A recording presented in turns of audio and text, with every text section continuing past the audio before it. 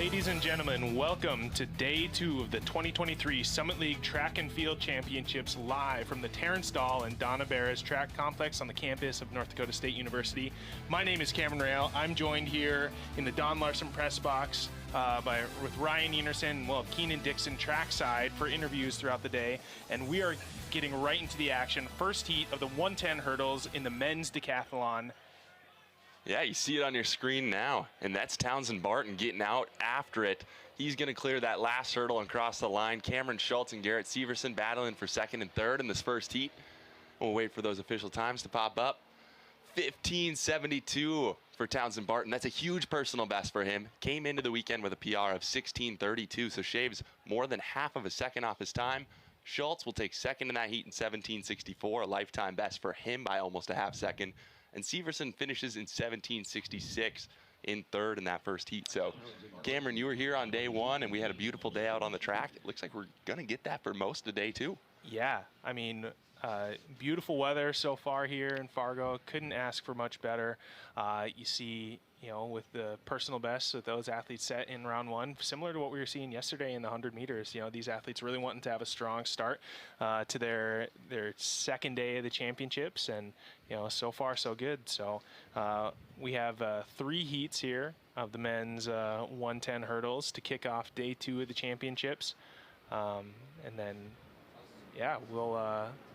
we'll be bringing you the day 2 of the heptathlon, as well as prelims and many of the track events, and cap our day off with finals in the men's and women's steeplechase. So we got a full day of action ahead here in Fargo, Ryan. You know it. And here in Heat 2, as you see them, they're standing behind their box, waiting for the starter to give the first command.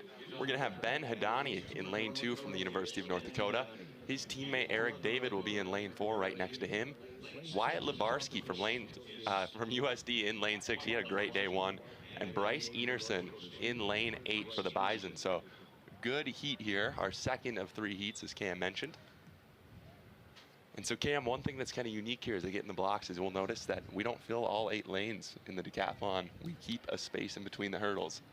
So it's good to have a little bit of room for these guys as we see they're maybe not as polished as our normal 110 hurdles. Bit of a safety precaution for these multi-athletes. Give them a little breathing room. Yeah, as they get settled in the blocks. And the gun goes off. It looks like Lebarski and Hadani have a good start, and that's Enerson out in lane 8 alongside Lebarski. Enerson battling for top position. Eric David making a move here. He's gaining some ground now, but that's going to be Enerson out ahead in lane 8 as he is going to come over the last hurdle. Oh man, what a spread of hurdlers. We'll see who takes the time there. Blanket finish. That was a good one. Enerson at 15:95. That's a personal best for him to start day 2. Lebarski from USD 15:99 to finish second in that heat. Hadani in 16:03. Eric David in 16:10. What a finish to that heat as we see him come across. Over those last 2 hurdles, everybody gains a little bit of ground here. David pulled it close. Hadani recovered really well from maybe a couple stumblings early on. Yeah, good composure from Hadani there on the inside lane. Kind of crushed a couple of those hurdles, but didn't let it deter him. And good performances from those guys, too. I think so far, most of these athletes will be pretty pleased with how their day 2 has started. Yeah, so as we mentioned, there's a lifetime best for Enerson there. Just barely a PR for Ben Hadani, so great way for him to start day 2. He gets about a 1/10 of a second PR. David just off his lifetime best, and we'll get some stats on Lebarski pulled up here. His personal best coming in today was 15:92, so not too far off for him. So out of heat 2, everyone's performing really well. We saw the same in heat 1, and I would expect the same here in heat 3. But tell you what, we have a little bit of drama already to start today, because we got some word just a few moments ago that day 1 decathlon leader Zach McGlynn injured himself during warm-ups, potentially tweaked his knee a little bit, and so that causes a real juicy storyline here. If our day 1 leader is out, that leaves it down to just a couple of guys that are fighting at the top of the table. Yeah, and we saw great performances from McGlynn, especially in the high jump yesterday. So, man, it's a real shame not to see him on the start line. I mean, obviously has personal implications for him as he's going after that individual title, but potential big team implications for the Bison, as I'm sure they were hoping to get big points from the multis. Without a doubt. So we'll introduce you to the other guys here in Heat 3. That's Ryan Benson in Lane 4. He's an outstanding hurdler. He's new to the multi, started it this year, but he's one that we're going to keep our eyes on. Derek Eidsness, one of our leaders coming out of day 2. He was up there in the top 3, just off of McGlynn's total on the leaderboard. So be sure to watch him in Lane 6. And then out in Lane 8, that's Nate Raditz, who we're going to have a lot to talk about today because he is an athlete and a decathlete. Day 1's for the athletes, day 2's for the decathletes. So he's poised to have a really big day as well. Yeah, we also saw Raditz in the open javelin yesterday. So obviously a well-rounded individual. Benson in 4, Eidsness in 6, Raditz in 8. Oh, and they're going to have a false start here. Now, hold your breath, because the decathlon has different false start rules than everyone else. I'm nervous there. Yes, yes. So after we get done telling you about a juicy dropout there, we did have a little bit of a false start. Looks like Raditz and Eidsness maybe both moved a little bit early. Benson, he held back. But in the decathlon, you are allowed 1 false start in the competition. You are not subject to the other rules. If this would have been the open 110 hurdles, we would have seen someone get disqualified, but you are given 1 false start. So we will have all 3 of our athletes remain in the race, which will be good for us because that will give us some great storylines to follow today. So 1 false start per running event, or in the whole decathlon competition? Whole competition for each athlete. To me, it looked like it was Eidsness who's going to get the green card. The warning, yep. Get a warning there. So if for some reason he were to false start in the 1500. I hope not. I hope not. It's rare, but crazier things have happened. Nearly impossible, I would think. So maybe just a little bit of nerves, jitters. Obviously, day 2 here, but sometimes it's still, you did 5 events yesterday, but you still kind of have the night to reset, and I need that first event to calm the nerves. So yep, so these guys are going to get set in the blocks again. So if you just tuned in, we did have 1 false start. Luckily in the multi, you're allowed 1, so all 3 men stay in the race. And I'll run through it again. We got Ryan Benson from SDSU in 4, Derek Eidsness from USD in 6, and Nate Raditz from St. Thomas in 8. Ladies and gentlemen, this will be Heat 3 of the decathlon men's 110-meter hurdles. And they're off. That's a clean start. Great out of the blocks by Benson. He's gotten an early lead. Raditz working his way to the front, however. Eidsness a hurdle behind, but he's running well as we got, looks like Benson maybe just ahead, but it's going to be Raditz at the line who's just going to outlean him. So we'll see what Nate Raditz runs. 15:10, great time for him. That is going to be an awesome way to start his day too. It's going to be Benson in 15:18 in second, and then Eidsness 15:77 for third. Now Raditz came in with a lifetime best of 15:11, so a sneaky 100th of a second PR for him. He'll take it. He will take it. Ryan Benson will get his stats pulled up here, figure out if that's a personal best for him.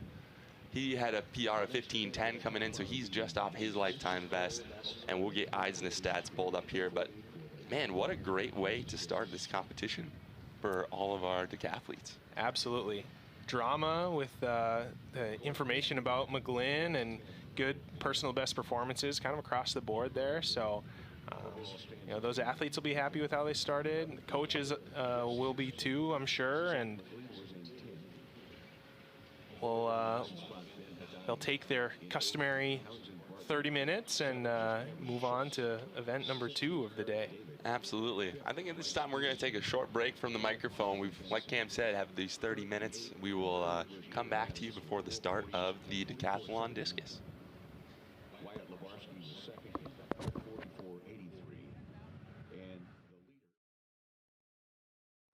3,000 student athletes from 10 institutions competing in 19 sports for national prominence, striving for excellence in academics and athletics, seeking to become champions.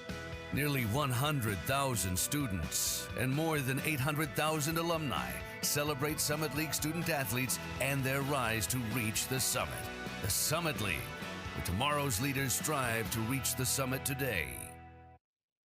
Stay prepared for the days and nights ahead with the best weather team. Download the Storm Tracker app, powered by Laney's. Get alerts and updates straight from the WDAY Storm Tracker team with accurate weather reports specific to your area. Just search WDAY in the Apple or Google Play Store. Download the Storm Tracker app and be ready to plan your day. The Storm Tracker app, powered by Laney's. Download it today.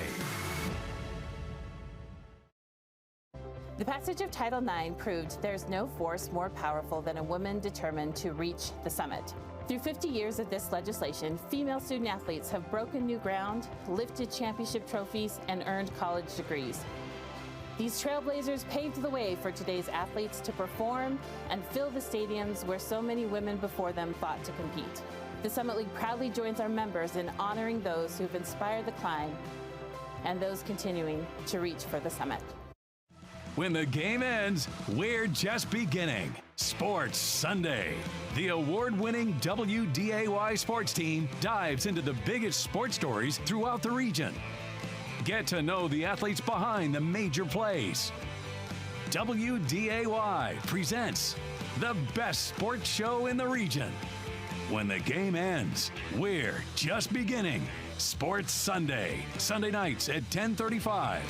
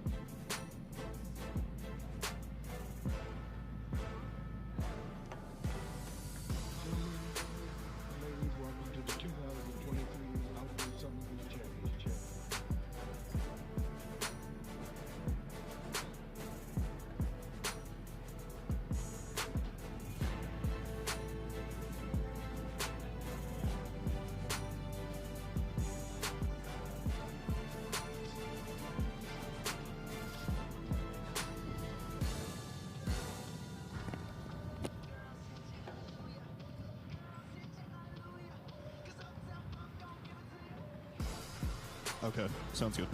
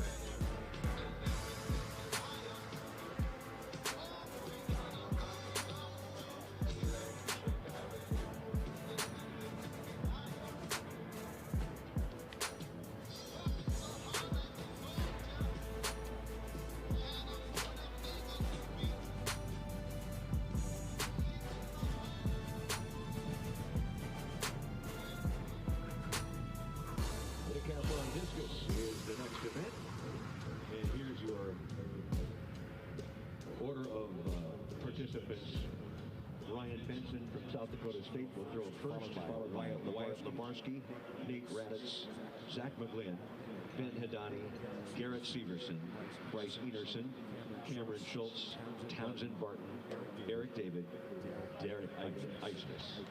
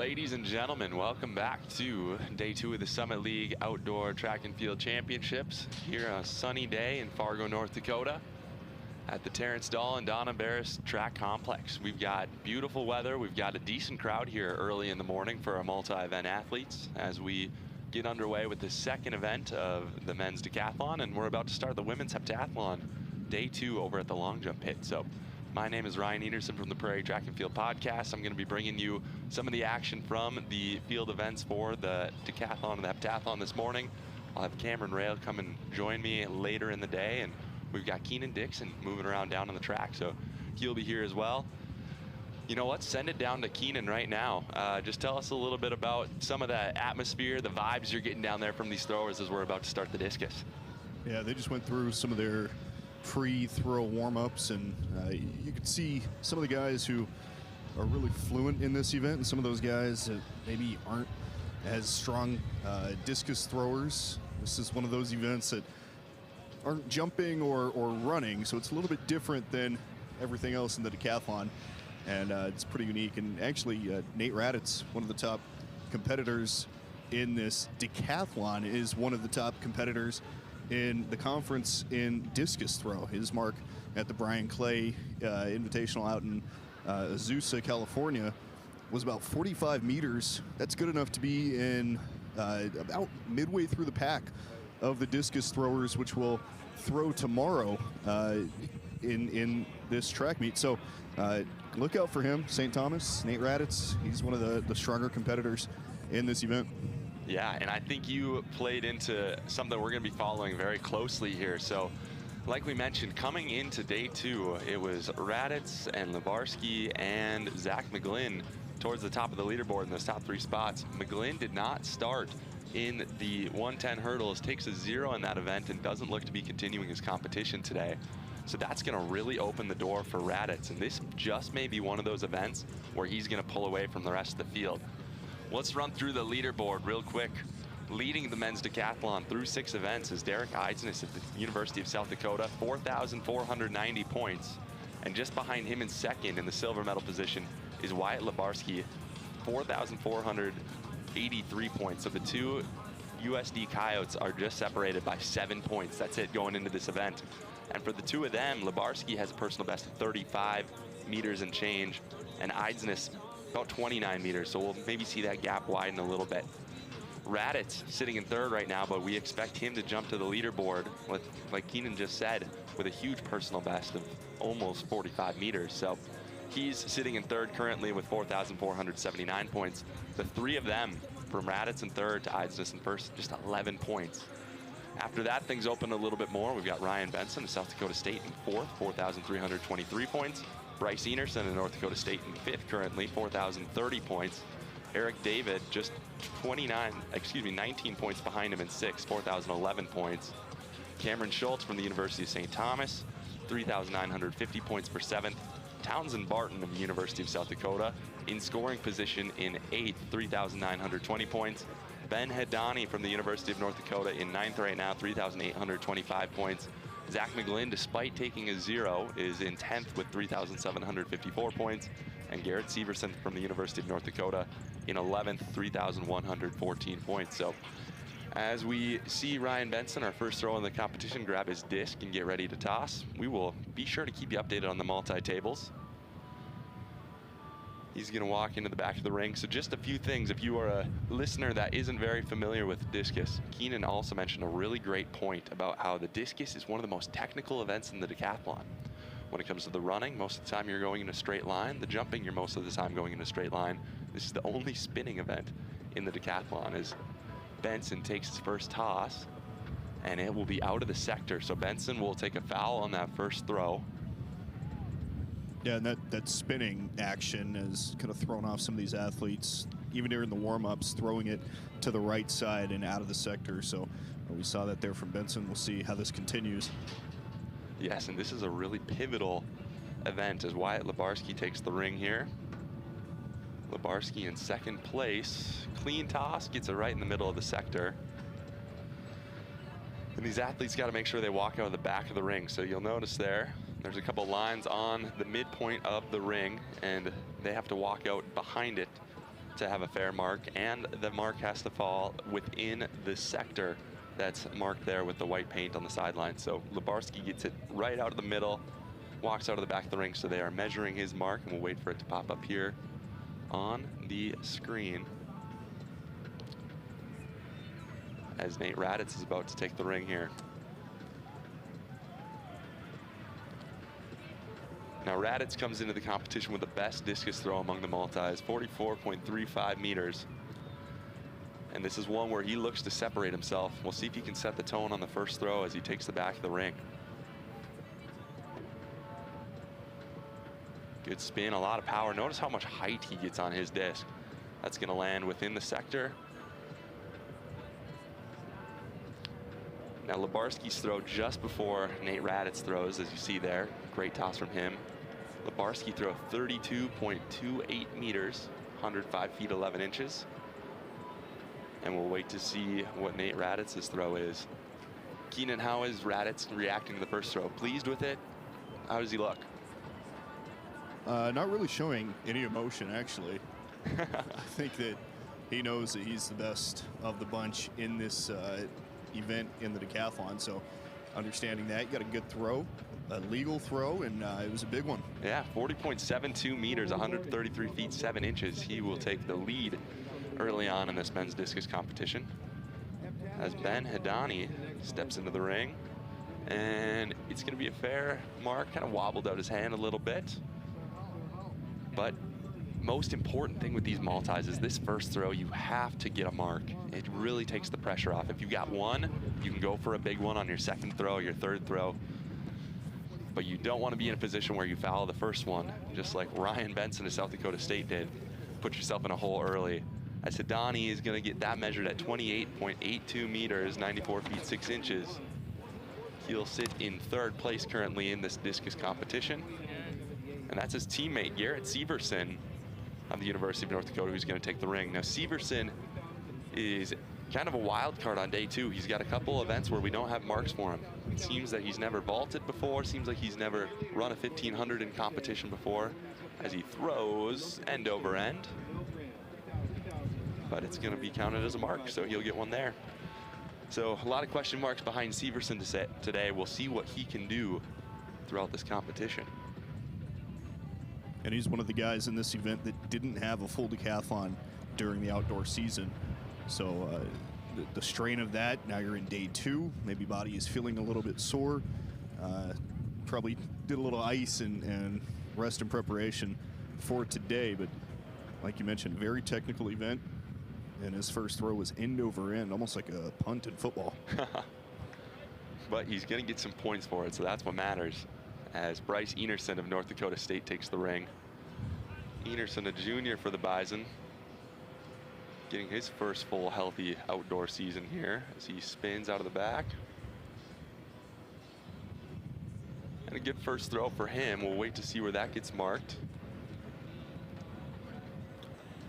Pretty cool, calm, and collected walking out of the ring. Not a lot of emotion, but I'm sure he's relieved getting a mark here for the first one. We'll be excited to go for it after that. So Severson's first round throw, who we saw previously in the ring, 23.11 meters, about 2.5 meters shy of his lifetime best. And Bryce Enerson goes 30.22 meters, and Enerson starts the competition there with a PR by over a meter. So previous best was 28.99 coming in. He marks one over 30 for the first time in his career. So good start for him, and we'll see what he can do moving forward. As Cameron Schultz gets a toss, and hey, he's excited with that. Yeah, that was a big throw there. He came out of the ring saying that was a PR. And what's crazy too is he's doing a power throw. He's not even going with the spin, so using a different technique and really just gutting it out there using his pure strength. But I think that's going to pay off. So Schultz came into the competition with a mark of 31.71, and hey, that's going to be a personal best, 32.10 by almost a half a meter. So he's got to be feeling good about first throws as well.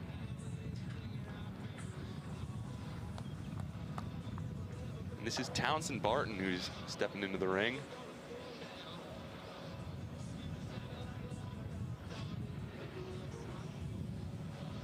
And out of the back, and he's going to throw it into the net. That's going to be a foul for him. Barton did that during warm-ups too. So on his last warm-up throw, threw it into the net, same spot. Does it again here on his first throw.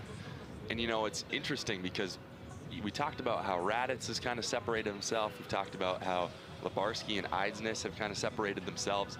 But there's a strong race for places 5 through 8 to get on the scoring table and score some points for the team. So every little thing counts, and Townsend Barton's one of those guys that's in that group that's going to pursue some of those 5 through 8 places. So finds himself in a hole early. Will have to dig himself out on 2 and 3 as Eric David from the University of North Dakota takes the ring. It seems like a decent throw for him to start the competition. David's lifetime best is 37.07 meters, as you see the replay there. And if you're wondering how heavy this discus is, it's 2 kilograms, so about 4.4 pounds. So they call it throwing dinner plates, but it's a little heavier than that. And it's definitely a little more than a Frisbee. It's not going to flutter in the wind the way that a Frisbee will and kind of carry itself out there. Doesn't have those curved edges. No, so Eric David will mark 32.26. Good start for him. As Derek Eidsness is going to take the ring here. His first time throwing.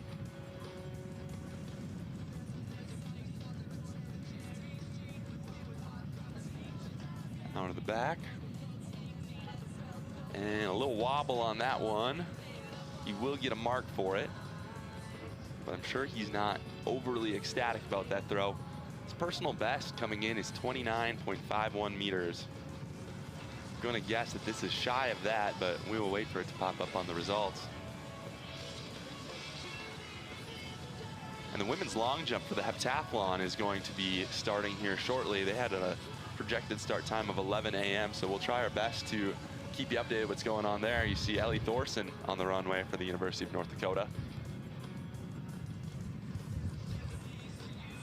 And it looks like she will be our first jumper of the competition. We come back to Benson from South Dakota State, and he gets a good throw. He had a foul on his first one, but responds really well with the throw there. A lot of pressure on himself to get a mark, and he will. His personal best coming into the meet, 31.02 meters. I think that's going to potentially be a PR. It looked like a good throw, and if not, he'll be right there with it. Keenan, as he steps off here, can you sense a little bit of relief from him and his coach? Yeah, I think he was happy just to get a number there, and 28.8 is what it comes out to. So just getting something on the board, trying to get into that top 8, score some points, and continue his little run here in the decathlon event. And it's interesting too, we talked to Matt Kraft yesterday after he won the men's hammer throw from North Dakota State, and he got a first throw that was good enough to win the event. And then over his next 5 throws, he said he was able to kind of open up and be a little more loose and take some risks. Ended up throwing his final throw that was 8 meters better than that first throw. So you're able to get one on the board, you can kind of let yourself relax a little bit and know that there's not that pressure to just score. Right, and it really comes down to the thrower. You'll talk to some guys that they almost hate to PR on their first throw because then they feel like they got to try harder. But it sounds like if you're a guy like Matt Kraft, you can relax and settle in a bit and try to pop a big one. This is Cameron Schultz in the ring as he launches one again. Or excuse me, Raditz. I have my St. Thomas athletes mixed up, and there you can see why Raditz is one of the best athletes in the competition. Launches a bomb on his second throw. I'm excited to see what that pops up as. Yeah, he seems pretty pleased with that one. That was looked a little bigger than the first throw that he had. And you know what? That's a good example of being conservative, getting some points on the board, and then being able to get after and get a mark. So 44.90, a new personal best for Raditz. This man is going to really separate himself from the field if he keeps throwing like that. And we're going to cut over to the women's long jump. This is Claire Howell on the back of the runway. Thorson was Sophia Truscott on the runway. Thorson jumped 5.29 on her first attempt, 17 feet 4 1/4 inches. To open things up for our women's heptathlon long jump. Our heptathletes are going to have 3 events today. They're going to start here with the long jump, followed by the javelin throw, and we'll finish with the 800 meters. in a moment after we watch Ben Hedani's replay here in the men's discus throw. We'll make sure we give you an update on how the women are sitting overall in the multi-table. Hedani goes 31-21 on that one, so that is going to be an improvement for him. As we see Howell there. Good first jump for her. We'll wait to get a mark. So let's run through that multi-table real quick. So for the women's heptathletes, that'll be a mark. Pleased with that for Severson.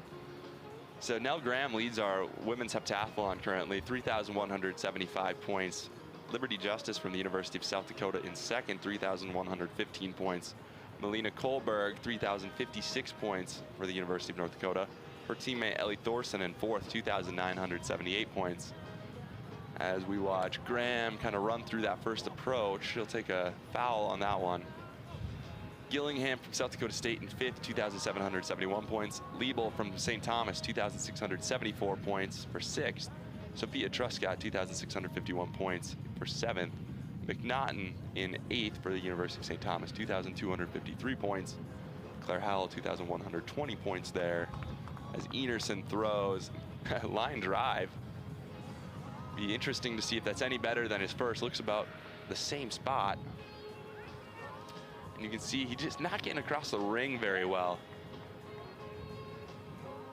So we'll wait for a mark to pop up there.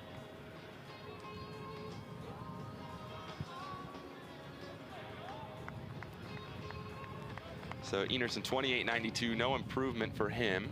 As Gillingham, you watch the replay there, good jump for her.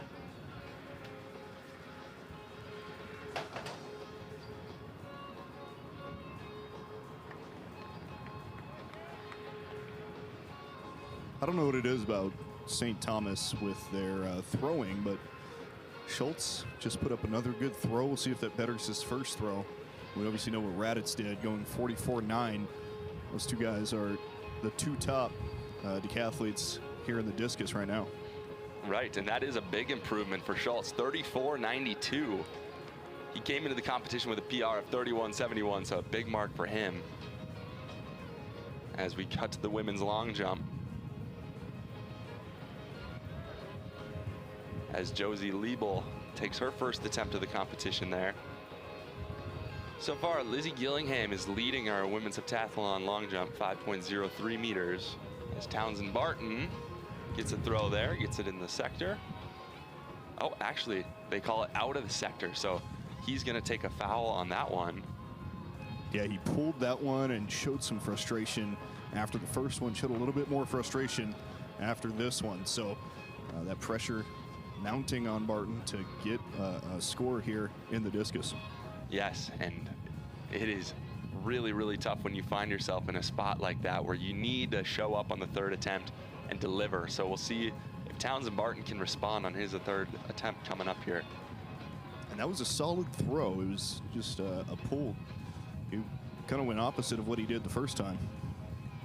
As Eric David steps into the ring. Seemed all right with his first attempt, and we'll see if he feels a little bit better about that one. Grabs his towel and steps out of the ring. He's doing a good job of getting across, maybe a little bit over the front, meaning he's maybe leading a little bit more with the arms and the chest than using his lower body. As Liberty Justice is going to step back on the runway. She's currently in second in our women's heptathlon. She far and away has the best long jump mark coming in to this competition. And we can see why. She disappears behind the table over there. We'll wait to get a mark there. As Eidsness gets a throw. Eidsness threw 25.80 on his first toss. We'll see if that's an improvement for him.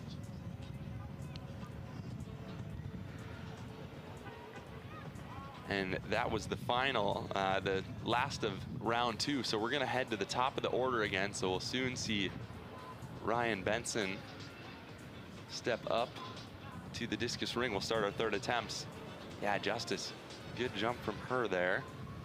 5.37 meters, 17 feet, 7.5 inches. So she's going to take over the lead in the heptathlon long jump. As Ryan Benson steps into the ring, 28.80 on his second throw, looks to improve, and he's going to put it right into the net. So that camera's looking for it, and it's back in the ring. So he'll take a foul on his third toss. Melina Kohlberg on your screen for the University of North Dakota, her first attempt at the competition.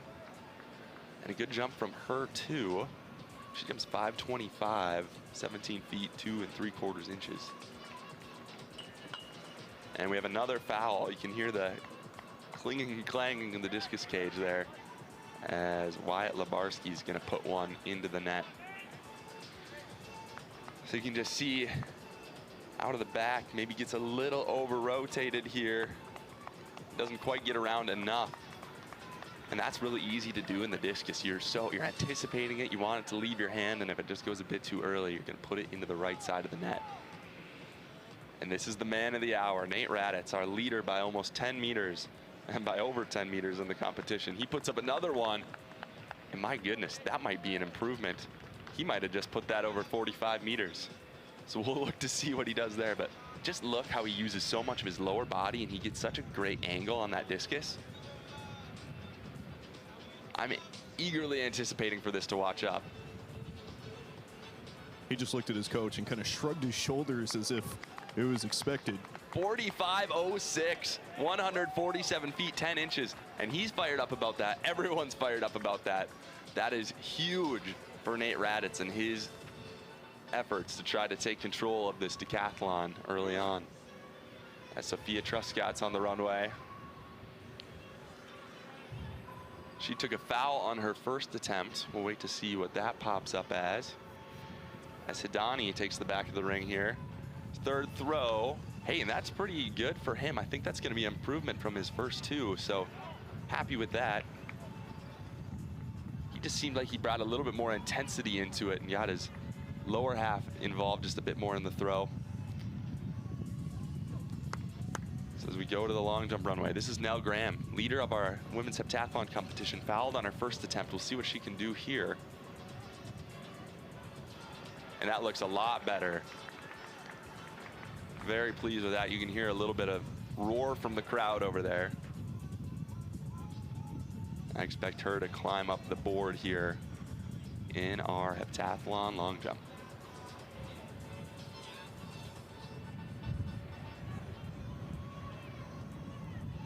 This is Garrett Severson, University of North Dakota.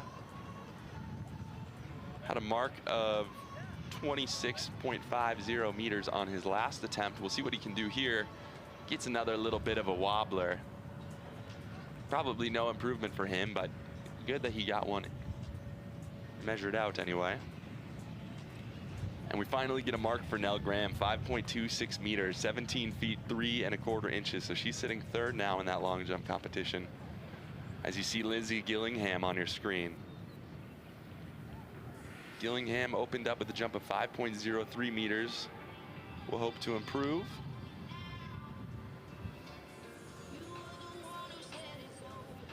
We'll wait for a mark to pop up for her and keep you updated as Bryce Enerson steps into the ring for his final throw. Looking to improve upon the PR he got on his first one, threw it just over 30 meters. See if he can get across the ring here.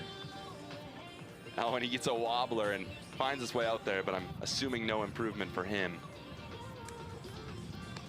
Enerson was 5th overall in the multi coming into this event.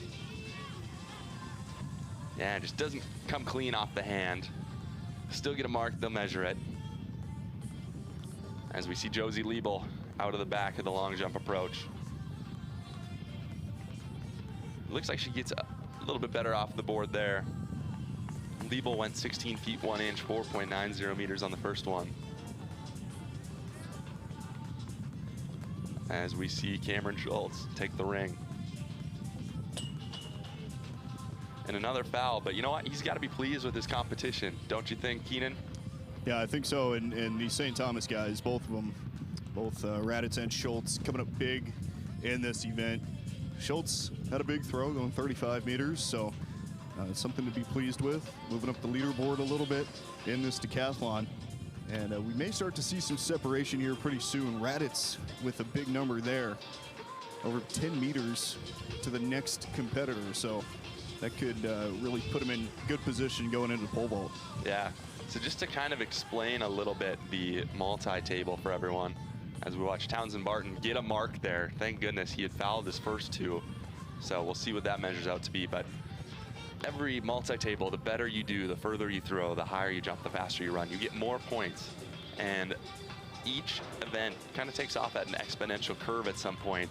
And when you start throwing out 40 meters plus in the discus, that's when points really pile on. So we see, for example, Cameron Schultz in second in our discus competition, just about 35 meters. He scored 562 points in this event. But Raditz goes 768 points in this event. And to put 200 points on someone in the discus is almost unheard of.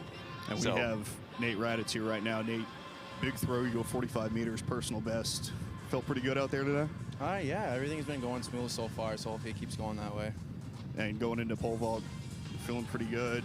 A good start to today after the big throw. What's it going to take to get this done today? Basically, just PR and everything I'm going to try to do, give it all I got, and go from there, basically. What's the difference between what you're able to do out there and even Schultz? I mean, St. Thomas guys going really big out here on this discus compared to everybody else. Yeah, a lot of it's just coaching, so we got a great coaching staff, and then teammates, you know, pushing each other every single day, so that's a huge part of it, and just the weight room basically as well, so, yeah. Still plenty of action to go? Oh, yeah. Thanks, Nate. Good to catch up with our discus leader. I'm going to call it early. I think he's going to walk away with the win in this individual event. But we just see Derek Eidsness there getting a throw. And a lot of it in this event, and you could see it during the warm-up session, it kind of comes down to the body language and the confidence that these guys have as soon as they step into that ring. And most of them, it seems like it's, you know, it's like trying to throw with your offhand almost. For some of these guys, Nate Raditz and Schultz, when they step in there, it seems like it's free and easy for them, and they're just able to let it whip. Exactly. So we are wrapped up with our men's discus competition. Let's just run through real quick how that ended up. You just heard from Nate Raditz from St. Thomas. He is the winner of the men's decathlon discus. New lifetime best, 45.06 meters. And he's going to score 768 points in that event. Huge for his overall decathlon score. Schultz is going to finish second in that event, 34.92 meters. Lebarski from South Dakota, 32.56 meters for third. Eric David from UND, fourth, 32.26 meters. Ben Hedani is going to finish fifth, 31.21 meters. Bryce Enerson of North Dakota State, sixth, 30.22 meters. Eidsness, seventh, 29.95 meters. Benson from South Dakota State, 8th, 28.80 meters. Townsend Barton, 27.09 meters for 9th place. And Garrett Severson, 10th, 26.50 meters. So in about a half hour, probably a little bit longer for these men. They're going to warm up for the pole vault. We'll come back to them. But that gives us a chance to focus all of our efforts and attention over to the women's heptathlon long jump. So currently our leader in this event is Liberty Justice. She jumped 561 on her second attempt, 18 feet 5 inches. Ellie Thorson just jumped her third attempt. That was 5.33 meters. That moves her up to second place. As Truscott of North Dakota State's on the back of the runway. Off the board well. We hear some claps from the crowd that's congregated over by the long jump pits. So Truscott 8th in this event, 4.81 meters on her second attempt, 15 feet 9.5 inch. We'll look to see if that's an improvement. And it is. She goes over 5 meters, 5.09 meters, 16.8.5. And this is a big attempt for Nell Graham. She is your current heptathlon leader. 5.26 meters on her second attempt. Not too far off her lifetime best of 5.42 meters. So we're interested to see if Nell Graham can assert her dominance a little bit here and at the very least not lose points in her overall standings. You see her take off from the back of the runway.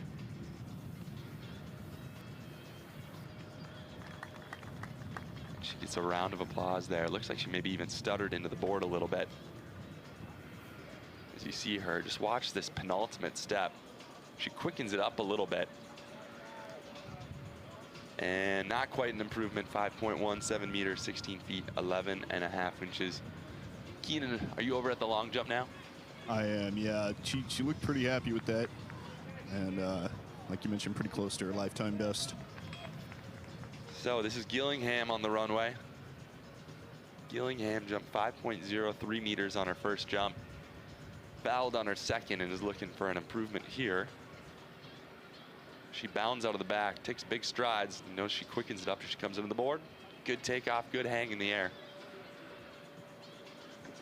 And we'll wait for a mark there to pop up.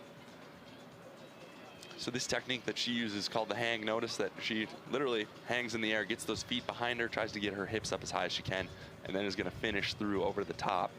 That's what you're going to see a lot of these women's multis use. And she does get an improvement there, 5.12 meters, 16 feet 9 3/4 inches. That moves her up to 5th in the heptathlon long jump.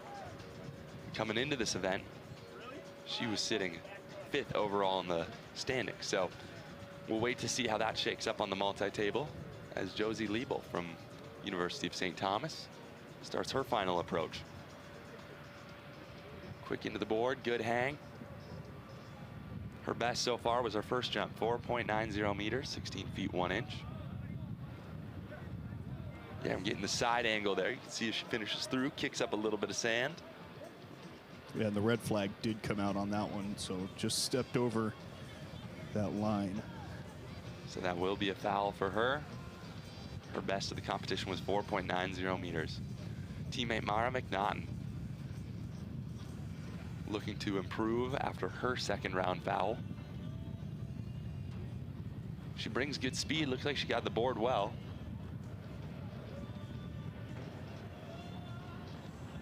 As we watch her soar through the air.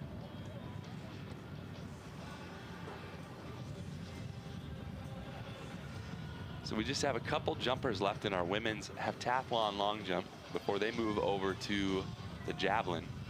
Good shot of our jumps area over there. Pole vaulters are going to be jumping, coming from the east, running to the west, so that we're going to get a beautiful view of our vault right in front of the press box. So we're excited for that.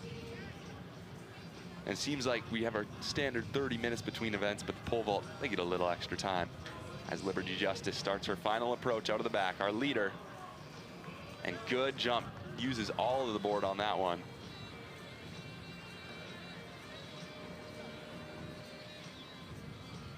Yeah, and she does a good job. Good landing there. Her best thus far has been 18.5, and she is gonna improve. 571, 18 feet, 8 3/4 inches. With just 2 jumpers left in the heptathlon. Justice came into this event second in our overall heptathlon standings, just behind Nell Graham. She's gonna look to overtake her here as Melina Kohlberg on her final attempt. You hear the board there.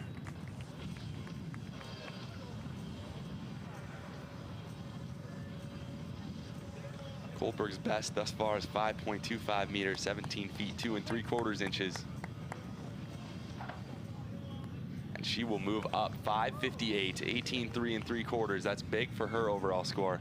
She was in 3rd coming into the competition, so maybe that will just catapult her over Nell Graham. We'll see.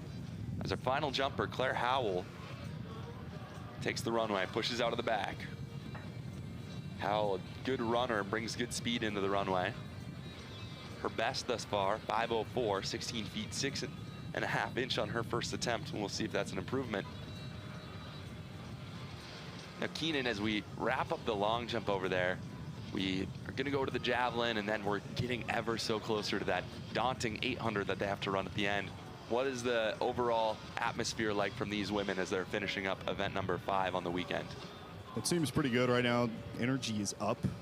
This is obviously a grueling competition, so you get to day 2, and obviously you talk about the looming 800. And I mean, Liberty Justice, that big jump right there, she's going to get a little bit of separation by winning this long jump here. That's her 3rd win in the heptathlon. So she's starting to separate herself a little bit, but it's still bunched up enough where we could see some switches and some changes in 2nd and 3rd place. But a big jump for Liberty Justice on that final jump of this heptathlon long jump. We'll go through these overall standings now as we transition to a couple of our other events here. Keenan said it best. Liberty Justice has moved to the top of the leaderboard in the women's heptathlon through 5 events. She jumped 571 over there at the long jump pit. She's now in first overall, 3,877 points. Just behind her is Nell Graham, 3,806 points. So 71 is what separates first and second place right now. She jumped 526, good for 631 points. Nell Graham is in second overall. Melina Kohlberg from the University of North Dakota, she was our indoor heptathlon champion. She's hanging around in third, less than 100 points off the lead. She goes 558 for 723 points. She finds herself in third overall. Ellie Thorson, fellow Fighting Hawk from the University of North Dakota, in fourth, 3,629 points, 533 over at the long jump. Lizzie Gillingham from South Dakota State in fifth. She's going to keep her spot. That's where she was coming into this event. That's where she's going to stay. 3,363 points as she jumps 512 over there in the long jump. Sophia Truscott from North Dakota State is going to finish in sixth in this long jump competition, goes 509. And just behind her, Josie Liebel from St. Thomas, 490 over there at the long jump, 3,206 points. Mara McNaughton jumped 483. She's in eighth overall, 2,767 points. And Claire Howell from North Dakota State, 2,690 points with a jump of 504 over at the long jump. So she is our 9th place competitor right now, but anything can happen. The women's long jump just concluded. They'll move to the javelin throw next in our heptathlon, and after that they'll have the 800. We've got a lot of story to play out in the women's heptathlon. Over in the men's decathlon, we're going to start the pole vault as they slowly make their way over there, and we've got a lot to catch up on there. But at this time, we're going to take a little bit of a break. We'll step away from the mic. We'll come back to you as we get closer to our next events. This is Ryan Enerson, Keenan Dixon, keeping you updated on our multi-events today.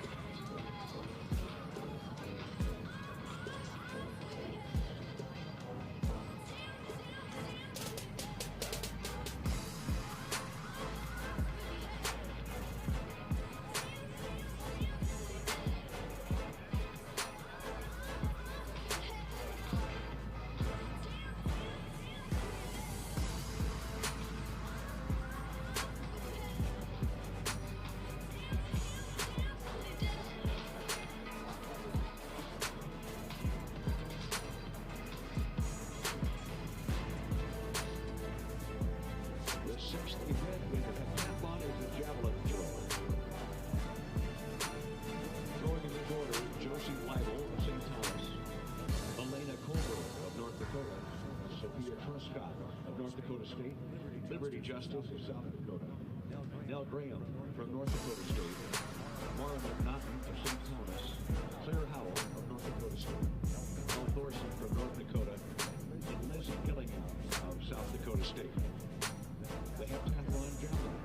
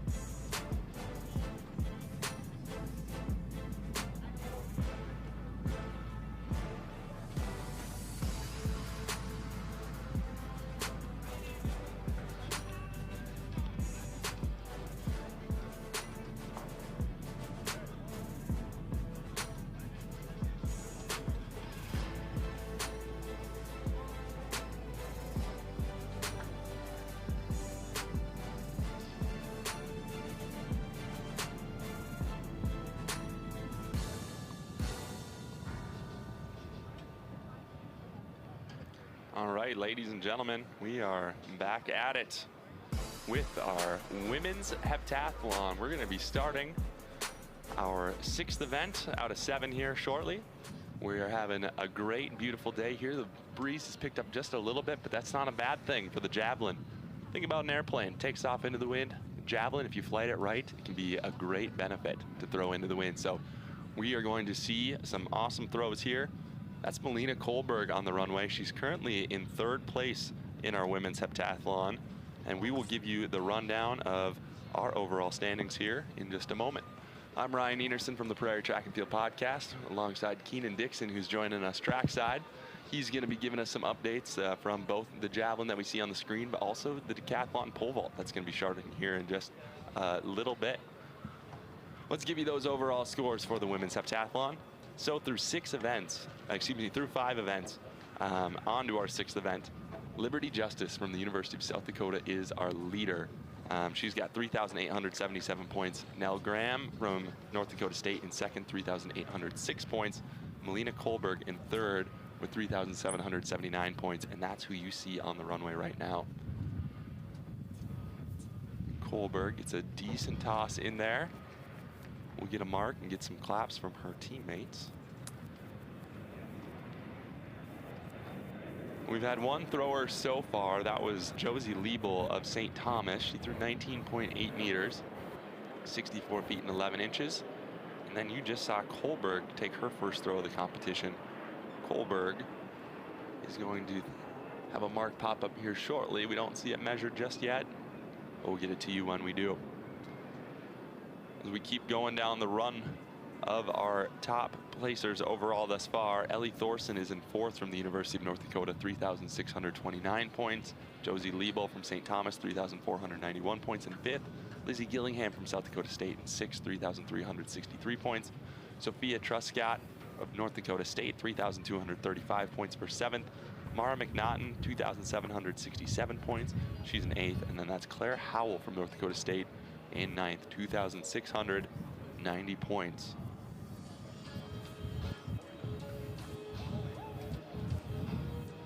It looks like we're maybe having some troubles with the laser measurement here. Kind of a sunny day. It can be tough to get that reading accurately, so we're gonna wait until we get a mark there. Keenan, where are you at right now? You down on the track? Yeah, I'm down here next to Javelin, kind of at the run-up area, so we'll get a good view of everything that's happening, the reactions and the preparations for these athletes as they get ready to throw. Perfect. Melina Kohlberg finally gets a mark, 34.15. That is not quite a PR for her, but not too far off. As we see, I believe that was Truscott from North Dakota State. So we're waiting for some of these live results to pop up, but overall, we've got a great competition in this women's heptathlon. Our top 3 individuals are only separated by about 100 points, so it can still go any which way. As we see Sophia Truscott finally gets a mark on the board, 24.44 meters for her, so she will be sitting 2nd in the competition. And this is Liberty Justice, our overall leader in the women's heptathlon, takes the runway here. Has a good toss on the first one. It was going up and then kind of went down, so we'll see what that is. Justice is a decent javelin thrower, 27.06 meters. As you watch the replay there. Seems like she maybe just lost the tip on it just a little bit. And she takes a short run up too, not a ton of running forward to get power behind it. Just a couple of steps for her. Still able to get a good number up there. Yeah, 29.82 meters for Justice, and that's actually going to be a 2-meter PR for her, so great way to start the competition. As Nell Graham, who's just behind her in the overall rankings, gets a throw. And a good toss from Graham, so we'll see what that measures up to be. And you see there, kind of open a little bit, so with the javelin, the goal is you want to initiate the throw with your lower body and bring the upper body through 2nd. So she would maybe get a cue from her coach here of staying a little bit more closed. Something they might give her advice is that just means trying to let the lower half move before the upper half, initiating the throw through the lower body where all the power comes from. Men's decathlon pole vault looks to be starting here shortly. There aren't too many athletes that are looking to take run throughs. Maybe one more, and then we'll get started over there. So Nell Graham, 34.09 meters.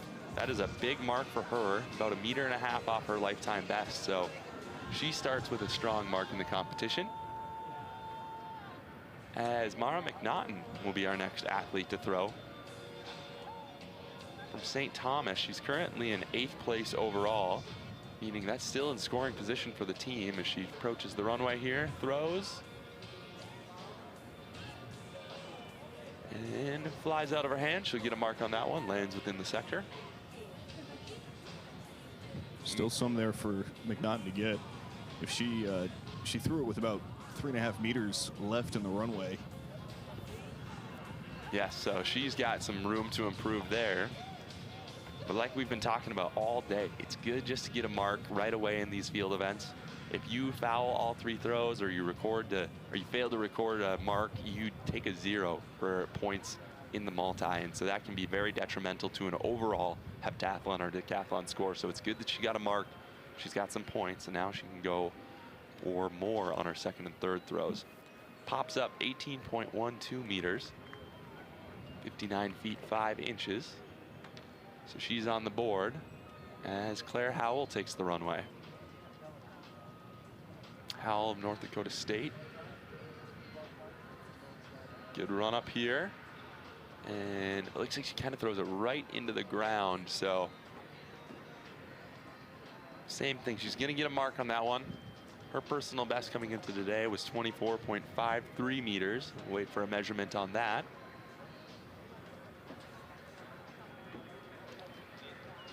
And so let's go back to those overall standings. Touch on those. Liberty Justice is our leader through 5 events. So those events have been the 100-meter hurdles, the high jump, the shot put, the 200 yesterday. Our women finished long jumping just a moment ago, and now they find themselves on the javelin runway. But Liberty Justice was in the lead. Nell Graham in second, and Kohlberg, our indoor heptathlon champion, in third. As Ellie Thorson, beautiful throw there. That's going to definitely take the overall lead thus far in the javelin competition for these women. And Thorson is a very good javelin thrower, has a PR, best in the field, of 36.90 meters. And I wouldn't be surprised if that's right out there, right around that. We'll wait to get a mark there from her. Our current leader was Kohlberg, 34.15 meters, and Thorson does take the lead, 35.43. Keenan, what's the atmosphere like down there, and what's her reaction? Is she pleased with that throw? Yeah, not showing a ton of emotion after that one, and still getting a little bit of coaching, thinking about how she can improve after that first throw. Solid start for her there. And I want to add this, too. I mean, we saw it with Nate Raditz in the men's decathlon discus, how he was able to separate himself from the field by throwing it about 10 meters longer than his next nearest competitor. You get those extra 200 points. This could be a big turning point in this heptathlon heading into the 800. Yeah, and she will have to put it out a little bit further. The javelin, one of those events in the multi where it takes a big throw to really gap somebody. So currently for that throw that Thorson had, 35.43 meters, she's awarded 580 points. So a very good start for her. Kohlberg got 555 points for her throw of 34.15. But I think we're willing to say that they're all hoping for a little bit more. Josie Lebo on the runway. And she'll get a throw there. And a mark. You saw Gillingham just a moment ago on the runway. 25.57 for her first throw, 83 feet 10 inches. And that was Liebel's second throw. So we're on to the second throws of our women's heptathlon javelin competition. Liebel will hope to improve on her first throw. And she does by just short of half a meter, 2013, 66 feet on that one. And we're back to Kohlberg. This is your indoor heptathlon champion. Kohlberg, a native of Norway, very accomplished multi-event athlete. And she looks to have a decent throw there on her second. Kohlberg's one of those athletes, and really, if we look at our top 3 women, they've all got very similar javelin PRs. Graham and Kohlberg a little bit out ahead of Liberty Justice. 800 PRs are about the same. Nell Graham has the lead there with a PR of 217 in the 800, but we still have a lot of shuffling to do here before it's all said and done. And Kohlberg, big throw for her, 37.17. That is a new lifetime best by almost 1.5 meters. So she's got to be very pleased with that, as she gets some congratulations from her teammates down there. And Truscott on the runway. It's another throw.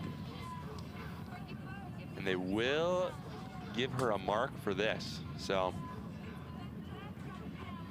good throw, kind of a line drive. She lost that first one, maybe lost the tip a little bit, put it into the wind. This one she wanted to make sure she got everything behind it. So 24.44. What she opened up with. We'll wait for a mark there on her second throw.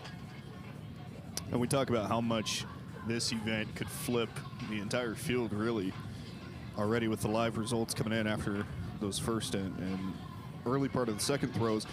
Kohlberg is up into first place, Liberty Justice down in third. So in the overall standings, there's just about 41 points that separate Justice in third place from Kohlberg in first. Nell Graham is right in the middle at 10 points ahead of Justice. Yeah, Justice got a good throw there. 29.82 was her first attempt. We'll wait for her live result mark to pop up, but I feel like that throw, she put it together a little bit better, brought a little bit more speed. And 29.55, so very similar to her first round throw. And this is Nell Graham. Nell Graham, a very accomplished athlete, not just in the multi, but very many disciplines. She's a great 400 runner, has dabbled with the 400 hurdles a little bit. Finds herself on the javelin runway. And her second throw, big toss for Graham. Good round of applause from the crowd that's down watching the javelin.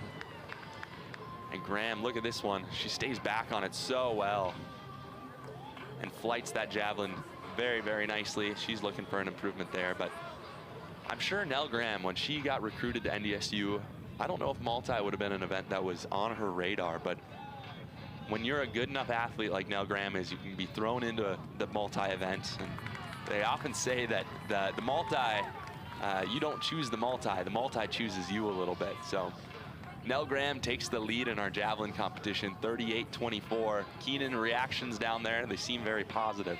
Yeah, a lot of cheers for her and high fives from all the coaches. Up into first place right now in the overall standings.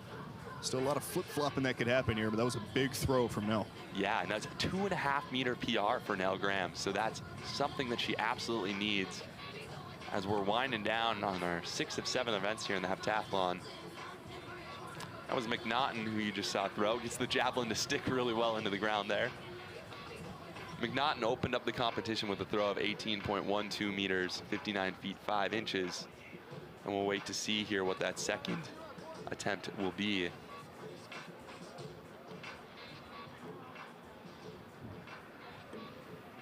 And this is really just, you know, you can count on one hand how many times this javelin runway has been used.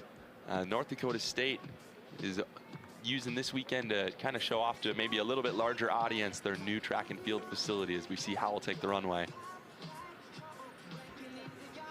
She gets a good throw there. We'll wait for the measurement, but yes, the Terrence Dahl and Donna Barris track complex is a great renovation of what the previous facility was here. It's really opened things up. People are saying the track is maybe a bit faster, and the javelin runway has led to some good performances so far. We're seeing more here in the competition.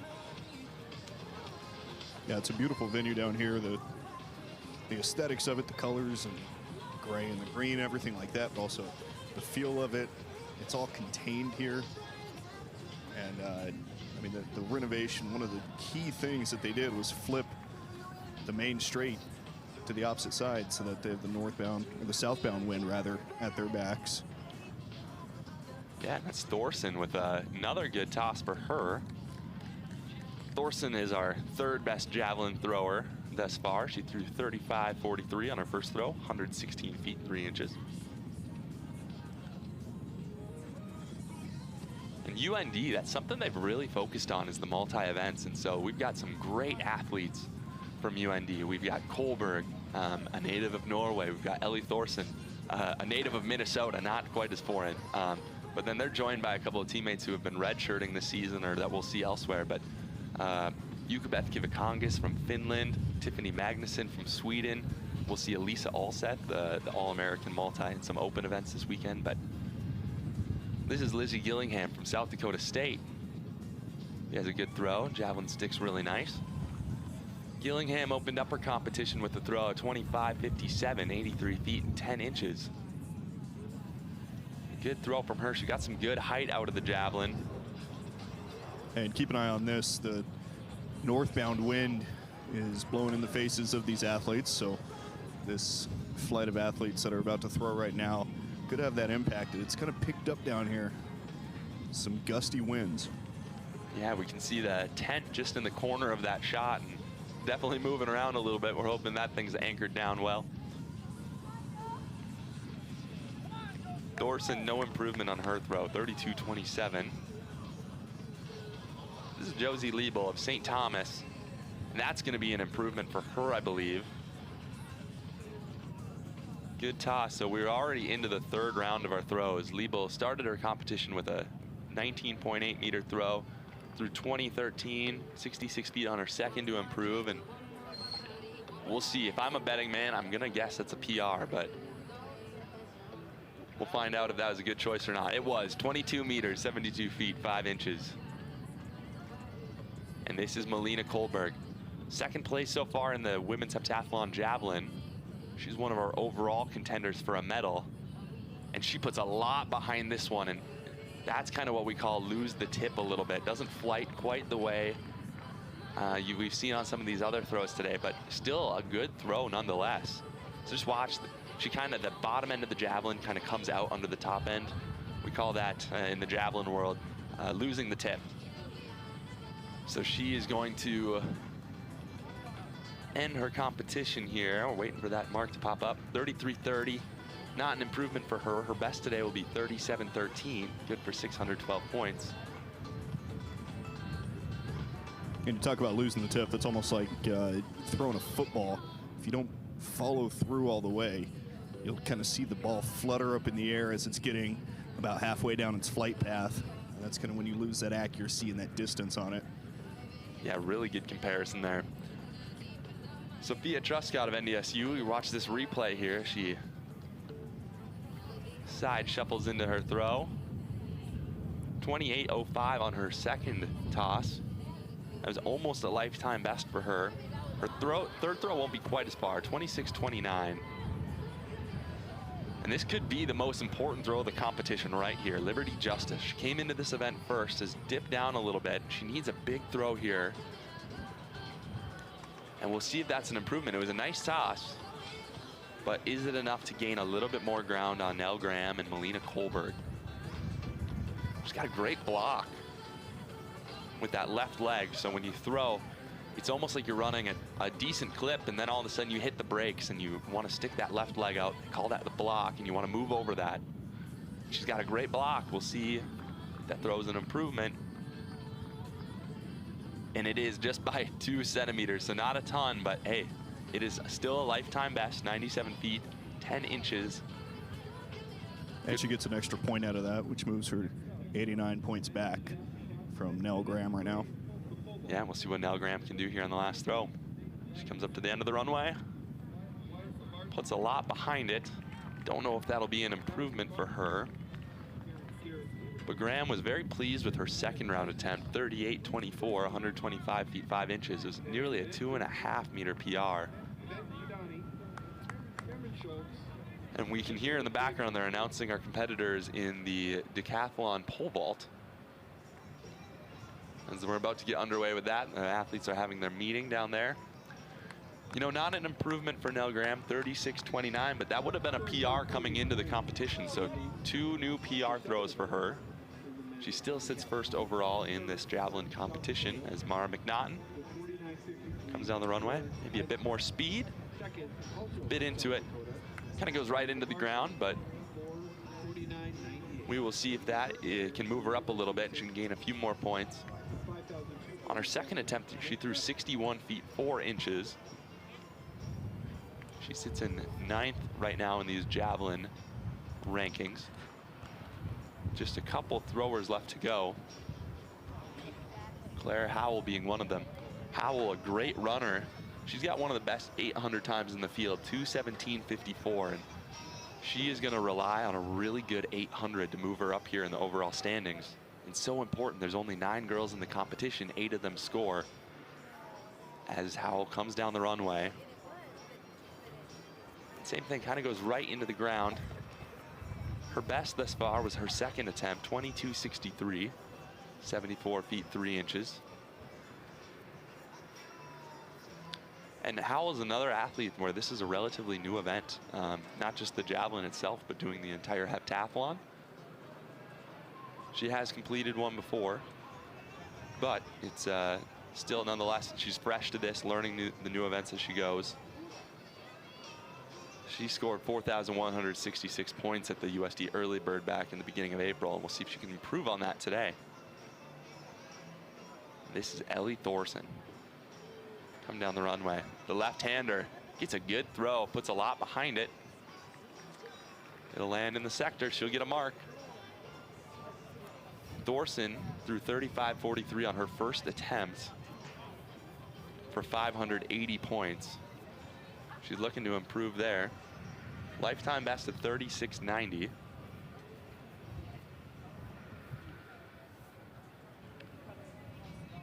And it will be the best of the day, 35.59. Another slight improvement, good for 583 points. And we know that this is a spot where every point matters. Lizzie Gillingham, the last time she'll be on the javelin runway today. Good through, good toss. Gets it to stick in the ground nice. Gillingham through 30.67, 100 feet 7 inches on her second attempt. Good for 489 points. And we cut to Garrett Severson in the pole vault. Good first clearance for him. And Severson's one of those athletes who we didn't have a mark for heading into this competition in the pole vault. So that's, by default, a new lifetime best. Gillingham dapping it up with some of her coaches over there. Don't leave your coach hanging. There you go. Gillingham improves on her final throw, 32.03. And that is, you know, a 2-meter PR on the nose for her. So she can't be too upset with that. Great mark as she wraps up her javelin competition. And we'll get ready for the 800. And just 89 points separating first, second, and third place. So a tight race, and this 800 should be very exciting. A couple of laps around the track to decide who will take home the heptathlon title. Yes. When we get closer, we'll explain it a little bit more, how the points work and what each second in the 800 is worth. But let's give you a rundown of our overall standings in the heptathlon. Following our 6th event, we're down to 1 to go. Nell Graham is your leader, 4,440 points for her. Melina Kohlberg from North Dakota is in second overall, 4,391 points, just 49 points back from Nell Graham, which is about 3.5 seconds worth in that 800. We'll touch more on that in a bit. Liberty Justice, our leader after 5, shuffles down to 3rd place, 4,351 points, but still only 89 points back from Graham. She's still in contention for a gold medal. Ellie Thorson, 4,212 points. She is having a great meet thus far. We'll see what she can do in the 800. Lizzie Gillingham finds herself in 5th. She stayed there pretty much the whole competition, at least today. 3,878 points for South Dakota State. Sophia Truscott from North Dakota State, 3,675 points. She's in 6th. Josie Liebel in 7th, 3,534 points for the St. Thomas Tommies. Her teammate Mara McNaughton in 8th, 3,032 points. And this is what's going to be interesting. Claire Howell is in 9th, 3,028 points. But Howell has the best 800 time in the field and has potential to move up a little bit on those leaderboards. So we'll see what she can do. Yeah, we're here with our leader, Nell Graham, after a big javelin competition here. You win the javelin and you move forward in this event, getting overall first place right now. Still plenty can happen in the 800. What's going to take to come away with this one?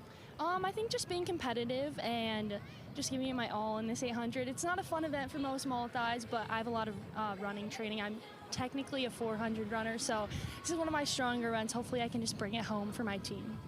89 points separate first to third. It's a tight race right now. You were talking to Liberty Justice over there. What were you guys saying to each other? So indoor, I unfortunately bumped her off of the podium, and so she was like, "You're gonna take a medal away from me on my home turf," and so I was like, "You're gonna medal," and we're just excited for each other. It's kind of fun compared to like running 400s and open events. The like camaraderie between multis is awesome. Everyone cheers for everyone, no matter what team you're on. So it's just fun to be a part of it. Now, good luck. Thank you. Nell Graham, our heptathlon leader through 6 events.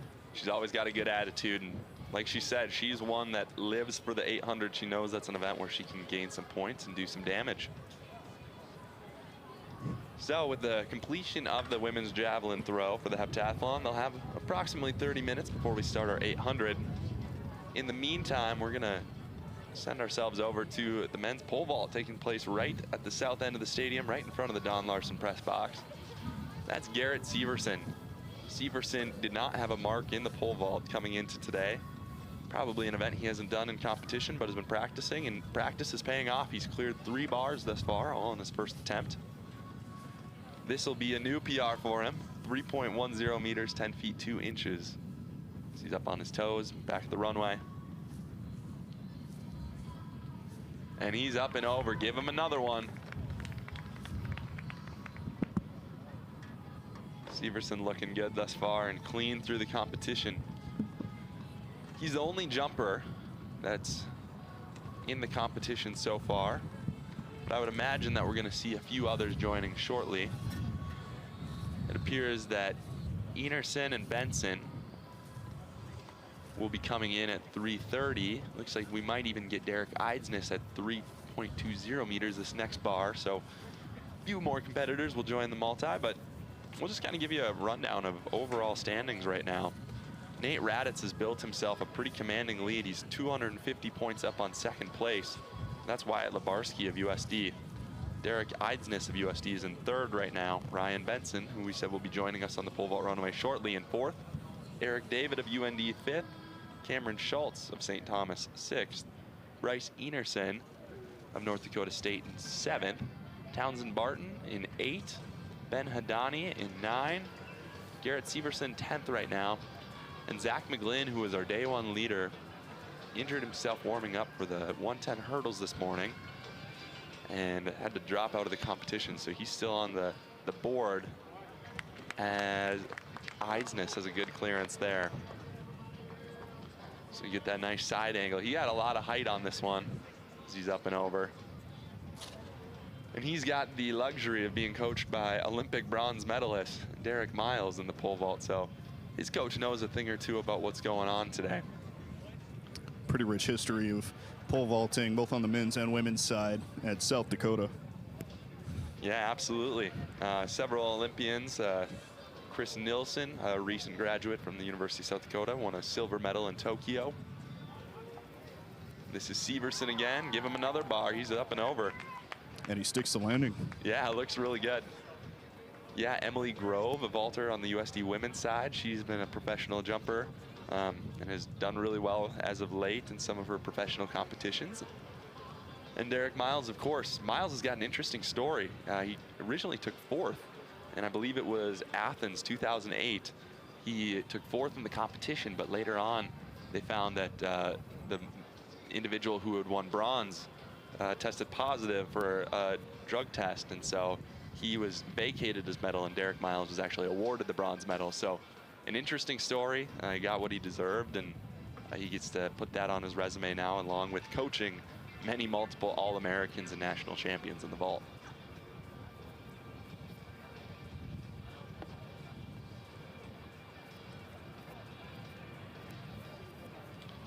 So the bar is going to be going up here.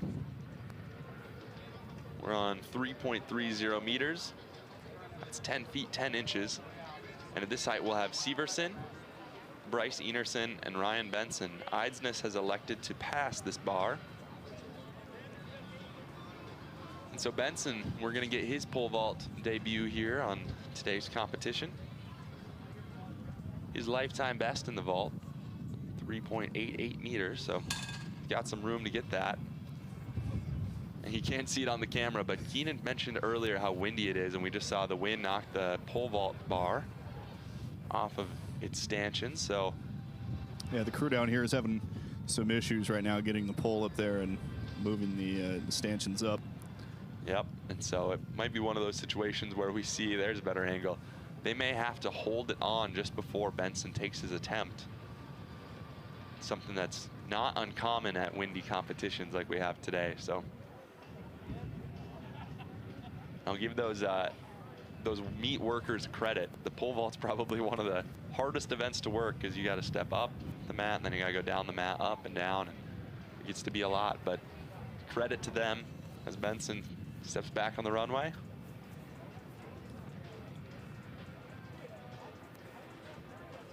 And is up and over his first bar. Tyler mentioned on the broadcast yesterday that Benson was a very accomplished jumper and a hurdler in high school, and he just looks like such a natural on the runway. Pushes out of the back so well, builds into his penultimate step and takeoff so well. So he's somebody that over the years, more experience, more coaching, this could be an event where he really does some damage. As Bryce Enerson of North Dakota State steps back on the runway, lifts the pole up.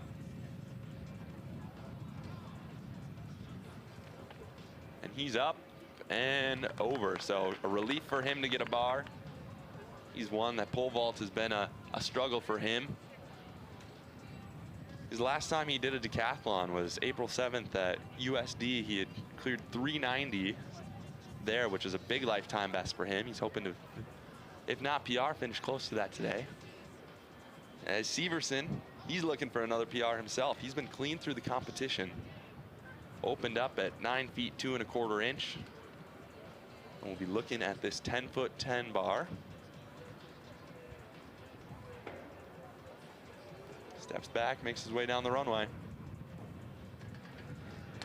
And he will come down on the bar. That'll be his first miss of the competition. It already looks like he knows what's going wrong. He's kind of going through those motions a little bit as he walks back with his pole.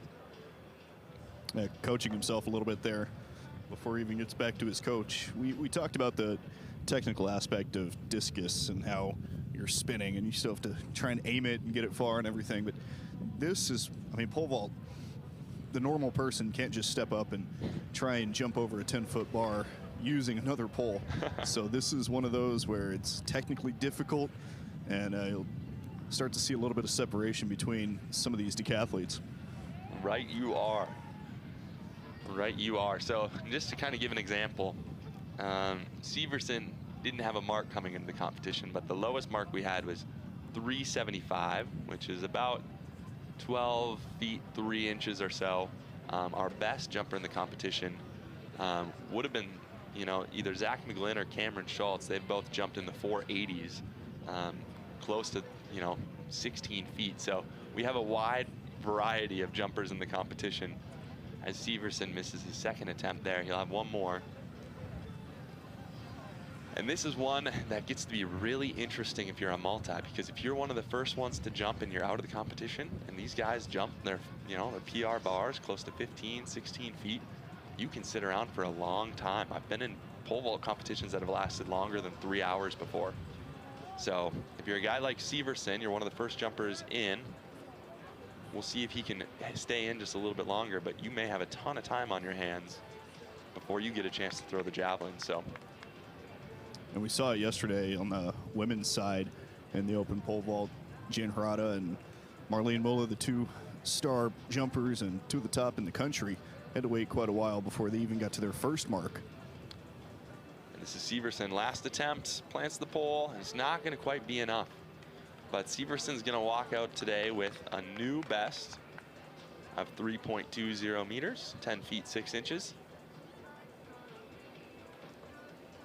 Just kind of came down on the bar there. Maybe not his cleanest attempt of the day, but gets to walk away with a new lifetime best.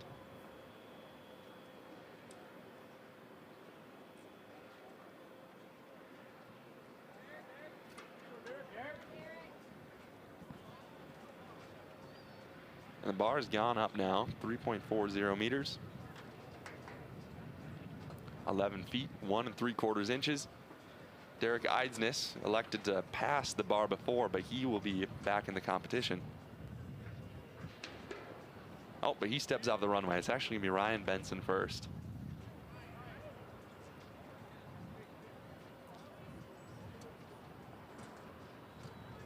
South Dakota State, not a school known for producing great pole vaulters, but they've had a few stud athletes in the last few years.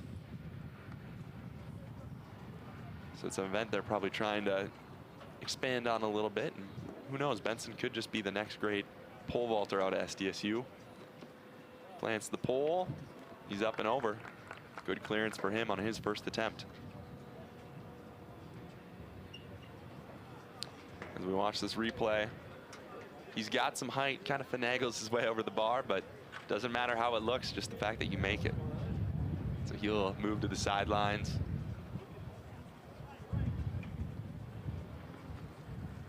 It's actually, he's going over to talk to the trainer, it looks like, so we'll try to keep you updated on what he's got going on there. And he does have that sleeve on the left calf, so could have something to do with that. We'll try and find out a little bit more down here. And this is Bryce Enerson on the runway from North Dakota State.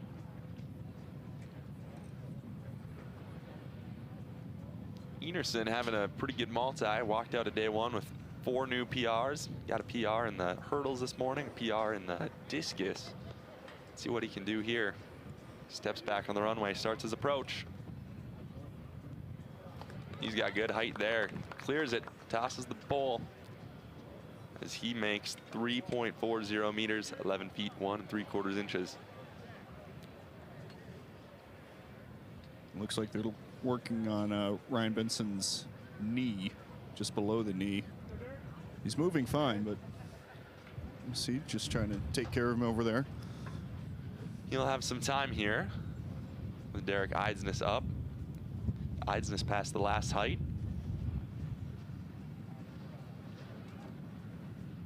And clears it again. Good clearance for him. And his teammate Townsend Barton will enter the competition at this height as well. Yeah, Eidsness has a lot of room there over the bar if you watch that replay.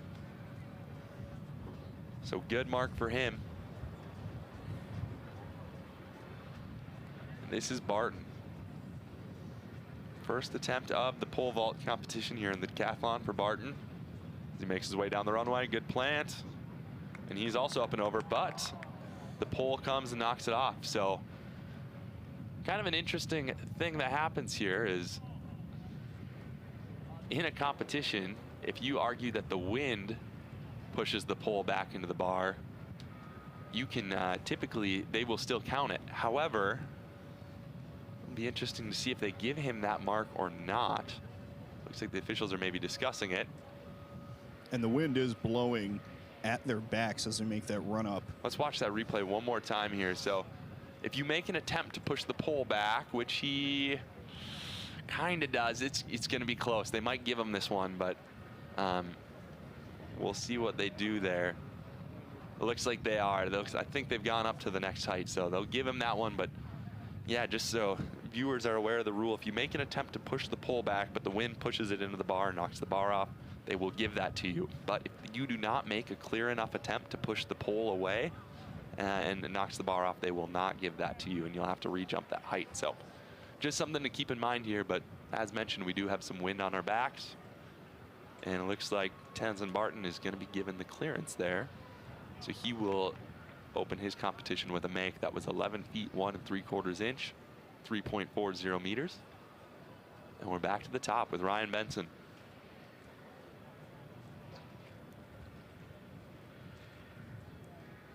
Benson got a little bit of treatment from his athletic trainer prior to this attempt. Looks like he's moving down the runway well. Go to plant the pole. And he's up and over. So good attempt from him. We'll see if he goes and gets a little bit more treatment here as we watch that replay. And it seemed that he had some better height on that one than he did the bar before. So things are looking good for Ryan Benson. And Benson just gave the thumbs up to the trainer, so whatever they did to work on him between those jumps and those heights worked. I'd like to know what that is. My knees kind of hurt sometimes too, so. Happens with age, right? Yeah, yep. You gain wisdom, but you gain a little bit of pain too. Bryce Enerson works his way down the runway. Good plan from him. He's got a lot of height over it. Not the prettiest vault by any means, but he is going to get another clearance at 3.50 meters. Yeah, and he's got the height. He's just not getting very deep into the pit. So we're going to move up to the next bar. It's kind of moving like clockwork right now. We got a good setup. So right now, we will have Wyatt Lebarski enter the competition here. So that will give us 5 jumpers at this height. So Bryce Enerson, Ryan Benson, Townsend Barton, Derek Eidsness, and Wyatt Lebarski are all in the competition as they move to 3.60 meters. It does appear that Barton and Eidsness will pass this bar. And looks like Lebarski should have actually jumped this before they moved it up. He must have passed, but I don't know if the live results have it updated for him.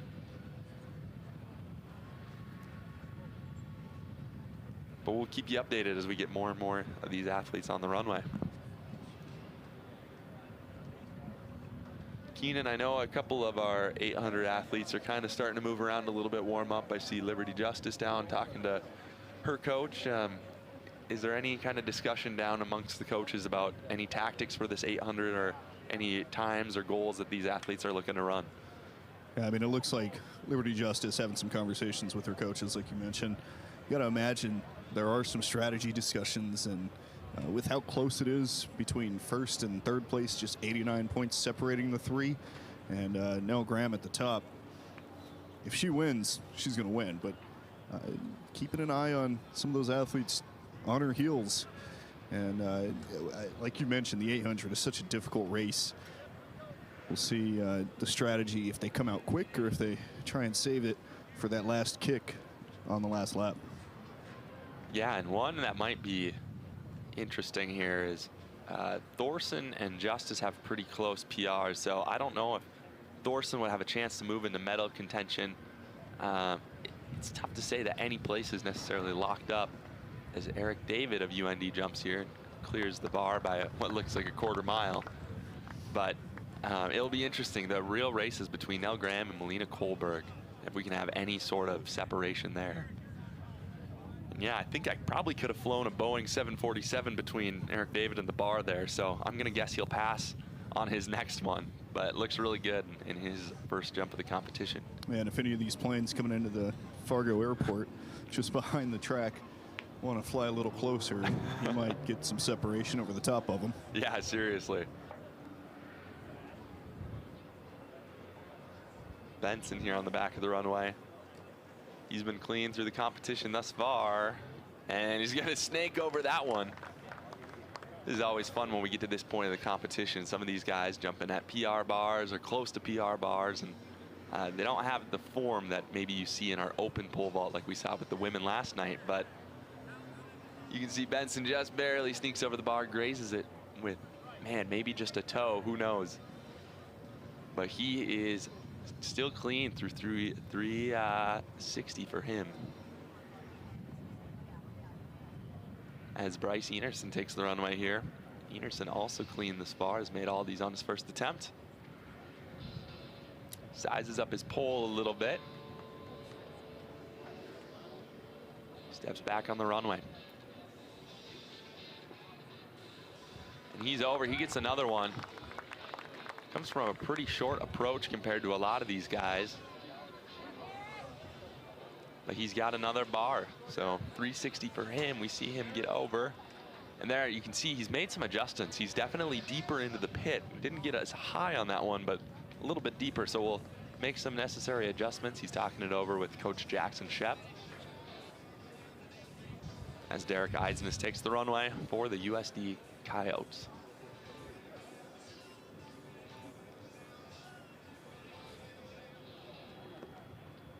And Eisnes is up and over too. Takes another bar. We go to that replay. Looks like he had a lot of room there. And he does. Same kind of thing. Doesn't get super deep into the pit, but hip height over the bar looks fantastic. And we'll see what his teammate Townsend Barton can do next. Barton's lifetime best in the pole vault, just over 4 meters, 4.09 meters, so up towards that 13 feet range.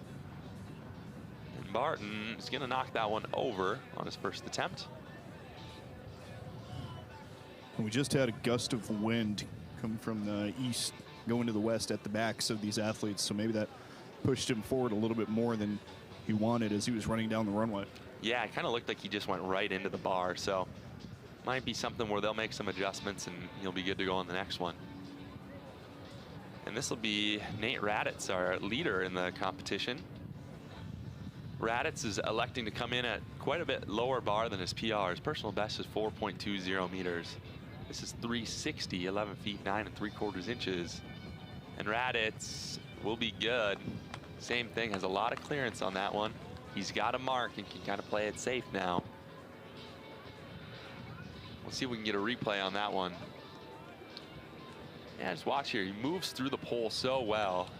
Great hip height. Yeah, not necessarily deep into the pit on that one as well, but makes the bar with ease. And I think we are going to wait to move up because we got Townsend Barton here. We'll take his second attempt. And we're starting to see our women's heptathletes starting to report to the start line.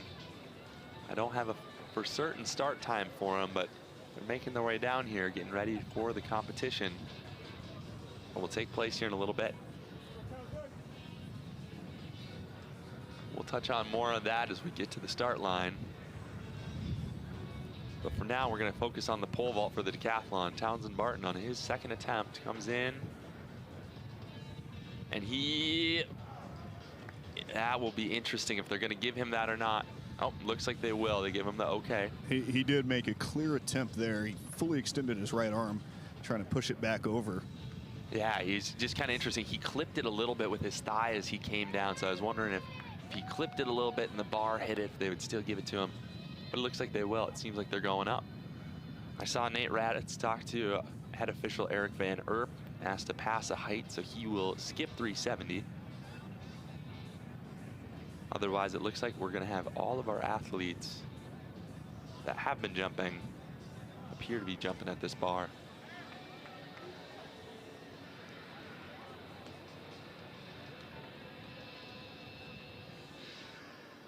Keenan, it's hard to tell from the press box, but what's the temperature like down there on the track? We got a little bit more cloud cover today, but how does it feel?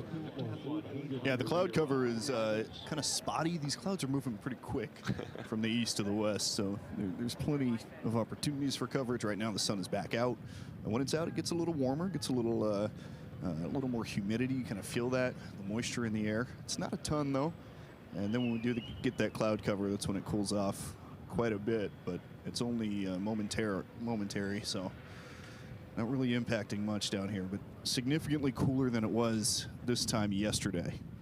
Yeah, yesterday you guys had a beautiful day here as Eric David makes his way down the runway, and same thing, good clearance for him up and over. So yeah, weather may not be too much of a factor for this women's 800 that's about to take place. They're getting their hip numbers all sorted out, and they're having some fun. Nell Graham having a little banter with Coach Lucky Huber from USD and Liberty Justice. Some of our UND athletes walking back to the start line together, and that's one of the beautiful things about the multis. Throughout the weekend, you're competing against each other, but you're also building some camaraderie. You are almost part of a sorority, you could per se, when you finish the women's heptathlon, and when you finish the men's deck, it's a brotherhood, they'll tell you. But these athletes, they're going at it, they're fighting for a medal spot, but they also very much respect what they've been doing throughout the competition. As we see Ryan Benson with his first miss at 370, 12 feet 1.5 inch. And for Benson there, it looked like he just lost control of his pole right at the end of his run-up, planted in a weird spot, and that kind of set everything off course there. Yeah, so Benson has a lifetime best of 388, so this bar 18 centimeters shy of that. Doesn't sound like a ton, but it's he's still got a ways to go before he can get that PR. This is Bryce Enerson on the runway. Enerson has been cleared through the competition so far. His last clearance at 360 was good enough for 509 points. He'll get another 26 if he can make this bar. And not quite for him, so go back to the drawing board with his coach. You can just see he doesn't quite get the height, kind of goes right into the bar, so be interesting. That looks like he's talking to the coach. They might move up a pole here. He might need something a little bit stiffer. We might be able to get one more vault here, but then I think we're going to turn our focus to this women's heptathlon 800. And in fact, let's just do that right now and give you kind of an update of where we're at. So these women have completed 6 of 7 events. Their last one that they're towing the line for here is going to be the 800.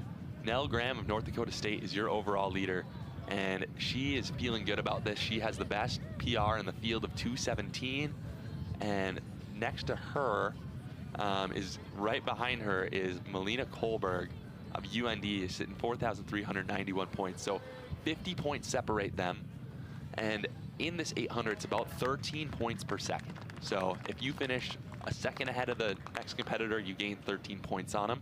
So Nell Graham has about a 3.5 second cushion over Melina Kohlberg. Now, her PR is about 6 seconds better, so should be safe. they're talking strategy a little bit down there, Kohlberg and Graham. You can see that, you know, competitors the whole weekend, but a little bit of camaraderie. So 1-2 is the race. Liberty Justice is only 40 points behind Kohlberg for third, but Justice has a PR of 2:30 compared to Kohlberg's 2:23, so 7 seconds there. So I don't want to say these positions are necessarily locked up 1, 2, 3, but unless someone runs a very stellar race and there's some jockeying around that we don't anticipate, I'm going to be a betting man and say that Graham, Justice, and Kohlberg will be your top 3 finishers. So after that, Ellie Thorson of UND's in fourth, 4,212 points. Lizzie Gillingham in fifth for South Dakota State, 3,878 points. Sophia Truscott for NDSU in sixth, 3,675 points. Josie Liebel of St. Thomas, 3,534 points for seventh. Mara McNaught, 3,032 points for eighth. And Claire Howell, 3,028 points for ninth, as they are off. And Kohlberg, she wants the win. She's going out and going to lead the pace here. And a bad start for Nell Graham there. She kind of took a shuffle step, and now she's back in what looks like 6th place at this point. So taking her time with it. Yeah, Nell Graham, we know she's a strong 800 runner, but that is Kohlberg that's going to take the lead. Liberty Justice knows that she has to make some ground up on Kohlberg, so she's looking right at the back of her shoulders, not trying to let her gain any ground. Nell Graham making a strong move up here into third. And otherwise, it looks like we have Howell, and I think there's a little bit of team tactics going on there. Howell's going to help lead Graham through whatever she needs to run. Ellie Thorson in fifth, Gillingham in sixth.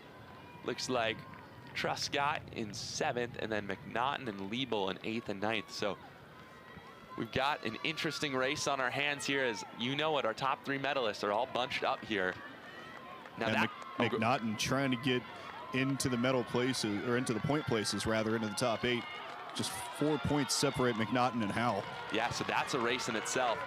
Now this pack is going to come through 400 meters. We don't have a timer on the board, tough to tell, but they need to get some separation here if anybody wants to overtake Nell Graham for the win. Kohlberg has to beat Nell Graham by 3.5 seconds. Justice has to beat Kohlberg by 3.5 seconds to move from third to second. So it's going to be real interesting, but we got a pack of 5 women here. Kohlberg, Graham, Justice, Howell, and Gillingham all bunched up as Nell Graham makes a strong move here on the outside. She's going to move up into first place. She wants the victory and wants to earn it her way. Nell Graham building some separation. Kohlberg in second, Justice in third. Claire Howell looking to make a move up into third place in this women's 800. Gillingham on her shoulder as Graham comes around, 180 meters to go. Graham has the lead. Kohlberg in second. Howell trying to even make a move into second over Kohlberg. This is looking to be Nell Graham's race. She's starting to go to the arms a little bit more, open up her stride. She's got 100 meters to go. She comes around the final corner. And everyone on the home stretch is cheering her on. Nell Graham is going to be your heptathlon champion. Kohlberg in second, Howell in third, Justice in fourth. Justice is going to try to make a little bit of a move here. But ladies and gentlemen, this is Nell Graham, a big smile on her face. She's your women's heptathlon champion. Nell Graham of North Dakota State has earned a gold medal for the Bison, 10 team points, and the title of best athlete in the Summit League as the women's heptathlon champion. A great race from her as you see her giving high fives, and she's going to go over and help our silver medalist, Melina Kohlberg, up. Kohlberg will be your silver medalist on the weekend. Liberty Justice will take home the bronze medal honors. So that will be your podium. Claire Howell, as you mentioned, Keenan, is going to move up into 4th place. Or excuse me, move into 8th place. She took 4th in that race. As we see what we always say, the carnage afterwards down on the track. But a lot of great effort from these women this weekend. 7 good events. They gave their best. They did everything they could. And we're really excited for them. As Nell Graham gets a big hug from her coach, we're going to send it down to Keenan Dixon here as he catches up with our heptathlon champion, Nell Graham. Nell, congratulations on the win. You started out slow in this 800. Was that a strategy move? I have a few other events later, so I kind of wanted to just be conservative the first lap and then hopefully pick it up a little on the second lap, just to see how my legs felt and all of that. So yeah. And pick it up you did. You made the move on the back straight. Yeah. And then with 200 to go, you kicked out and just really exploded, separated yourself from the field. Was that the strategy the entire way? Yeah, that's kind of what my coach told me to do. He said, see how you feel by the 2 or the 3, and wherever I wanted to make my move, it was kind of up to me. So yeah, I got a little antsy at the 300, and I was like, I might as well go now and see what I can do. So yeah. A long 2 days of competition. You feel pretty good about it. Get the win here. Get a bunch of points for your team. Yes, that's the most important. I'm trying to bring it back to Fargo, so it's the goal, to bring it back. So yeah. Congratulations. Thank you. Sorry, I'm like out of breath. Nell Graham out of breath there after winning the 800 and winning the heptathlon. Yes, Nell Graham, and tell you what, coming into this weekend, she had a personal best of 4,972 points. She finishes the competition 5,207, so almost a 300-point swing for her. And we are going to actually pull up the all-time list at NDSU. That's going to move her up to 6th all-time. So a phenomenal way for her to cap off what's been an incredible career. Nell Graham, your Summit League heptathlon champion, and bringing home 10 team points for the Bison. And we go back to the men's pole vault. Oh man, I'm excited now. Super excited to bring you the rest of this pole vault competition.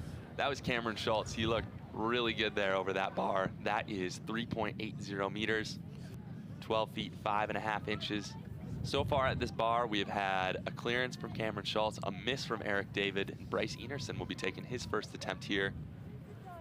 Enerson able to come back and clear 370 after a first attempt miss. So gets 3 new attempts at this next height. We might have a few other competitors join us here. We'll keep you updated on how things are shaking out. As Enerson makes his way down the runway. Strong plant, and he's gonna get all of the bar on that one and knock it off, so he'll have 2 more attempts.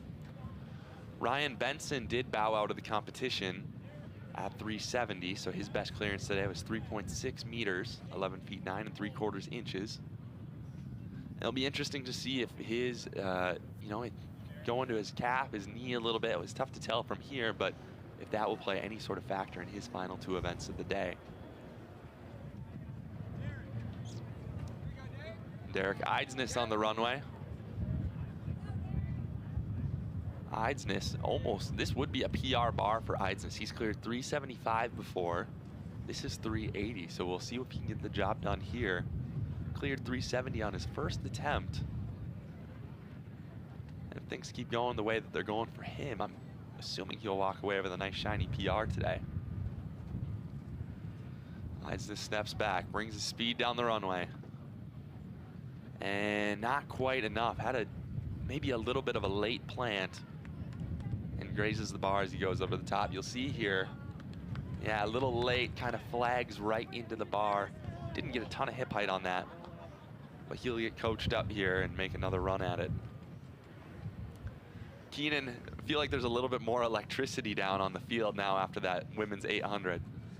Yeah, you start to get some of those track events, some of those running events that are pretty exciting. You hand out a couple of medals and everyone gets excited. The teams get up for it a little bit more, and I think that may be translating over to pole vault right now for the men. Yeah, as Bryce Enerson watched Graham get a medal, and Eric David and his teammates watch Melina Kohlberg walk away with silver, and this guy right here, Townsend Barton, watches his teammate Liberty Justice get a bar, get a medal. He misses the bar. Third place from South Dakota, Liberty Justice with 5,052 points. And for North Dakota, the fourth place winner, 4,086.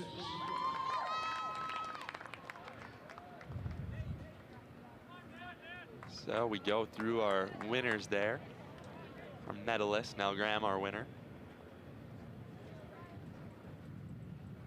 As we see Nate Raditz on the runway. Raditz had a clearance earlier in the competition, passed a few bars, but he's back.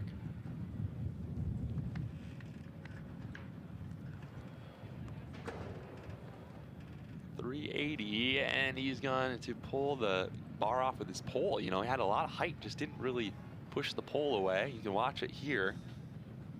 Comes through really well, has clearance. It kind of came down on it. He'll get another attempt, but should be good for him on his second attempt.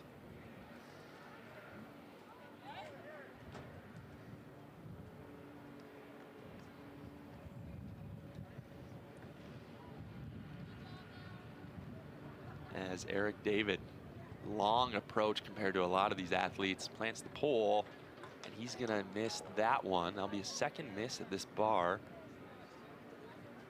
Eric David hoping to clear this height. He has a PR of 426. So he's looking for this event to be one where he gains a decent amount of points. So we'll see what he can do here.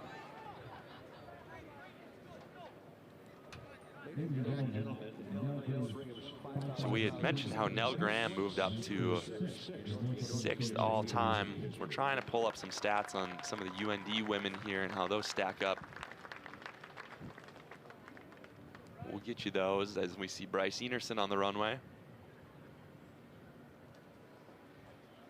Enerson missed his first attempt at this height.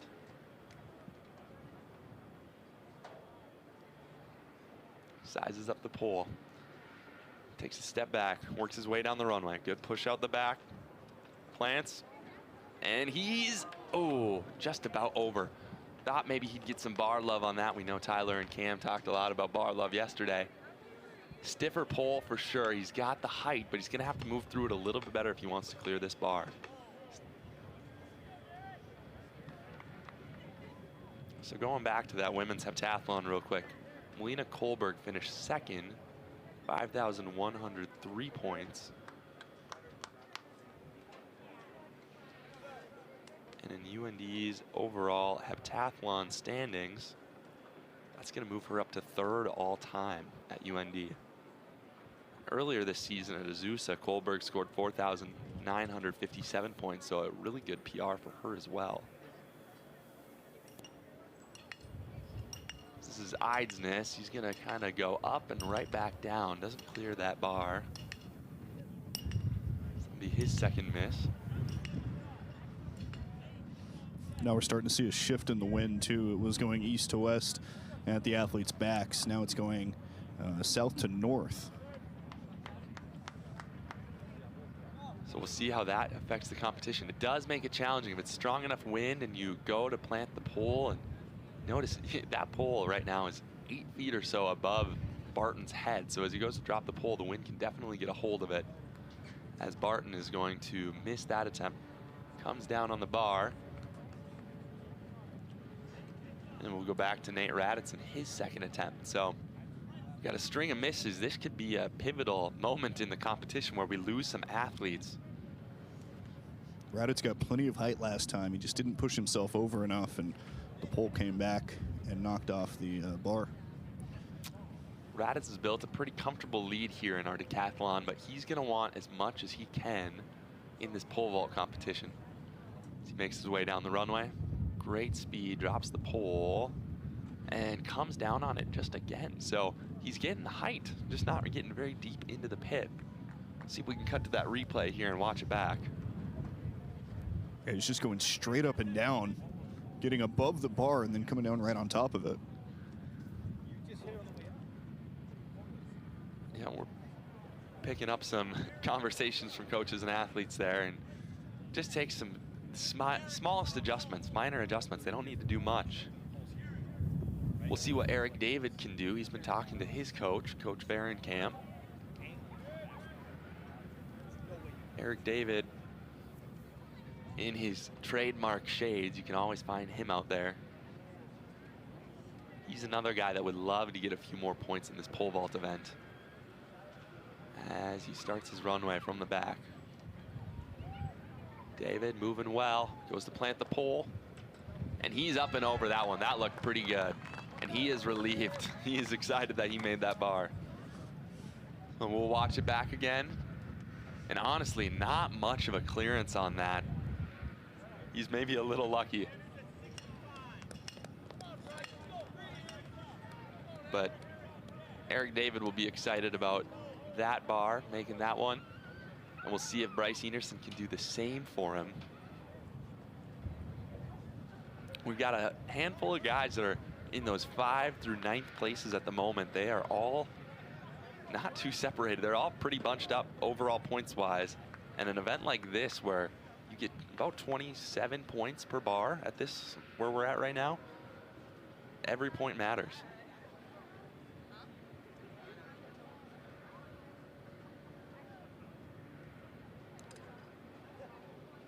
See if Enerson can do it here. Pushes out of the back of the runway. Brings some speed. Good plant. And he's up. And he gets the bar. That is a good height for him. He's excited. 380 on his third attempt. And he also, not much room to spare. So he'll go and watch the film on that, but that's got to feel good to get another bar. And put a little pressure on some of the other guys to also make this height. So we're at 380 with 3 jumpers remaining. It'll be Eidsness, Barton, and Raditz, all on their third attempt. As Eidsness sizes up the bar, he's taking a look at it, gets his hand grip here on the pole. Can he clear 380 on his third attempt? We're soon to find out as he makes his way down the runway. Late plant on that one, and is not going to have a good attempt. He's frustrated. However, we got to remember that this would have been a PR bar for Eidsness, so jumps right at his PR for the competition. Hard to be upset about that, but notice here on the replay, just kind of gets a late plant, not in the best position with his hands, and so that will ultimately be his third and final attempt. So he will have made 370, 12 feet 1.5 inches, will bow out of the competition. His teammate Townsend Barton is going to take the runway here. His third attempt. Barton comes in with a PR of 409, so he's a guy that will hopefully make this one and will want to clear a few more bars as well. We'll watch him, and then we'll cut to the awards for the women's heptathlon. As Barton up and over, good bar for him. That's a good mark. He's excited about that one. He got some coaching after his second miss at 380 and really put that to work there. Kept that left arm straight to push himself over the top of that bar. Yeah, we see Malia Kohlberg get her medal for second. It's a silver. And she was our winner indoors, so there's a silver to go along with her gold. And who else than Nell Graham, the North Dakota State University standout, moves up to 6th all-time in school history with her PR mark in the heptathlon. She flashes the bison horns and a big smile. She will be your 2023 Summit League heptathlon champion. Raditz on the runway. Big bar for him, and he makes it. So that's got to feel good for him. He stays in the competition. We lose one there in Eidsness, but we move on to 390, 12 feet 9.5 inches.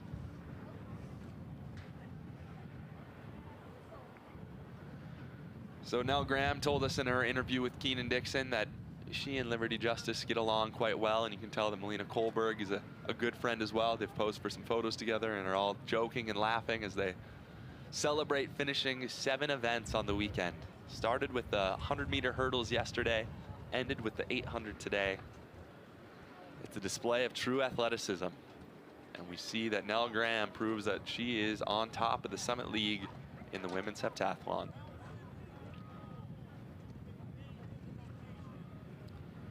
Bars going up to 390, 12 feet 9.5 inches. This is going to potentially tie a PR for Bryce Enerson. Will not be a PR bar for anyone else yet, but we're inching closer. For Townsend Barton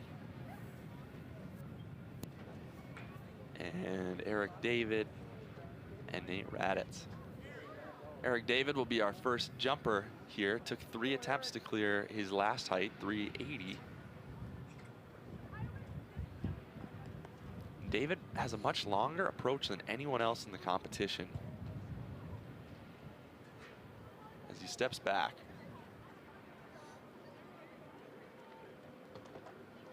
He brings 8 steps and clears it with ease. So compared to the last height, it looks really, really good.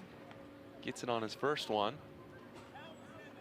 And it's so important too when it comes to saving your energy as well. You know, they're not even close to done yet. They've got the rest of this jump, they've got their javelin throw, they've got the 1500. So the name of the game is, can you do it in as few attempts as possible? So Eric David is going with that strategy there. Gets it on his first attempt at 390, 12 feet 9.5 inches. As Bryce Enerson will take the runway. Enerson, the last remaining Bison from North Dakota State in the men's decathlon. His teammate Zach McGlynn, the day one leader, injured himself during the warm-ups for the 110 hurdles this morning. He has not been able to compete today. So Enerson is the lone Bison here, still in the competition in the pole vault. This would tie a personal best bar for him. He jumped 390 at the USD Early Bird back in the beginning of April. As he comes here, good plant, and he clears it. He's going to tie his PR, and he's going to do it on his first attempt too. So he's excited. Coaches are fired up. His teammate Zach McGlynn giving him a little bit of encouragement there, and yeah, just snakes over the bar. So good bar for Enerson, and does it on his first attempt and ties his lifetime best, and will get a crack at that 4-meter mark. As Townsend Barton steps back on the runway. His teammate Derek Eidsness stepped out just before. His teammate Wyatt Lebarski has yet to come in. Barton up and over on his first attempt, so we're clean through 390. And Nate Raditz will be our next jumper here, so great attempt by Barton on that one. These guys are putting it together when it counts.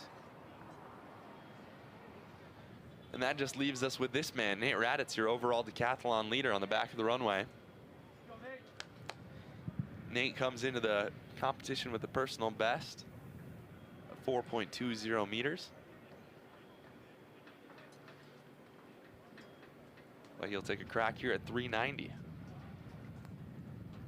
He's such good speed, comes down the runway, and he's gonna clear out on his first attempt. So we are through 390 really quick. These guys were chomping at the bit to get to 4 meters. They're going to get here. And it looks like we'll have a few more athletes join us in our pole vault competition. When Nate Raditz had some issues at the last height, 380, going straight up and down, coming right down on top of the bar. His last 2 jumps have been very clean. He's very pronounced when pushing himself forward. So he's been able to get over those 2 in 2 clean jumps. Yeah, things are looking good here for our multi-event athletes. Appears that Ben Hedani has gotten himself ready to compete here. Must be coming in at 4 meters. Actually overheard that Ben Hedani was in a motorcycle accident earlier this week and wasn't sure if he was going to compete, so good to see him out here. He's got some bandages on, but he's ready to jump high. We're going to make some adjustments to the pit here, just making sure that everything is zeroed out and lined up the way it's supposed to be. They got to bring the bar all the way up to measure it. So they're going to do that here. So in the competition, we have Eric David, Nate Raditz, Bryce Enerson, Townsend Barton. Cameron Schultz has yet to come in. He's passed through. Actually, Cameron Schultz cleared 380 and then kept passing, so we'll see him soon. And Hedani is coming in here at 4 meters. We have not seen Wyatt Lebarski yet either, so a few athletes that are coming in at this height, a few that are left to come, and otherwise we're rolling right along here in the men's decathlon with our pole vault competition.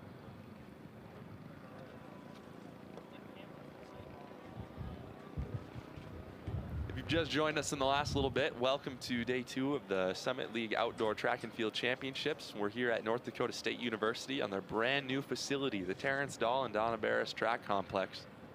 Tucked away and nestled in with a lot of the other athletic complexes here, just south of NDSU's brand new softball stadium just a few seasons ago, and outside of Newman Outdoor Field where the Fargo Moorhead Redhawks play their independent baseball games. It's a beautiful day. We've got a bit of a stronger breeze than we did yesterday. Cloud cover here and there, and so far the rain has stayed away, and that's the goal for the rest of the day. I'm Ryan Enerson from the Prairie Track and Field Podcast, along with Keenan Dixon of the Summit League. We're bringing you all the action here. Keenan, let's cut down to you on the track as we are making our way through the pole vault just tell us a little bit about some of the athletes, some of the coaches. We had a lot of electricity after the women's 8, but we're kind of settling back in, and it's serious now, getting ready to clear some big bars here in the vault. Yeah, really serious, and some of these guys are zeroed in, kind of the top half of these decathletes in the pole vault event. So we saw a couple of guys who were close to being eliminated, Barton and Enerson, and even Nate Raditz, the leader, but they were able to clear 3.8. All cleared 3.9 on their first attempt, and now we're up to 4. Townsend Barton just passed on the 4-meter mark. So we'll get over to North Dakota athlete to get things going here. Yeah, this is Eric David on the back of the runway, and those signature shades of his looked really good over 390. We'll take his first attempt here at 4 meters. He starts on the back of the runway. Comes down. Feels like it takes forever for him to get there. He'll miss on the first one. He loses his shades. It was a superpower, right? Yeah, he'll recover those. As we watch the replay here, not only watch the shades fly off, but watch him just kind of catch the bar. Didn't let the jump fully develop, tried to get out of it a little too soon, and will catch that with his quad. But he'll get another attempt here. He'll get another 2 attempts, actually. As Cameron Schultz, we saw him come in at 380.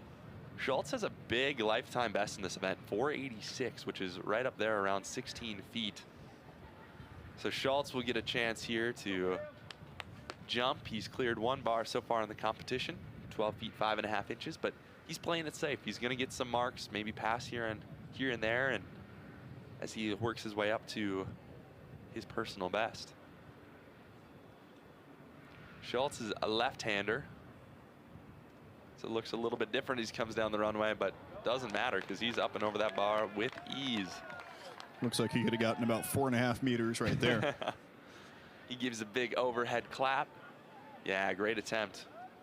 They might have to either, well, let's see, his standards were all the way back, meaning that you as a vaulter have the opportunity to move your standards or where the bar is either forward or backwards, depending on how you're jumping. And I think he had his standards all the way back, so he might need to go to a stiffer pole here so he can get some of those higher heights. But this is Ben Hedani, the man that we called Houdini in this indoor season, the magic man on the runway, making his entrance into the pole vault competition. Hedani has a lifetime best of 465, which is about 15.5 feet. Coming in here at 4 meters as he plants the pole. He's up and over. You know, he's a great vaulter, maybe not his prettiest, but he is clear. So a good clearance for Hedani. Yeah, up and over, plenty of height, looks good. And he'll go talk some strategy with his coach. We'll see if he passes any bars or he'll stay where he's at. See him on the left hand of your screen talking to Coach Jim Varenkamp. Varenkamp just in his 2nd season as the Fighting Hawks coach. Previously at Queen's University in Charlotte, where he led many, many athletes to All-American titles and national titles. A very well-established coach, and he's taken on the challenge of a Fighting Hawks program that had been down the last few years. But he's doing great things for his athletes. He coaches alongside his wife, Molly Varenkamp, who focuses on the jumps. And they're joined by a couple other coaches. Coach Tom Scott, the distance coach, who's led his program to some great performances this outdoor season. And Coach Elijah's talk in the throws, who's done a great job with his female throwers as well. So, and that's a program that's they're building quite literally a physical structure, but they're building an outdoor track. They've always had they've had the indoor facility, obviously in Grand Forks. Not a ton of time to do outdoor track and field, as we saw a very long winter this year up here in the Dakotas, but they're building an outdoor facility to kind of get themselves on par and be able to prepare for conditions like this, a little windier conditions that you won't get in the indoor facility practicing there for the pole vault. Yeah, as a Grand Forks native, I'm really excited for that outdoor project. I think it'll be a great addition for the school, and it'll be fun that they'll be able to eventually host some outdoor Summit League meets and maybe some even bigger competitions. But yeah, they're doing a great thing up there in Grand Forks, and we're excited to see their athletes get after it. And you can just see, even with the women's heptathlon, you know, 2nd place finish by Melina Kohlberg. So they're doing very, very good in Grand Forks. And Nate Raditz is going to knock that bar off his first attempt at 4 meters. Watch the replay here. Just doesn't quite get back on it super well. Had the height, but catches it with his quad and then kind of hits it with his waist as he comes down. And you got to think, he's getting the height, so he has the speed, he has the form to get the height, but then it's the form to get over the bar. And I think he's kind of struggling with and trying to tinker with right now to get past this 4-meter mark. Yeah, and his coach, you can see him over there. He's telling him, get deeper into the pit, bring a little bit more energy into it, instead of going to plant and just kind of dying off right away. So we'll see if he can make that adjustment. Eric David, he got his sunglasses back. He's ready to go for attempt number 2. David, a very good pole vaulter, looking to gain a few more points here in this men's decathlon. He works his way down the runway. His long 8-step approach goes to plant. He's got plenty of height. Great jump for him. Tells it to stay up, but man, I don't even think he touched it. So he's just, he's excited. Let's watch this. And he didn't even touch it. I think he was making, oh, I guess this pole came down and hit the standard, so he was hoping that his pole wouldn't knock it off, but it stays. He's good to go. As we'll move to Bryce Enerson's second attempt. Enerson would earn a new lifetime best if he jumped this 4 meters, 13 feet, 1.5 inches. See, Enerson's got his standards at 65, where some of these other guys have him at 80, so the bar's a little bit closer to him. But something he's gonna have to do is get back on the bar, back on the pole a little bit. He kind of, you could say, sits in a chair almost as he goes over. And so he's gonna have to get those hips up a little bit higher if he wants to clear this. We'll check out his second attempt here at 4 meters.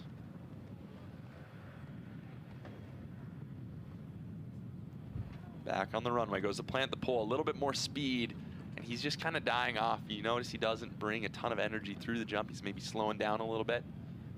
We'll cut to the replay here and show you.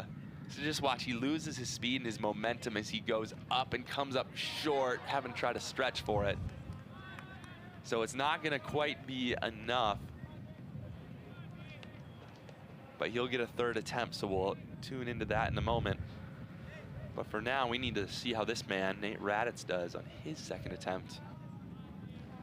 Hedani, Schultz, and David are over.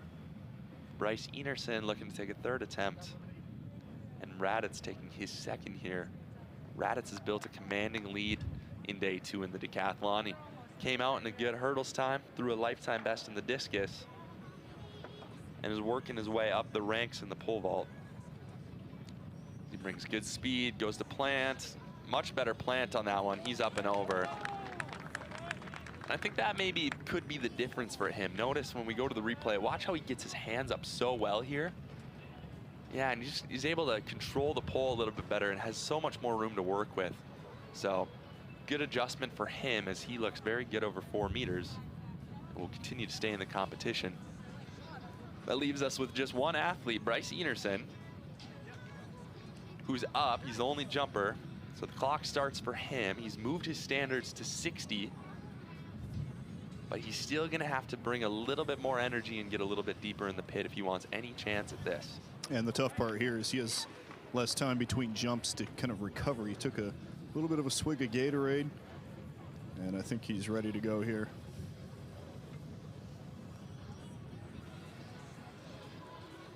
So we'll see if he can make the adjustments here. Coach Jackson Shep coached him up between his second attempt and this one.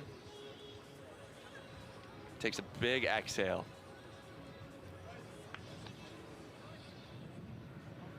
Bryce Enerson, his 3rd attempt here on the runway. Steps back. We'll see if he can attack this. Brings some good speed. Little late on the plant, and he's not gonna quite be able to do it.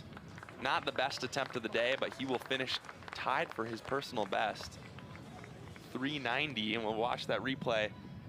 And you know, it's such a difficult sport, the pole vault is, because there he brings more speed and maybe would have benefited from having those standards set back a little bit more. So gave it his best effort, but the bar is gonna go up to 4 meters 10 now. 13 feet 5.25 inches. And we'll see just what our remaining jumpers can do.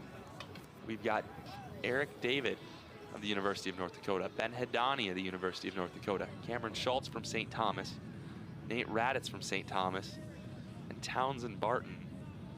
And I'm interested, Keenan. We have not seen Wyatt Lubarski yet. Lubarski only has a personal best of 4:39, so you'd think he'd be coming in soon. Have we seen Lubarski anywhere? Because on the sheet it says he passed through 3:40, but we don't have anything else for him. Yeah, I haven't seen him yet.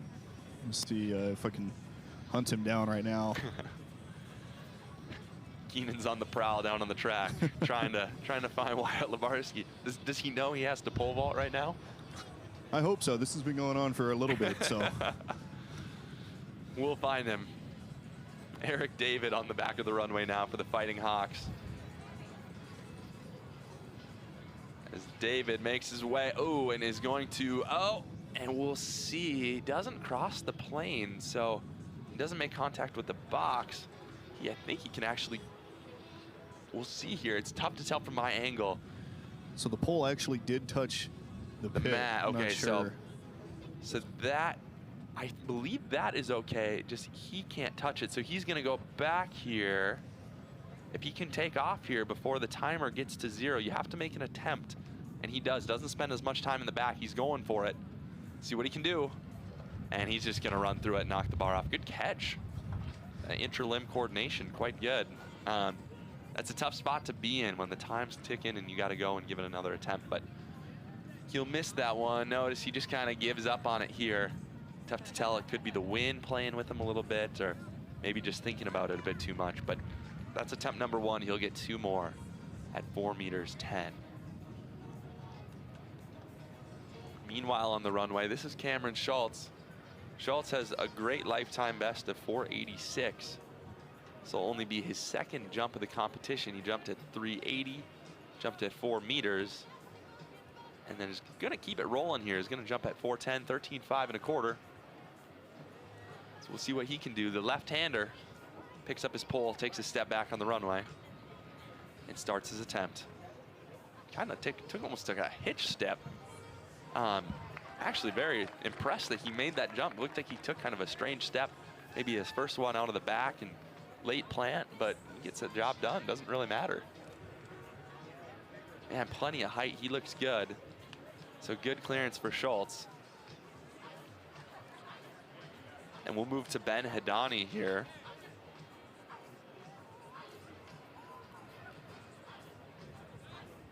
So each bar right now is worth 27 points. So now that Enerson and Ryan Benson and Eidsness, they've been out of the competition for a little bit now. Every time that a bar is made, they're losing 27 points of ground on these other athletes that remain in the competition. If you're a guy like Ben Hedani, this is your bread and butter. This is one where you hope to get a lot of those points back. And you see Hedani has a great clearance there. Plants the pole, back on it. Oh yeah, he's got the height. He's looking good. And Hedani, that's who we said was in a motorcycle accident in Grand Forks earlier this week. Wasn't sure if he was gonna compete, but he's doing a great job so far. That's some of that Hedani magic. Yeah, call him the Magic Man. I did some digging over here. Wyatt Lubarski is in street clothes. He is out of the competition due to an injury, so that was confirmed by their coach just a couple of moments ago. Wow, and that shakes things up tremendously. We've lost 2 of our top athletes in the competition. Zach McGlynn earlier today was not able to run in the hurdles. He had injured himself warming up. And now we lose Lubarski, which is another big blow to the competition. He was one of our leaders following a couple of those events this morning. So, man, things really shake up. And when you start a competition with 11 guys and you lose 2, that now just means that one person is not going to score points for the team, which makes it oh so more valuable that you can capitalize on pole vault and javelin in the 1500. As Nate Raditz clears another bar, 410. He's going to get a crack at his lifetime best, 420 on the next height. And that's just the name of the game with the decathlon, is you just don't know what can happen. You know, you get somebody that's doing quite well, and a misstep here or a wrong throw here, whatever it may be, can be just enough. So unfortunate, but just shows that you've got to, every point counts and you got to stick with it through all these events. And it really is a battle of attrition to stay healthy and be available. And Lebarski would have been a big point scorer for the Yotes. I'm not sure what else he has entered in this weekend, but I'd have to imagine it's more than just the decathlon. As Eric David makes his way down the runway. Goes to plant the pole, pretty plants, and he's up and over, so good bar for David. Gives a double fist pump on that one. So David makes 4:10, and we'll get a crack at 4:20, just below his lifetime best of 4:26. What a plant, good. Yeah, he just barely gets over that one. Had decent hip height, but almost came down on it, so good bar for him. And now we go to Townsend Barton, and this is a very interesting move too. Barton passed at 4 meters. He'd cleared 390, passed at 4. This would be a lifetime best for him, and we'll see. He's over. The pole knocks it over. And he did get the thumbs up from the official. He made a clear effort to push it away. That gust from the east to the west seems like it only shows up for Townsend Barton there. Yeah, let's watch this. So he gets back on it really well. Notice he pushes the pole, and the wind says, nope, not today. But Eric Van Erp, our head official, gives him the thumbs up. He's good to go. So a 1 centimeter PR for Townsend Barton came in at 409. Which I don't know where you're vaulting that you get a PR at 409. That's just not a pretty number to look at. But hey, we round that up to 410. 13 feet 5 1/4 inches.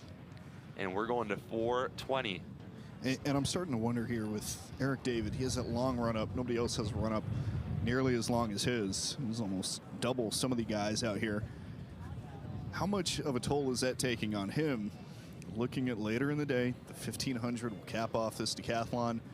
Will that long run up and these multiple times running through this pole vault have an impact on that? Yeah, so Eric David's taken 10 attempts so far through the competition across 6 different heights. Now, to speak from experience in the decathlon, it absolutely takes a toll on you. I could always remember that towards my 8th and 9th attempt, that's when I started to feel it in the legs a little bit, started to wear down. And so the fact that he is covering, I don't know how, can you see how far back he is on the runway as far as feet go? He's got to be close to 100 feet, if not over it. Yeah, he's starting this one at 120 feet. Oh my goodness. So 40 yards. So he's coming 8 steps. I jump from a 7-step my full, and my 7-step, I'm a little taller than him, so I take 109 feet for my 7-step, but 120 for 8, that's a long ways back. So he, yes, he's absolutely taking a toll on him, and we just, compare him to like a guy like Cameron Schultz that's only taken 3 attempts so far. We'll see how it plays out for David, but he's looked good over the last few heights. Can he keep it going? And he comes up just short of that one, doesn't get all of it that he needs to.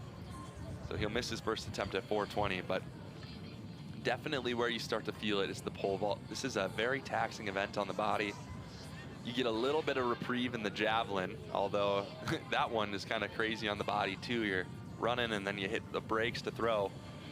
And so name of the game is, can you do anything you can to conserve your energy while still giving it your absolute best out there? And it's all the more important to get out of the sun, kick those feet up, and then it makes you wonder where guys like Derek Eidsness, Bryce Enerson, those guys that Ryan Benson that bowed out of the competition, where are they at right now? Are they getting out of the sun? Are they taking care of themselves? Are they getting a snack right now? These are those moments that count a lot. So for those guys, it can be a bit of an advantage to take up and use that time wisely. And here is Cameron Schultz, clean through the competition thus far, and he's going to come down on that one. Maybe a bit late on his plant. We'll see here. Yeah, maybe a bit late. Comes up really short. Not really sure what happened on that one. Looked like it just was not a good attempt. I'm sure he'll block that one out of his mind, move on. But this is an event where if Schultz can perform up to what he's done in the past, 486, his teammate Nate Raditz put 200 points on everybody in the discus throw. This is almost an easier event to put points on people just because each bar is worth so much, 27. So this could be a potential for Cameron Schultz to climb up very well in the leaderboard.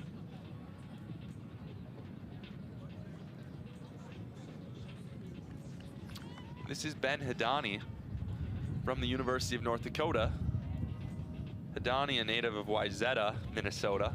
He's been competed in the multi for the Fighting Hawks the last several seasons. He's a veteran at these Summit League Championship meets. He works his way down the runway. Good plant. He's up and he's over. He knew it too. Feels good about that one. Walks off with a little confidence in his step, and he's earned it because, yes, he's up and over by quite a bit. So things are looking good for Ben Hidani. Hidani got a couple of words of coaching just before he took off from Jim Varenkamp, and now he's still getting some coaching there. And that's always a dicey situation to the coach. Do you say something last minute, or will that get in their head? I play that all the time with my athletes that I coach at the high school level. But here's Townsend Barton coming down the runway. New lifetime best, not quite. He'll get 2 more cracks at it, but Barton PR'd on the last bar, 4:10. As we see, he gets back pretty well, but biggest thing in the pole vault is you gotta let the full jump develop. You gotta let your back get to the pole, and there he was too eager to try to finish and turn the jump before he got all the way back and inverted. So we'll see if he can get some coaching from Derek Miles here, Olympic bronze medalist, coach for the University of South Dakota Coyotes.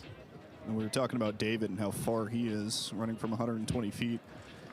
Barton's running from about 65 feet, so a lot less run up, a lot less time to get that speed to get over the bar. Right, and Raditz kind of Goldilocks right between them. Not too far, not too close, just right, but that jump not quite right.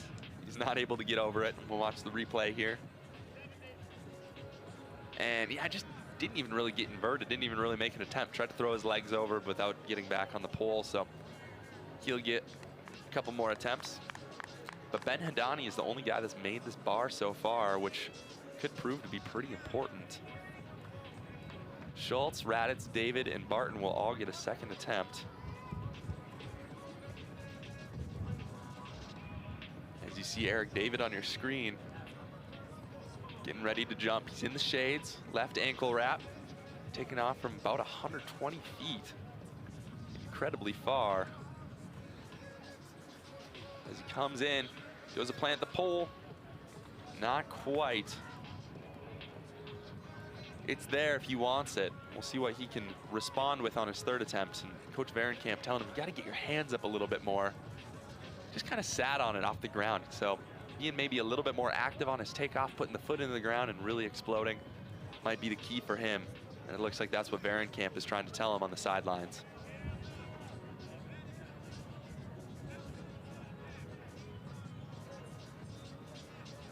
And Varenkamp still throwing his hands in the air. Get those hands up, get off the ground. And this is Cameron Schultz from St. Thomas. He's been having a very solid decathlon thus far. Had a big PR in the discus throw prior to this event. As he steps back on the runway, standards at 60 for him. A much better attempt, but gets it on the way up. So you're gonna notice here on the replay that as he's swinging up still, just barely grazes it, and he wants that one back because he knows he was so close to it. So he'll go and talk to his coach, hopefully make some adjustments, and we'll see him clear this bar. And so talking a little bit about strategy here as far as jumps go. So Raditz kind of jumped into the bar there. So typically we would see the standards get pushed back. Schultz's standards is at 60, Barton's are at 80, so he's got him pushed back all the way. And doesn't quite get enough there. And as a former decathlete, I feel like I can speak to this a little bit. You get to some of these heights that are a little bit higher than you've ever jumped, and your goal is you want to just throw the feet over it and try to clear it. And that's what Barton did. He'll have to get back a little bit more on the pole, but he's been great through the competition thus far. We'll see if he can respond on a third attempt. Those standards also at 80 for Raditz. And where does Raditz take off from? Where is his steppage He's about 98 feet, I would say. Okay. Yeah. So we can see, if I had to guess here, I think he takes a 7 step. And see, this is a good moment of how the wind can impact the competition. He puts the pole up, gets a big gust of wind and says, I'm gonna wait and try this again. He knows that every attempt is valuable. And Raditz does take 7 steps, and he's over, and is gonna tie his lifetime best at 420, 13 feet 9 1/4 inches. This kid is getting it done this weekend. Great move, and he's got room to spare, so we'll see if he can keep adding to his point total. But Raditz is putting together a phenomenal multi. PR in the discus, ran well in the hurdles, and ties his lifetime best in the pole vault, 13 feet 9 1/4 inches. And that will bring us to our 3rd attempt. So Hidani and Raditz, our last 2 to make this bar. And with David, Schultz, and Barton left to see what they can do.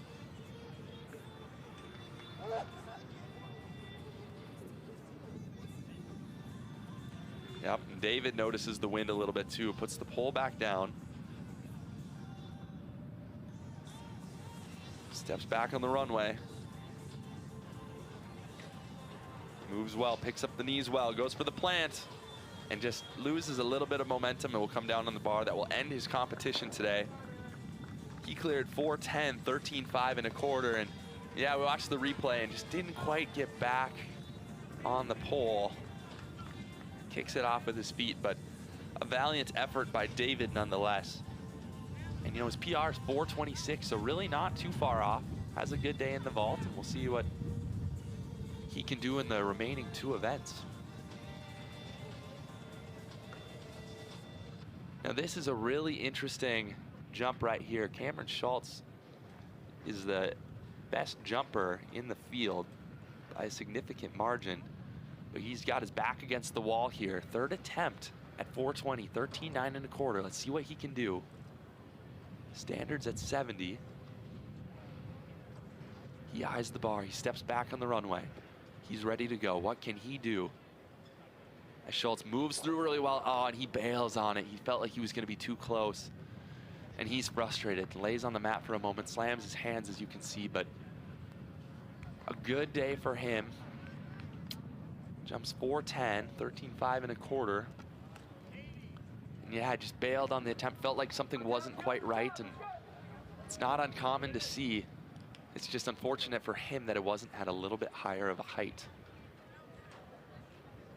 But he will be rewarded 645 points for his clearance of 410, 13.5 1/4. As we go to the final competitor at this height, 420, Townsend Barton. This would be a new lifetime best for him if he can clear it. His standards are all the way back 80. And what can Barton do? He comes out of the back, runs down the runway. Decent plant, he's back on it, and he's over it! And he's fired up, but even more fired up is his coach, Derek Miles.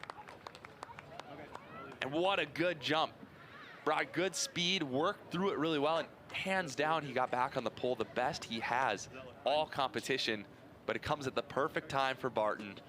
He's walking out with another new lifetime best of 420, 13.9 1/4, and it seems like it doesn't matter if you're a multi or an open vaulter. You've got good luck when you work and get coached by Derek Miles of USD.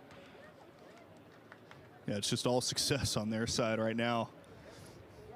Barton, a big jump. He's looking at the film right now to see where he can improve at the next height at 430.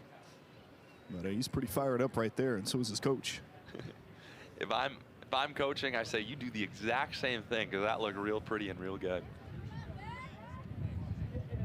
But I will also go on the record to say Derek Miles knows a lot more about pole vault than I do, so be good to see him get even a few more adjustments so he can clear a few more bars. So we go to 430 now, 14.1 1/4. We have 3 competitors remaining. It's Hidani, Raditz, and Barton.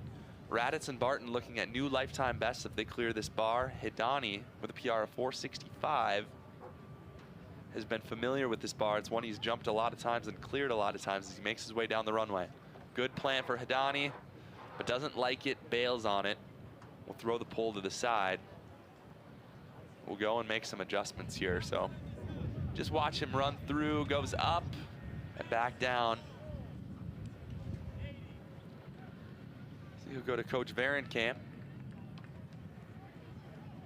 And I think the consensus for the 2 of them is that Hidani is a very, very good vaulter and probably just a fluke. So he'll go back, make any adjustment that he needs to, but just go back to his good jumping ways and how good he's looked over the other bars.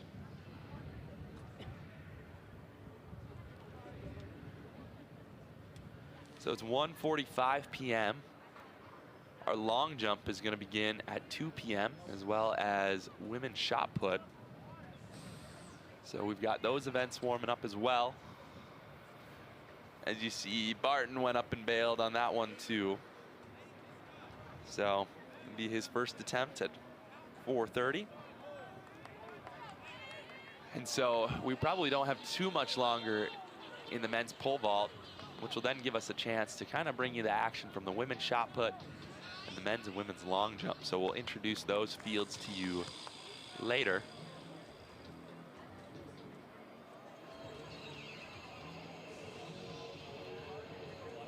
Raditz not going to make that first attempt at 4:30, a decent attempt. Go back to the drawing board for him as well. So we have no one over at 4:30 yet. We'll come back in a moment here with Ben Hadani to see if he can be the first. Men's long jump is going to have 2 flights. And actually, here's something really interesting. Nate Raditz is supposed to be in that first flight of men's long jump. So things are going to get real interesting for Mr. Raditz here, as he's going to have to start running back and forth between pole vault and long jump. So very interesting there on just a storyline to kind of keep track of. You got to wonder how much he's going to commit here now with a 440-point lead to pole vault at this point. Exactly, and things are going to get interesting for him as Hadani comes down the runway. Good plant. Oh, and he just pulls the bar off. Hadani was over it and looked like he almost grazed it with his elbow or his hand. Let's get a better look from the side. Good plant, gets back on it pretty well. And yeah, his right elbow pulled it off as he was trying to pull his arm up and over. So that will be his second attempt. He and Coach Varenkamp are looking at poles, and they might make an adjustment here and go up something a little bit stiffer. So if you're not familiar with the pole vault, let's say you're tuning in for the long jump and you don't know anything about pole vault, welcome. That's most of the American population. But tell you what, here's what you need to know. Each of these poles that these athletes have in their hand are specified to a different length and a different weight. And so a stiffer pole is, you've got to put more energy into it, but it's going to give you a little bit more return. So on a jump like we just saw where Hadani maybe was on a pole that was too soft for him, we will say, it just means that he might need something a little bit stiffer that will give him a better return and get him up over the bar higher. So there's your little pole vault 101 as Barton comes down the runway. He's a better attempt on that one, made a good effort, but not quite enough. So he'll go talk to Derek Miles. And you watch here, and kind of how we mentioned earlier, you get to the point where it's just trying to throw the legs over the bar. He did what he could, but wasn't quite enough, didn't have the hip height. And now I'll turn it over to this man, Nate Raditz, who's going to be a busy guy here in a little bit as his first flight of the men's long jump starts. In the women's long jump, we're also going to have, we're going to have 3 flights in the women's long jump. And you're going to see some familiar players in that game, as we're going to have Melina Kohlberg and Liberty Justice and some of our multi-events athletes compete. So things are going to get real wild for these combined event athletes as Raditz goes, ooh, good attempt, but doesn't quite have it. He's unable to clear the bar. Just watch here from the side. Notice he gets back on it, not quite as well as some of his others, and just grazes it with his quad as he comes down the runway. And so we're down to 3rd attempts here in the decathlon pole vault. Ben Hadani looking to gain some points. Coming into this event, he was in 9th place. But this is one where he can get a lot of points. Each bar is worth 27 at this point in the competition. Comes in with a lifetime best of 465. But he is looking at his 3rd attempt here for 430, 14-1 and a quarter.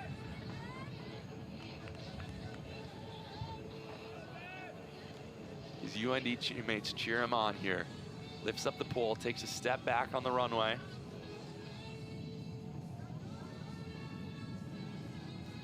And we'll see what he can bring. Moves down the runway well, picking up his legs. Goes to plant the pole. And he's up and over. Ben Hidani with a big-time clearance of 4:30. 14-1 and a quarter. Back against the wall with 2 misses. But he gets the job done on his 3rd attempt, and that is huge for his overall standing, especially now that we have whittled down to just 9 decathletes in the competition. He'll put 27 more points on the field.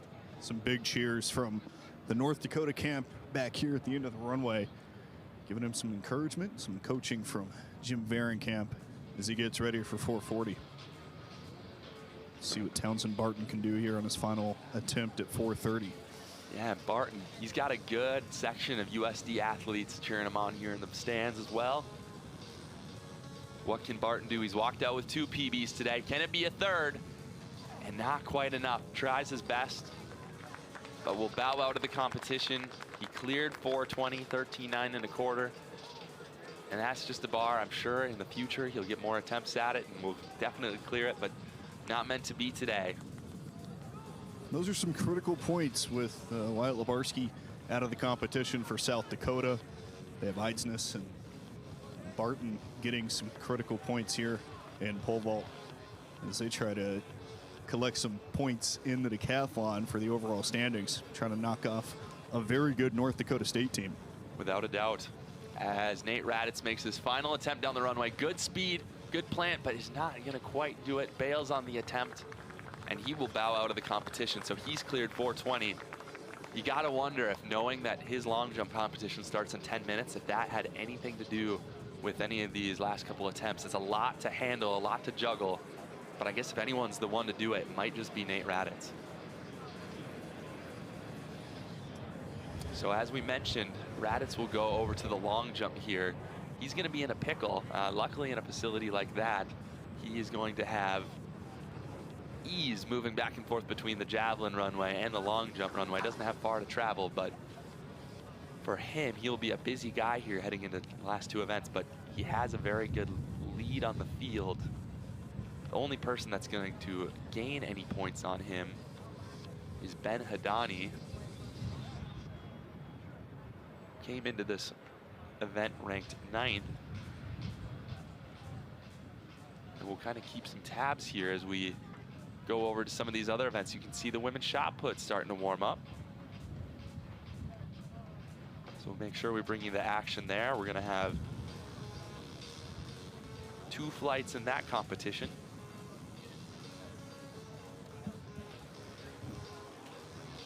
So things are about to get pretty busy. You can tell that the stadium is starting to fill up a little bit more. We got a few more spectators here.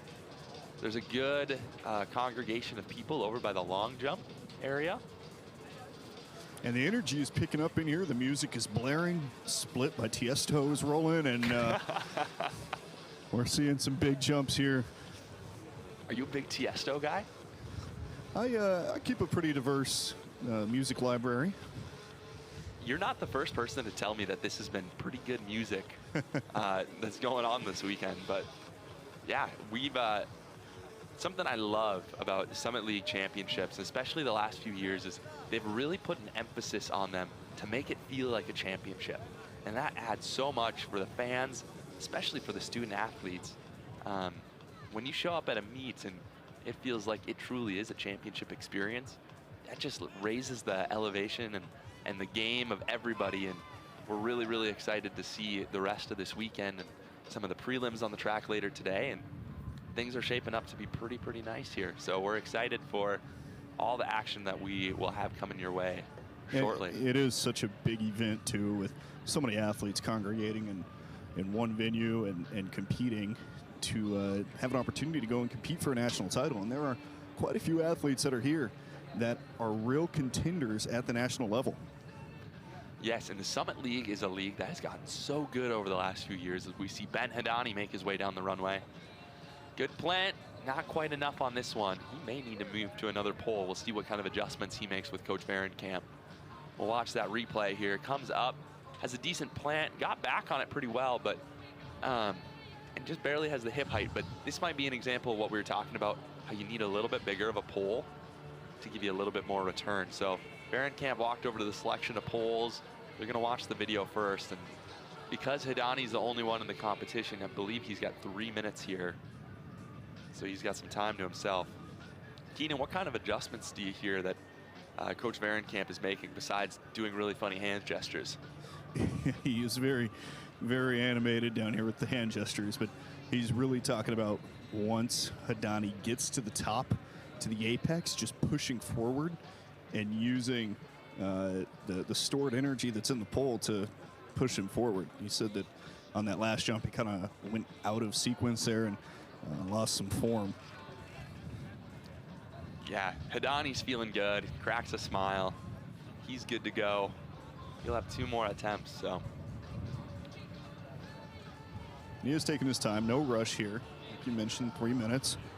Still about 2 of those remaining, so yeah. He can maybe look at another pole. He's walking past the North Dakota poles. I think he's going to stick with the one that he has. So let's do this. Let's go over to the long jump just real quick. We'll introduce you to the first flight as they're finishing their warm-ups. So for the men's long jump in flight 1, we're going to have Gabriel Salas Mendoza of Kansas City, Landon Olson of South Dakota, Victor Siwan-Combo of Kansas City, Alex Brown of South Dakota, Trenton Hansetter, a multi who I'm kind of surprised wasn't doing the decathlon this weekend for North Dakota, Tristan Hanna of South Dakota State, Keith Wood-Stubbs of Oral Roberts, and Nate Raditz of St. Thomas. So that'll be flight 1 for the men. For the women, in flight 1 of 3, we've got Ioanni Espinoza of Western Illinois, Lauren Meyer of South Dakota, Alexis Ellison of Western Illinois, Maggie Olinik of St. Thomas, Callie Johnson of Kansas City, Annie Wagner of Kansas City, Amari Roach of Kansas City, Mia McIlravi of Oral Roberts, Juliano Lupercio of Kansas City, and then Renee Brummels of South Dakota. So we'll have 10 athletes in that flight. Those competitions start to take place here pretty soon. And then the women's shot put, let's just introduce you to flight 1 there as well. We'll have True Thorne of South Dakota State, Joyce Nabagureka of Oral Roberts, Mildred Young of South Dakota State, Alexandra Seegers of North Dakota State, Meredith Spears of North Dakota State, Elena Whitley of Oral Roberts, Megan Hedinga of South Dakota State, Bailey Overbo of North Dakota, and Lydia Knapp of South Dakota. Ben Hidani is on the runway. Second attempt for Hidani here. We're at 4.40 meters. He missed his first one, comes down the runway, and he's gonna bail on that one. Didn't like it. Could have been because of the wind or maybe lack thereof. You know, you get so used to having a huge tailwind, and it looks like maybe the wind's died down. What'd you see down there, Keenan? It got pretty stale about 30 seconds before he started his run up, and the clock was already ticking down inside of 30 seconds. So we didn't have a ton of time to work with to kind of wait and hope that he would get a gust of wind at his back. But I think that as it stands right now, the flags down here at field level are pretty low.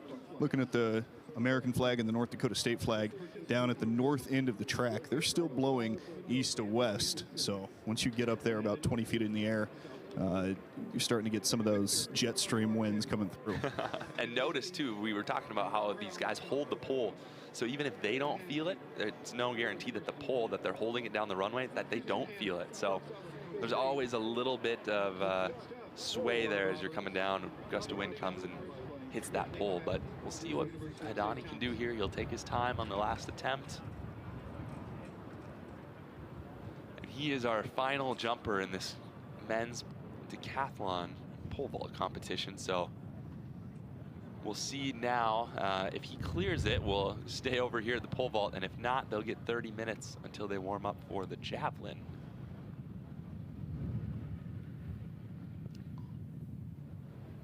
And we'll have to see here too, the women through the javelin from the north going south. They do have a javelin runway drawn on the south end of the track here. I don't know if they would choose one way or the other, who would make that decision, but with the shot put starting now, there's definitely more activity over by the north javelin runway, so that could potentially factor into their decision too.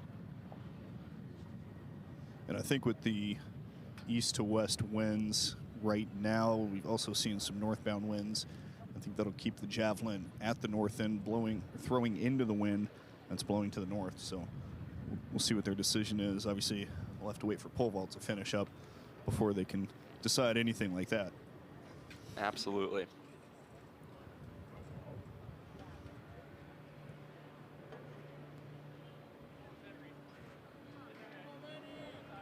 Another exciting part of the afternoon is shortly I'll be joined in the press box by Cameron Rail, the former Summit League steeplechase champion from 2019. So We're excited to have him joining us later today. And we're really grateful for the coverage that he and Tyler and Keenan Dixon were able to provide yesterday. Keenan's been doing a great job down on the field, and it's adding so much to our broadcast. We're really excited about that, and they did a phenomenal job of bringing you day one, and we hope to do just as well here on day two as Ben Hadani lines up for his final attempt in the men's decathlon pole vault.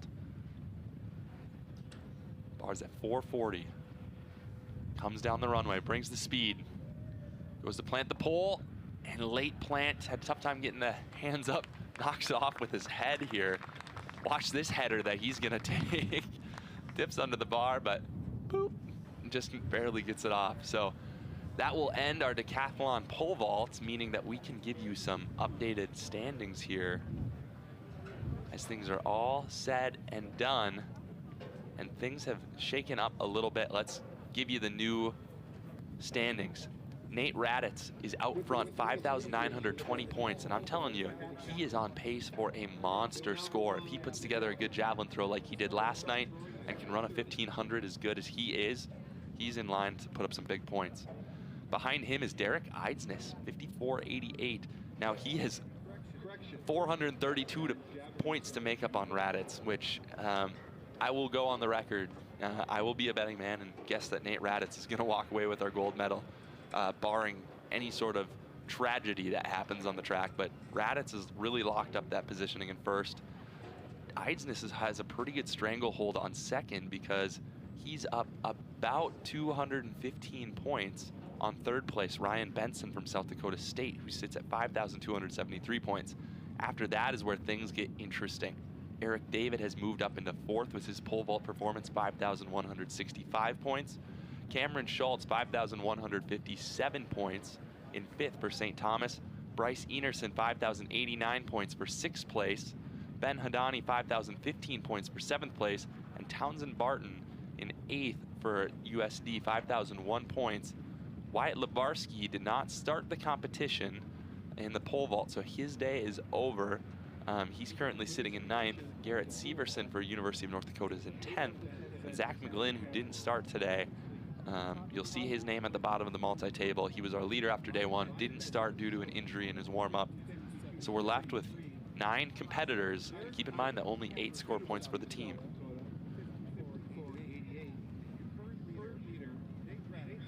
So as Keenan Dixon gets situated here over by the shot put and the pole vault, or excuse me, the long jump, we'll bring you some more information. But we're going to step away for just one moment. We'll be back in just a minute to bring you some updates on the shot put and the long jump.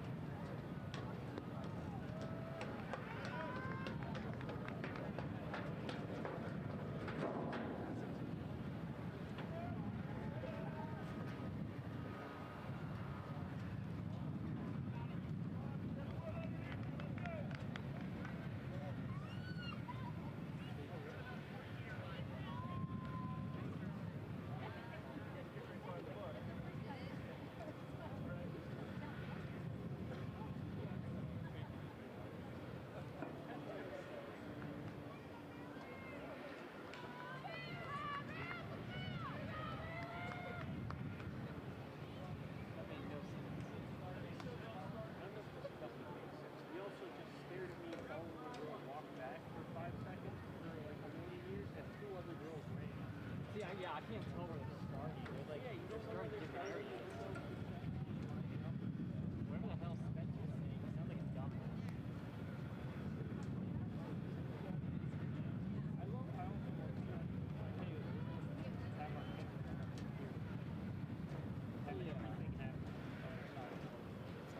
Currently, at the north end of the track, we have the first flight of the women's shot put. The first flight includes Truthorn from South Dakota State, Joyce Navarreka from Roberts, Young, South Dakota State, Alexandra Seacrest, North Dakota State, and Spires, North Dakota State. Elena Whitney, Joel Roberts,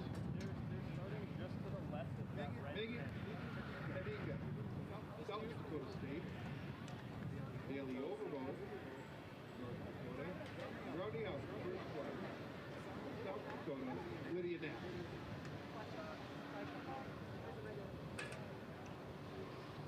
The Summit League conference meet record for this event is 17.53 meters, set in 2021 by Akili Moton of NDSU.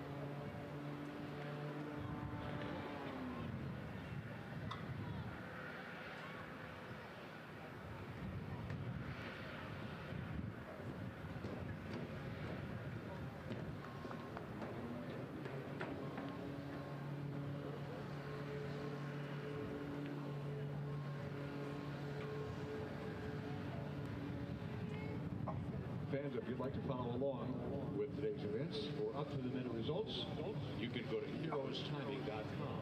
That's HEROS timing.com. Search for the Summit League Outdoor Track and Field Championship.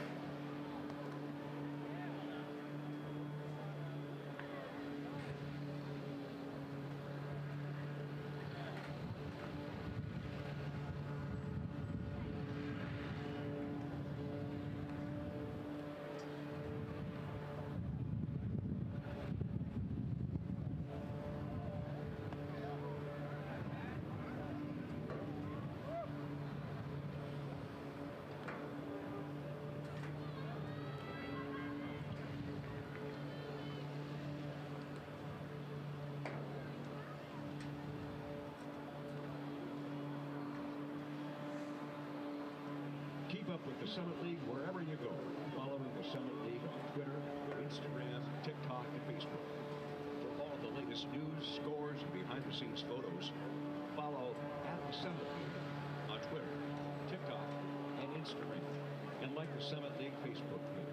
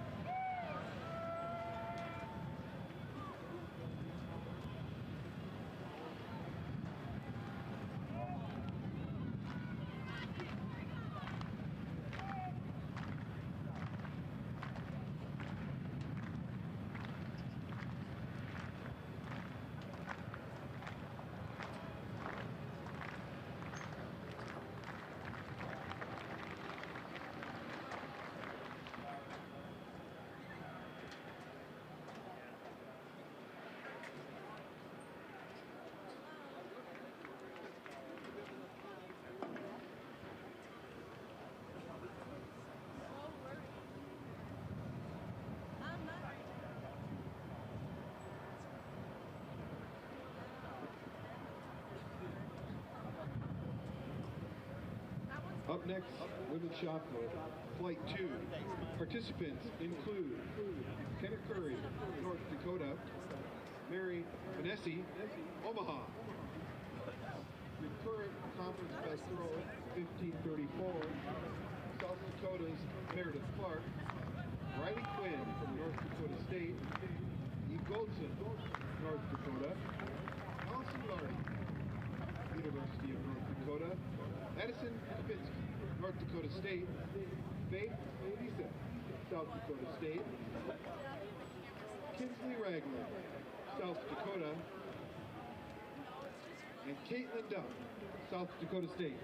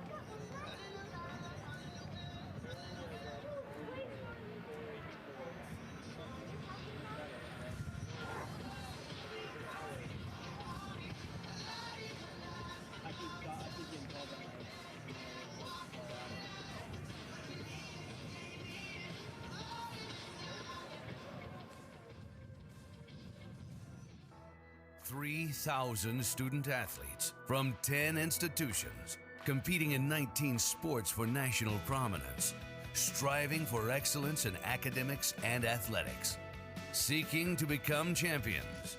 Nearly 100,000 students and more than 800,000 alumni celebrate Summit League student athletes and their rise to reach the summit. The Summit League, where tomorrow's leaders strive to reach the summit today. Stay prepared for the days and nights ahead with the best weather team. Download the Storm Tracker app, powered by Laney's. Get alerts and updates straight from the WDAY Storm Tracker team, with accurate weather reports specific to your area. Just search WDAY in the Apple or Google Play Store. Download the Storm Tracker app and be ready to plan your day. The Storm Tracker app, powered by Laney's. Download it today. The passage of Title IX proved there's no force more powerful than a woman determined to reach the summit. Through 50 years of this legislation, female student athletes have broken new ground, lifted championship trophies, and earned college degrees. These trailblazers paved the way for today's athletes to perform and fill the stadiums where so many women before them fought to compete. The Summit League proudly joins our members in honoring those who've inspired the climb and those continuing to reach for the summit. When the game ends, we're just beginning. Sports Sunday. The award-winning WDAY sports team dives into the biggest sports stories throughout the region. Get to know the athletes behind the major plays. WDAY presents the best sports show in the region. When the game ends, we're just beginning. Sports Sunday. Sunday nights at 10:35.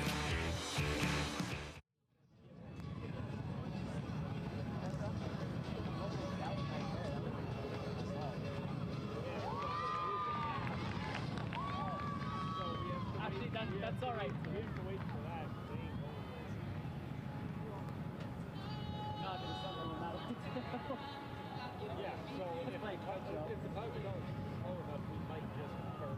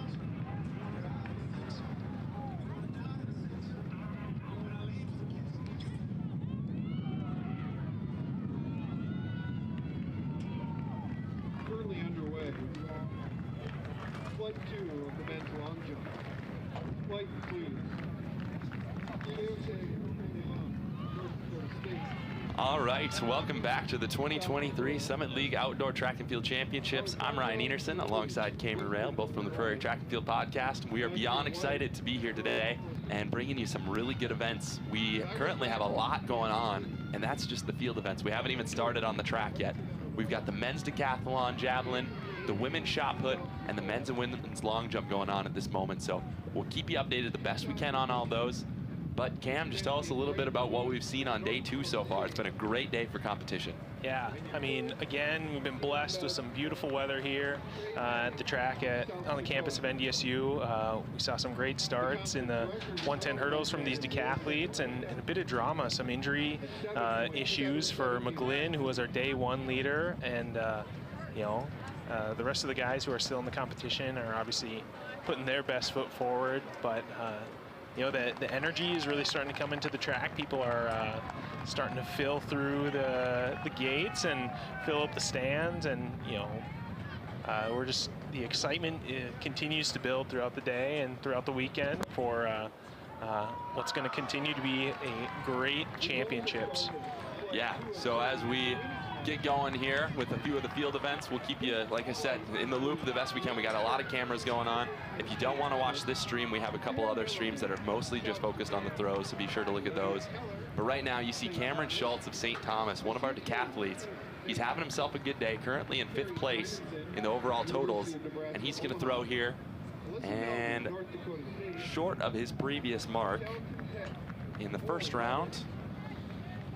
He threw 35.94. I don't know if that's going to quite make it out there, but we've got a lot of interesting storylines. As Cam mentioned earlier in the broadcast, we came in with day 1 leader Zach McGlynn, who injured himself warming up for the hurdles, so we lost him right away.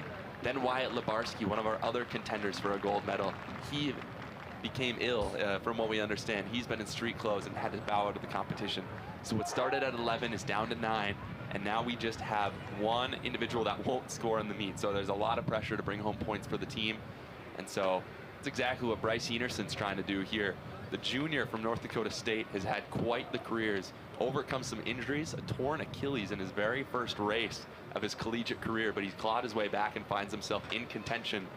Had a great first round throw of 50 meters. Let's see what he can do on this one. That might be even a little bit better. Another good throw for Enerson. He's really coming alive today when it counts the most. And just watch that replay. Keeps the tip nice and high. Moves through it so well. And so far, he's got the third best throw in the competition behind Nate Raditz and Eric David. That's going to be a small little PR for Enerson. 50.84, 166 feet, 9 inches. We'll keep you updated here as we go along. Cam, what are we going to see on the track tonight that has you really excited? Well, as a steeplechaser, back in my day, the steeplechase finals for the men and the women kind of has piqued my interest the most. But we'll also be paying very close attention to the 800-meter prelims on the men's and the women's side. Great fields there. On the men's side, in the 800, we have 1, 2, 3, 4, 5 athletes who've broken 150 so far this season.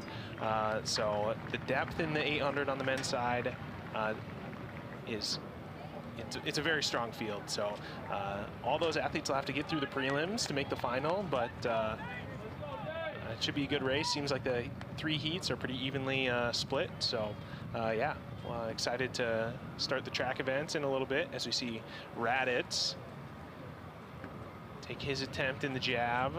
It's going to be a foul out of the sector, but Nate Raditz has a stranglehold on first place. The gold medal is his to lose. And you just watch here, didn't quite get as much behind as some of the others, kind of what we call lose the tip a little bit, where the bottom of the javelin kind of moves closer to the ground. And not bad, though, considering that on his very first throw threw 53.40. This is the same guy that threw 58 meters in the open javelin last night and had a heck of a meet. Raditz has essentially lived at the track this weekend. You know, his 10 events that he has for the decathlon, as well as he contested the open javelin last night and the open long jump just a couple of minutes ago. So by the end of the weekend, he'll be very familiar with this facility. You see Hidani of UND for his 3rd attempt. And Hidani will get it out there just over 40 meters. I think this will be an improvement for him. He threw 39.85 on his first one.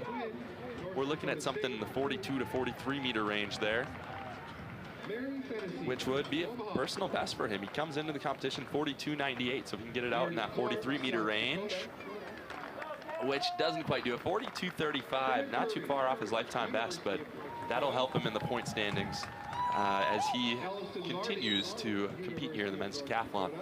Real quick, just want to give you an update on who is in our women's shot put final. So we've got a lot of long jump going on. Our shot put is progressing a little bit faster here as Townsend Barton gets a good throw there. They'll mark that. But our finalists for the women's shot put, going from best throw in the prelims to our final 9th individual that's going to sneak her way in. We've got Faith Liseth of South Dakota State, Eve Goldstein of North Dakota, Allison Lardy of North Dakota, Kenna Curry from North Dakota, Meredith Clark from South Dakota, Mary Fennessy from Omaha, Riley Quinn from North Dakota State, Kinsley Ragland from South Dakota, and Lydia Knapp from South Dakota. So a lot of fighting Hawks and a lot of Yotes in this women's shot put final. This is Ryan Benson you see on your screen. Benson has been having a really, really good meet. Just a freshman for the South Dakota State Jackrabbits. He puts a lot behind that one. That's going to be a great throw for him. Upper 40s. Coming into this meet, he had a personal best of 44.68, but I think that throw is going to obliterate that personal best. Looked great. Benson is one of those athletes you can tell is just naturally gifted, has a lot of spring, a lot of pop. Throws 47.64 for a big personal best for him, almost 3 meters. So he's really excited about that one, and that helps him in the overall standings. He's competing for a medal, and he knows it and wants to do everything he can to set himself up for a good race. The throw really came at the perfect time for him. You know, only 3 attempts, no finals in any of the field events for the decathlon. They're doing enough as it is, so last one, best one. Absolutely.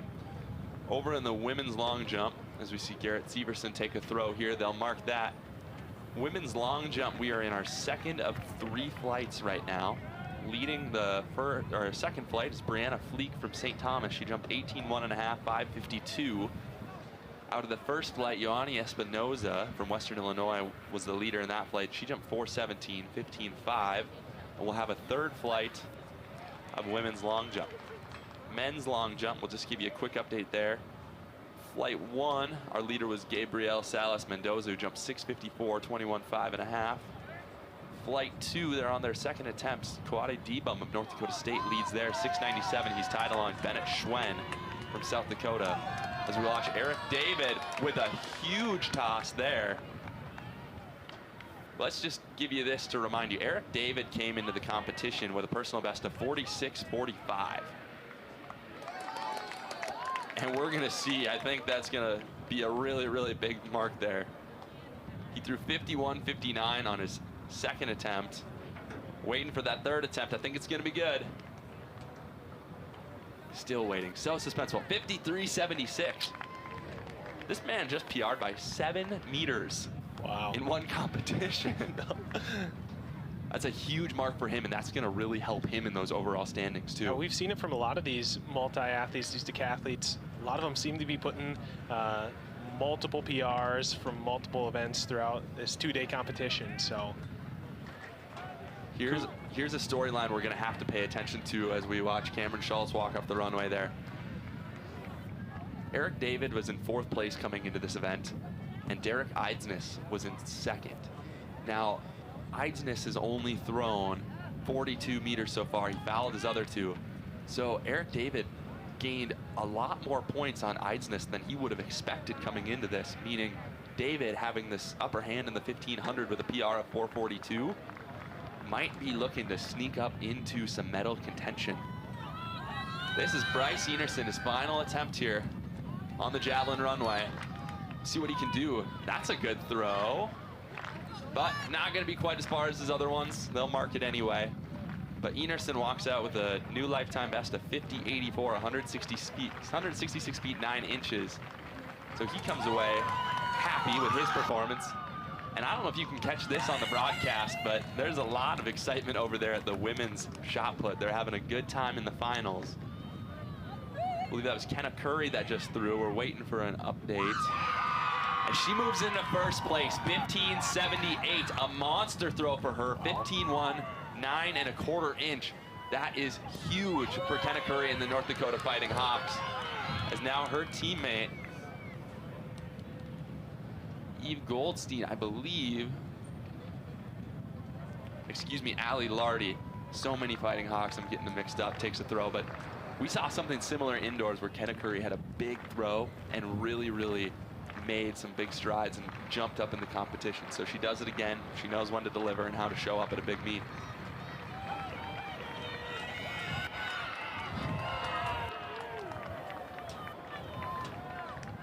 So here's Goldstein for her 4th round attempt.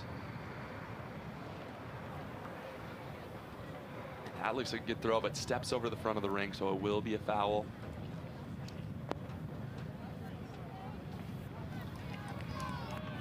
Has a ton of energy down here on these throws. A throw by Kenna Curry beat her best mark in the trials by about 1.1 meters. That's big time. Keenan, glad you're down there. Just tell us, besides that last throw from Kenna Curry, what are we seeing down at the shot put? We got a lot of Fighting Hawks and a lot of Yotes. Yeah, it's a lot of Fighting Hawks. It's a ton of energy. Everyone's just getting up for these, and just a few throws to decide who's going to win this shot put event.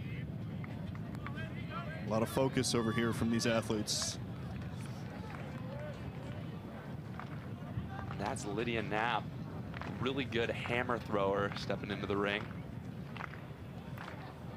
Yeah, this is Knapp's 3rd finals that she's made so far this championship. We saw her in the hammer, of course, and the javelin, and now the shot put. So yeah, has a really good throw there.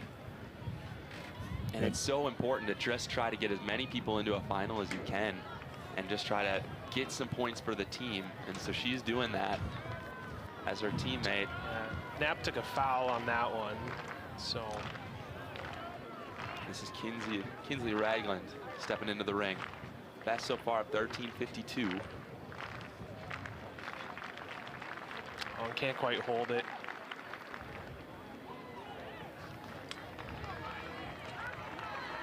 Looks like that one just got away from her a little bit. Loses her balance right at the end there. And we're on our final throws here in the women's shot put final. This is Riley Quinn, a freshman from North Dakota State.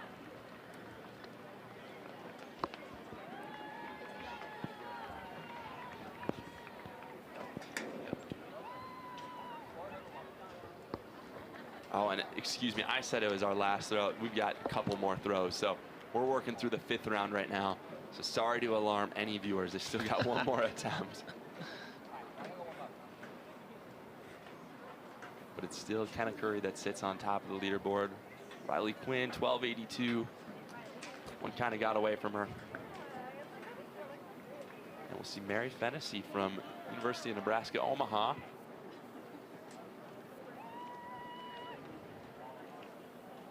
Good glide across the ring, but doesn't like it, steps on the toe board and fouls.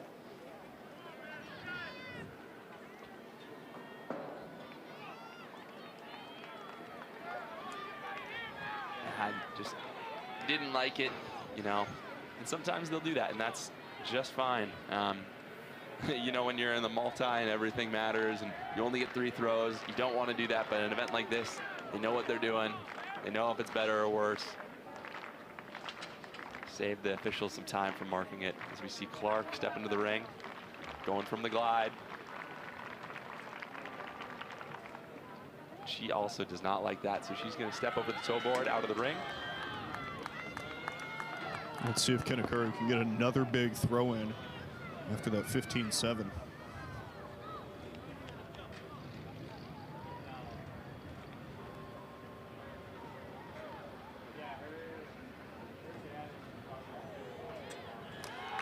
And it is. It's a huge one. Let's see what that is. Kenna Curry knows how to compete when it matters most. She threw 15.78, 51 feet 9¼ inch on her 4th round throw. 15.67, so not quite as far as her 4th round attempt, but she's consistently now putting them out there over the 51-foot mark. Now her teammate, Allie Lardy, is going to step into the ring. Lardy sits in 4th, just out of medal contention.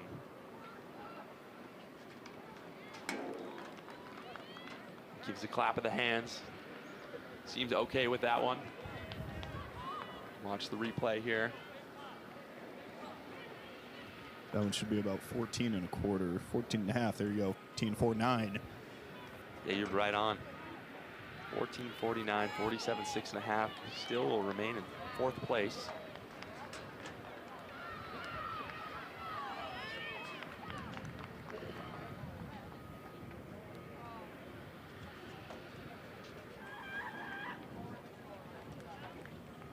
Would have been a good throw, but she stepped over the front. Yeah, so another foul from Goldstein. Just really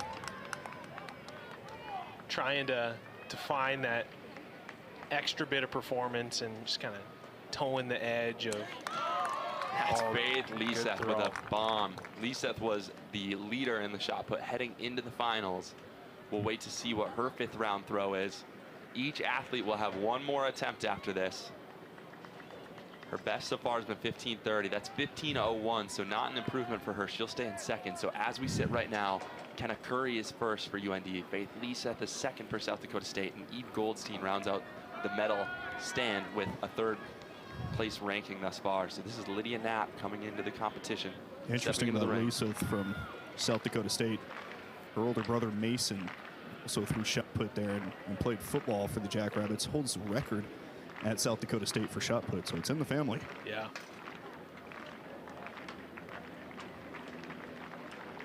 As Knapp throws there, she'll walk out of the back of the ring. They'll mark that. And just to kind of give us an update on how these rankings compare to indoor. So Meredith Clark from South Dakota was our champion indoor. She threw 14.96. So we're definitely seeing throws further than we did back in February. Faith Liseth took 2nd indoors, 14.65, and Kenna Curry took 3rd. So Curry looking to elevate that medal from bronze to gold this outdoor championship as we move to Kinsley Ragland into the ring.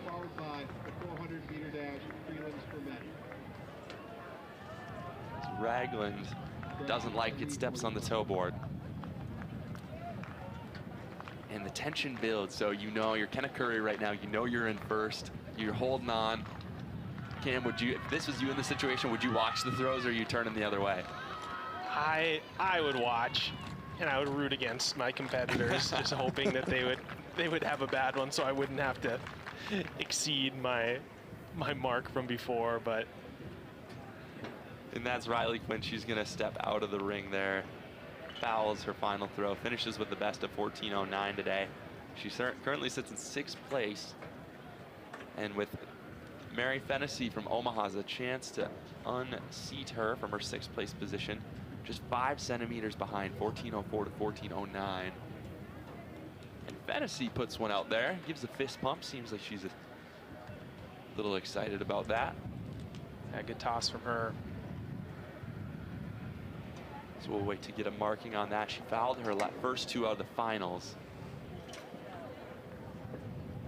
And this last one, we wait for it to pop up. They're taking the time.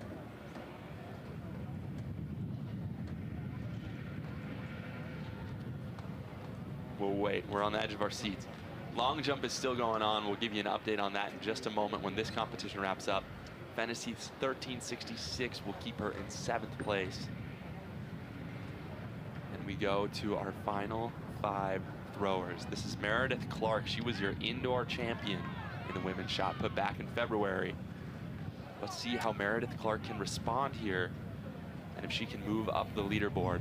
She currently sits in 5th place. She takes her glide position. Out of her hand, it looks pretty good. A few claps. We'll wait to see if that's any sort of improvement or not. Keenan, do you feel the suspense kind of building down there for the UND throwers, or how is the atmosphere like down by the ring? Yeah, there's still a little bit of tension down here. Curry's throw, if she can get a big one, get some more separation, add some insurance top of her already large lead right now. It could put some more pressure on Lisa. And Meredith Clark is going to move into third place, 14.99. That's a big move for the Yotes and some more points for the team as Kenna Curry takes her last throw. And she just steps over. Looked like it might have been a good one. Oh man, now for her, it's just the waiting game. At this point, now I probably wouldn't watch. You know, put myself in a corner and wait till the results are come through. But here's Allison Lardy. Decent throw. She'll have the mark it, steps out of the back of the ring. The one good thing Kenna Curry has is that out of the 3 remaining throwers, Allie Lardy and Eve Goldstein are her teammates.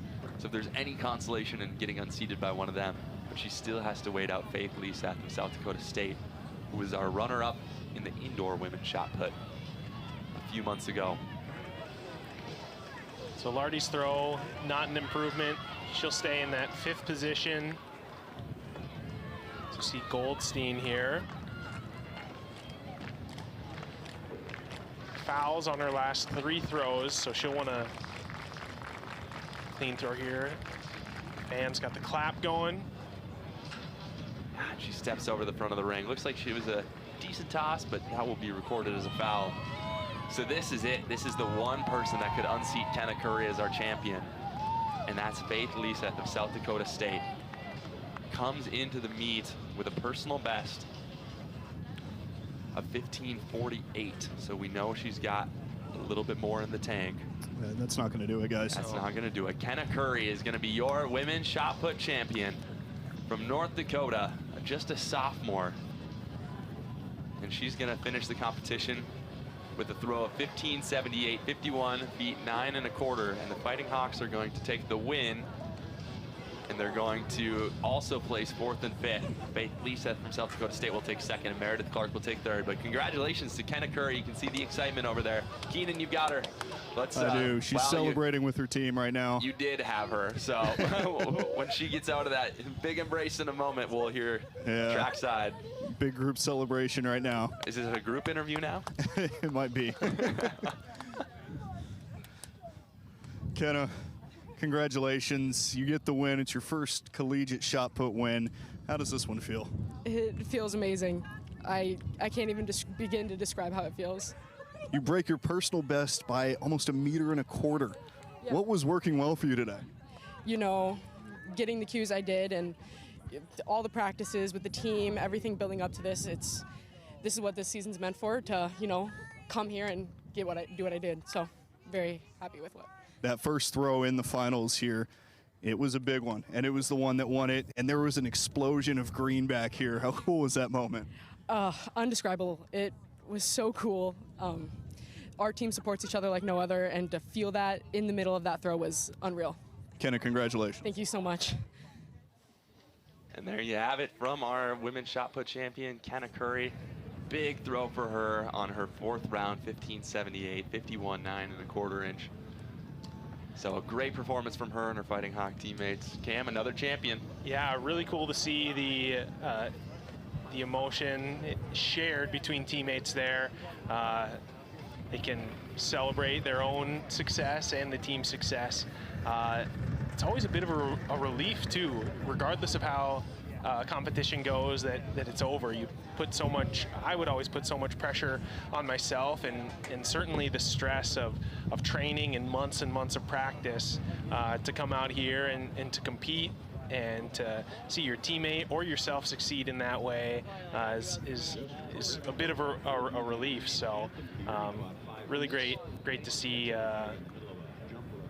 the team camaraderie there from the Hawks. So congrats to those women's shot put.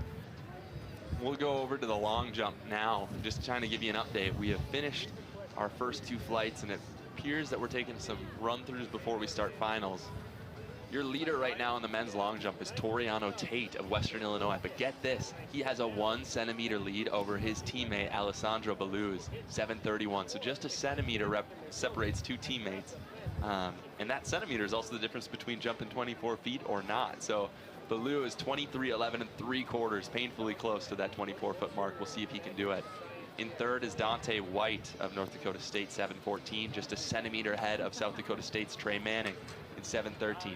Guade D-Bump sits in fifth right now with a jump of 6:97. Bennett Schwen of USD in sixth, 6:97. Jaden Green, 6:81, snuck that in on his last attempt in the prelims, so he's in seventh. Victor Sowancombo from Kansas City, just a freshman, jumped 6:75. And then Tristan Hanna of South Dakota State, 6:70 on his first attempt. So those are going to be our 9 finalists. We'll keep you updated there when we head into those. Yeah, one notable athlete missing from the finals is defending champ Brandon Lewis and NDSU school record holder. So 3 fouls from him. So obviously not the result he wanted or the Bison wanted. So, but the finals will go on with the athletes who've qualified, and we'll have a great competition there. Yes, so we'll get those finals underway shortly. The women still have another flight of prelims, but through 2 flights, Deja Moss of North Dakota State is your leader at 5'76", 18 feet 10 3/4 inches. Olivia Keller from St. Thomas sits in second, 5'72", and Alyssa Melvin sits in third, 5'70", 18 8.5 for North Dakota State. So we will give you more updates on both the men's and the women's long jump here. From what I heard from our PA announcer, we will start the men's decathlon 1500, their 10th and final event at 3:45 p.m. If we get more word on that, we'll keep you updated. But those guys, Cam, 1500 as a 1500 runner, that's a tough race. Yeah, as a 1500 meter runner, you sign up for it. Yeah.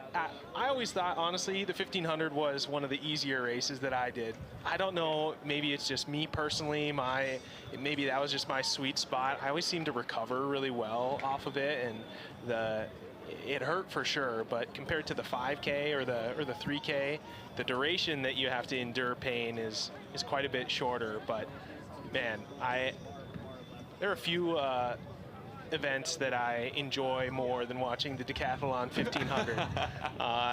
It's not, I mean, obviously not your guys' premier event, so you guys aren't the best 1500 meter runners in the world, but knowing what you guys had to go through to get to that, and the grit and I don't know, it's a different experience. It's almost a different race to watch. Dude, the 1500 for the decathlon, I've suffered through enough I can laugh about it, but it's so hilarious how slow we're running, but how fast it feels.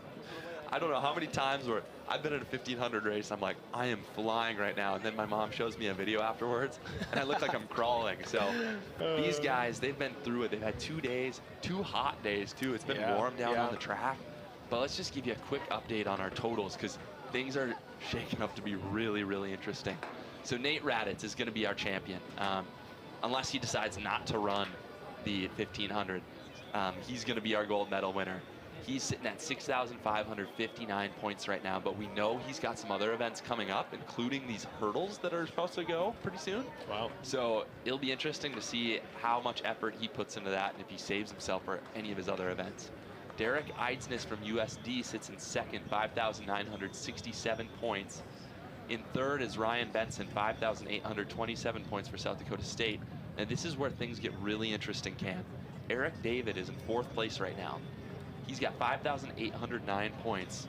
And I'm going to do some math, not mental math, because I'm not getting paid for that right now. But if we do that real quick, Eric David is 158 points behind Derek Eidsness. Now, in the 1500, every second is worth 7 points. Eidsness has a personal best in the 1500 of 512. Eric David has a best of 442. So, if they were to run their exact marks, that's a 210-point gap. So, Eric David very much has in his abilities to make a jump on both Ryan Benson, who's also a talented 1500 runner, and Derek Eidsness. So 1 through 4 is really, really interesting.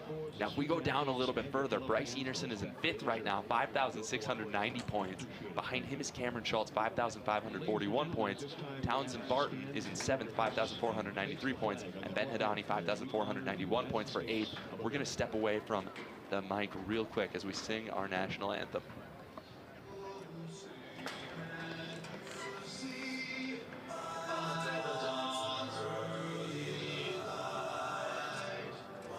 So proud to be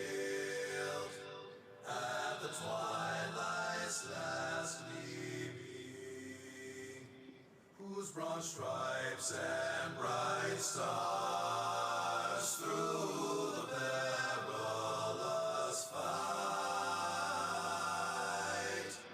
O'er the ramparts we watched were so gallantly streaming, and the rugged red glare, the bombs bursting in air, gave proof through the night that our flag was still there.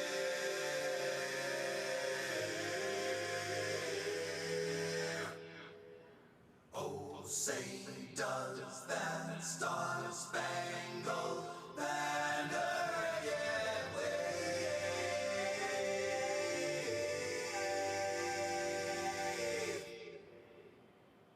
o'er the land of the free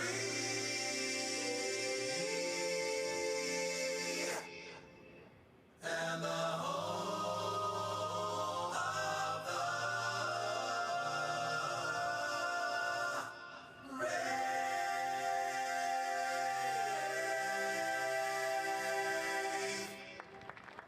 Thank you. That was beautiful. They mistimed the flyover just a little bit. Went over right in the middle of the song, but phenomenal day we're having here with a phenomenal national anthem.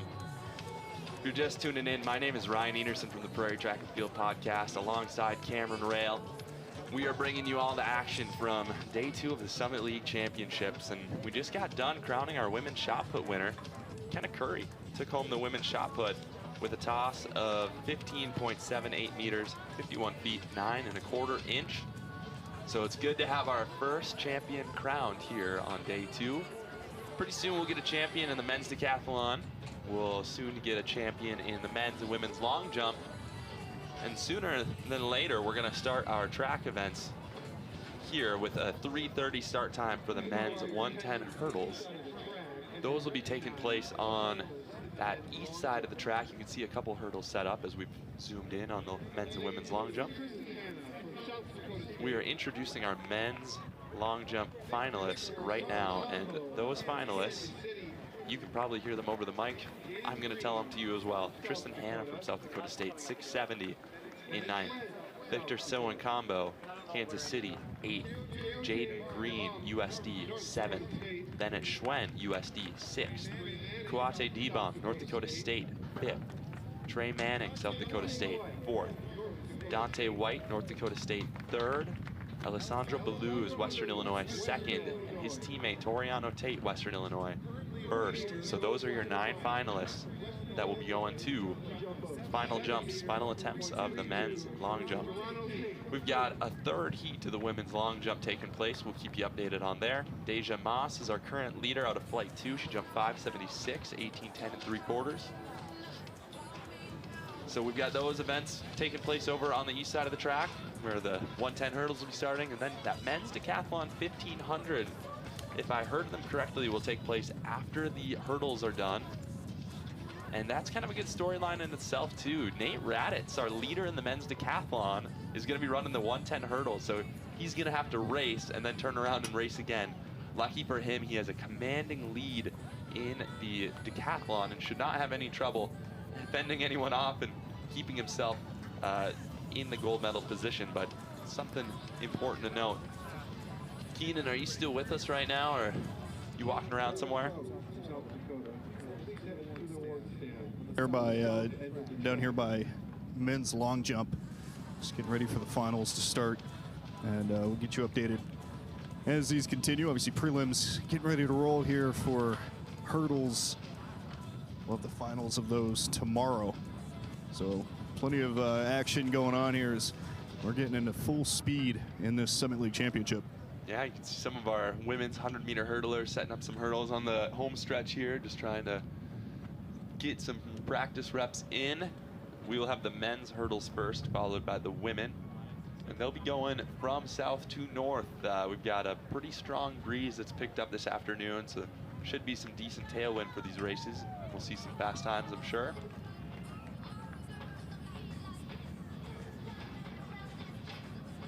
We also have some high jump that's going to be taking place in a little bit. So at 4:30, we'll have the men's and women's high jump. They'll be going on together over at the high jump apron.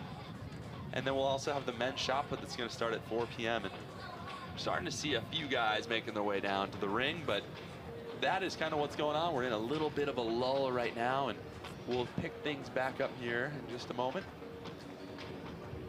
And guys, I'm going to try and run around and catch everything, but obviously this venue is so big that there's quite a bit going on. So we'll try and keep you guys updated at home on everything that's going on here around this beautiful brand new complex hosting its first championship. Yeah, so we'll just talk a little bit about the old complex a little bit. First of all, kind of the aesthetics. It was a kind of a yellowish colored track, and that track was as hard as cement. We almost couldn't train on it because we were sure to develop some shin splints in the first week or so. Caused some fast times, but overall this is just going to be such a great facility for North Dakota State to train. And it's been really fun to see the reception of it last weekend at the NDSU tune-up meet and this weekend at the Summit League Championships. For a lot of these athletes, they've never competed on this track before. Most Summit League schools, the last time the Summit League meet was hosted here was 2017. So it's been a minute, as the kids would say. So therefore, a lot of these athletes have never competed on this track. But it's a good opportunity for them to see that, hey, Fargo's not that cold, and we don't have snow on the ground anymore. Yeah, I think this the weather's playing a trick on everybody because Fargo is that cold, Ryan. But especially this winter. Yeah, yeah. I'm surprised that all the snow melted in time for this meet. I wouldn't be surprised if that was a legitimate conversation that some of the coaches had. What if the snow doesn't melt by the 12th of May? And there absolutely was that conversation. Yeah. I know North Dakota State had to get out here and try and scrape the track and get some of the base layer ice off of it. Yeah. Right, and I mean, it was just as recent as April 22nd that they had a meet cancel here because of snow on the infield and the track and in the throwing areas, so not that unrealistic. We'll go to the women's shot put medal ceremonies here. In third place, you're going to see Meredith Clark from University of South Dakota with a great toss to come back and earn that bronze medal today. This is Faith Lisa taking the silver medal, 15.30 meters, 50 feet 2.5 inches per second. Your winner. With a throw of 15.78 meters from the University of South Dakota, Kenna Curry. And yes, that is Kenna Curry. Had a big throw on her 4th round toss, moved all the way up to first place, giving the Fighting Hawk sign there as she tops the medal stand as your champion in the women's shot put. So indoors, we just kind of had a shakeup of that order. Indoors, Liseth was silver, but Curry and Clark, they kind of flipped places. Clark was our indoor champion. Curry was our bronze medalist indoors. But we see a different storyline play out today.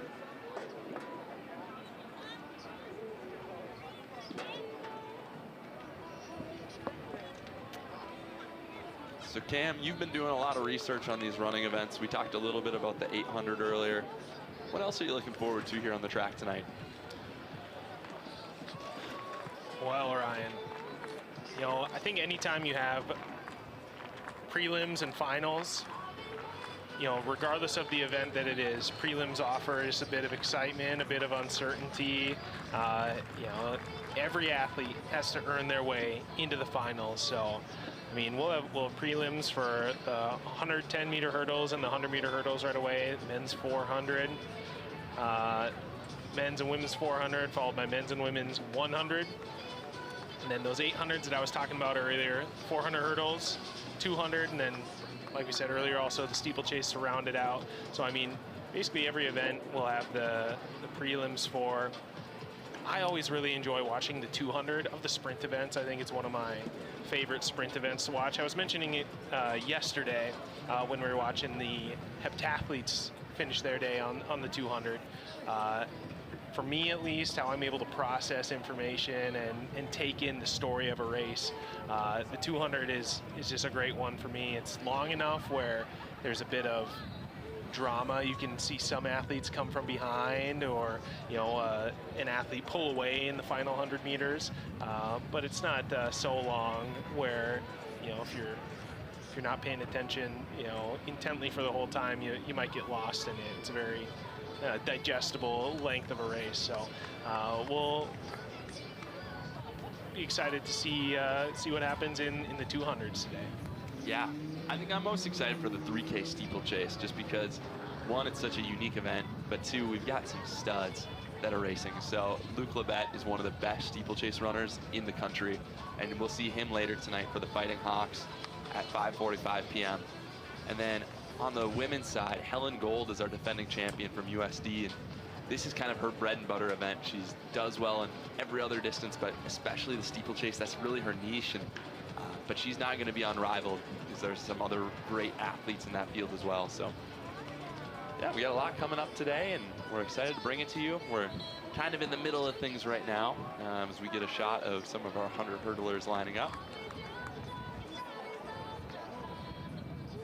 But if we do want to get the camera over to the long jump while we're waiting for some races to start here, they're already in the blocks, but we do have a couple jumpers going here. So our finals for the men's long jump has started. So far, we haven't seen any shakeups really. Victor Sewacombo moved from 8th to 7th, but otherwise, we've had a couple athletes that have actually passed on some of their jumps, so I'm not totally sure what the storyline is there.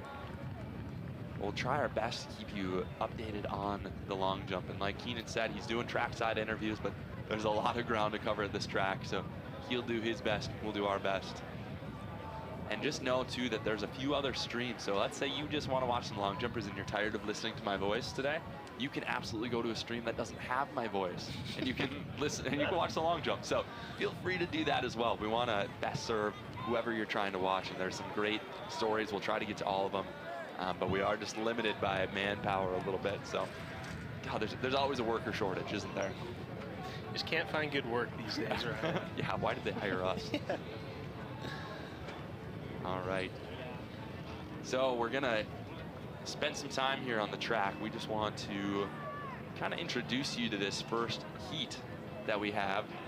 So with the hip 3 numbers, Carter Mack of St. Thomas could be in lane 3. On his right, that's Brock Johnson of North Dakota State, the sophomore out of Bismarck, North Dakota.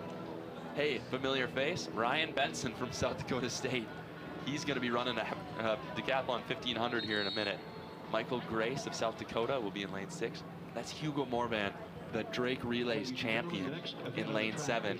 And Jared Egermont of Valley City, North Dakota for the Bison out in lane 8. So that is our first heat. 13.62 seconds. We're being told that Tavaski Lewin has the Sebastian Summit League Championship record of 13.62. Tavaski, we'll probably see him on the video here. He's a coach now at USD. And I don't know, for Hugo Morvan, that could be a time that gets rivaled this weekend. 13.62 is definitely within his wheelhouse. Or Pierre Lear from South Dakota State. Both of those guys could have opportunities to really do something great. So we'll have 2 heats of this men's 110 hurdles race. In 7 from South Dakota, Hugo Morvan. And in lane 8 from North Dakota State, Jared Egermont. There's no question that Morvan is definitely the favorite here. As we see our athletes take the blocks. He's in lane 7, so keep your eyes on him. Don't be surprised if you see Brock Johnson from North Dakota State get out to a fast start in lane 4 and really do some work there to try to rival Morvan. So once again, we've got Mack in 3, Johnson in 4, Benson in 5, Grace in 6, Morvan in 7, and Egermont in 8. Ladies and gentlemen, this is heat 1 of the men's 110 hurdles. And they're off. Morvan gets a good start, as does Brock Johnson from North Dakota State. Those two are separating themselves from the field early, but it's all Morvan. Johnson on his left, Benson trying to make a move, the decathlete, but this is Morvan who's coming up to the final hurdle, is gonna cross the line. Johnson second, Carter Mack or Benson may have made a move there.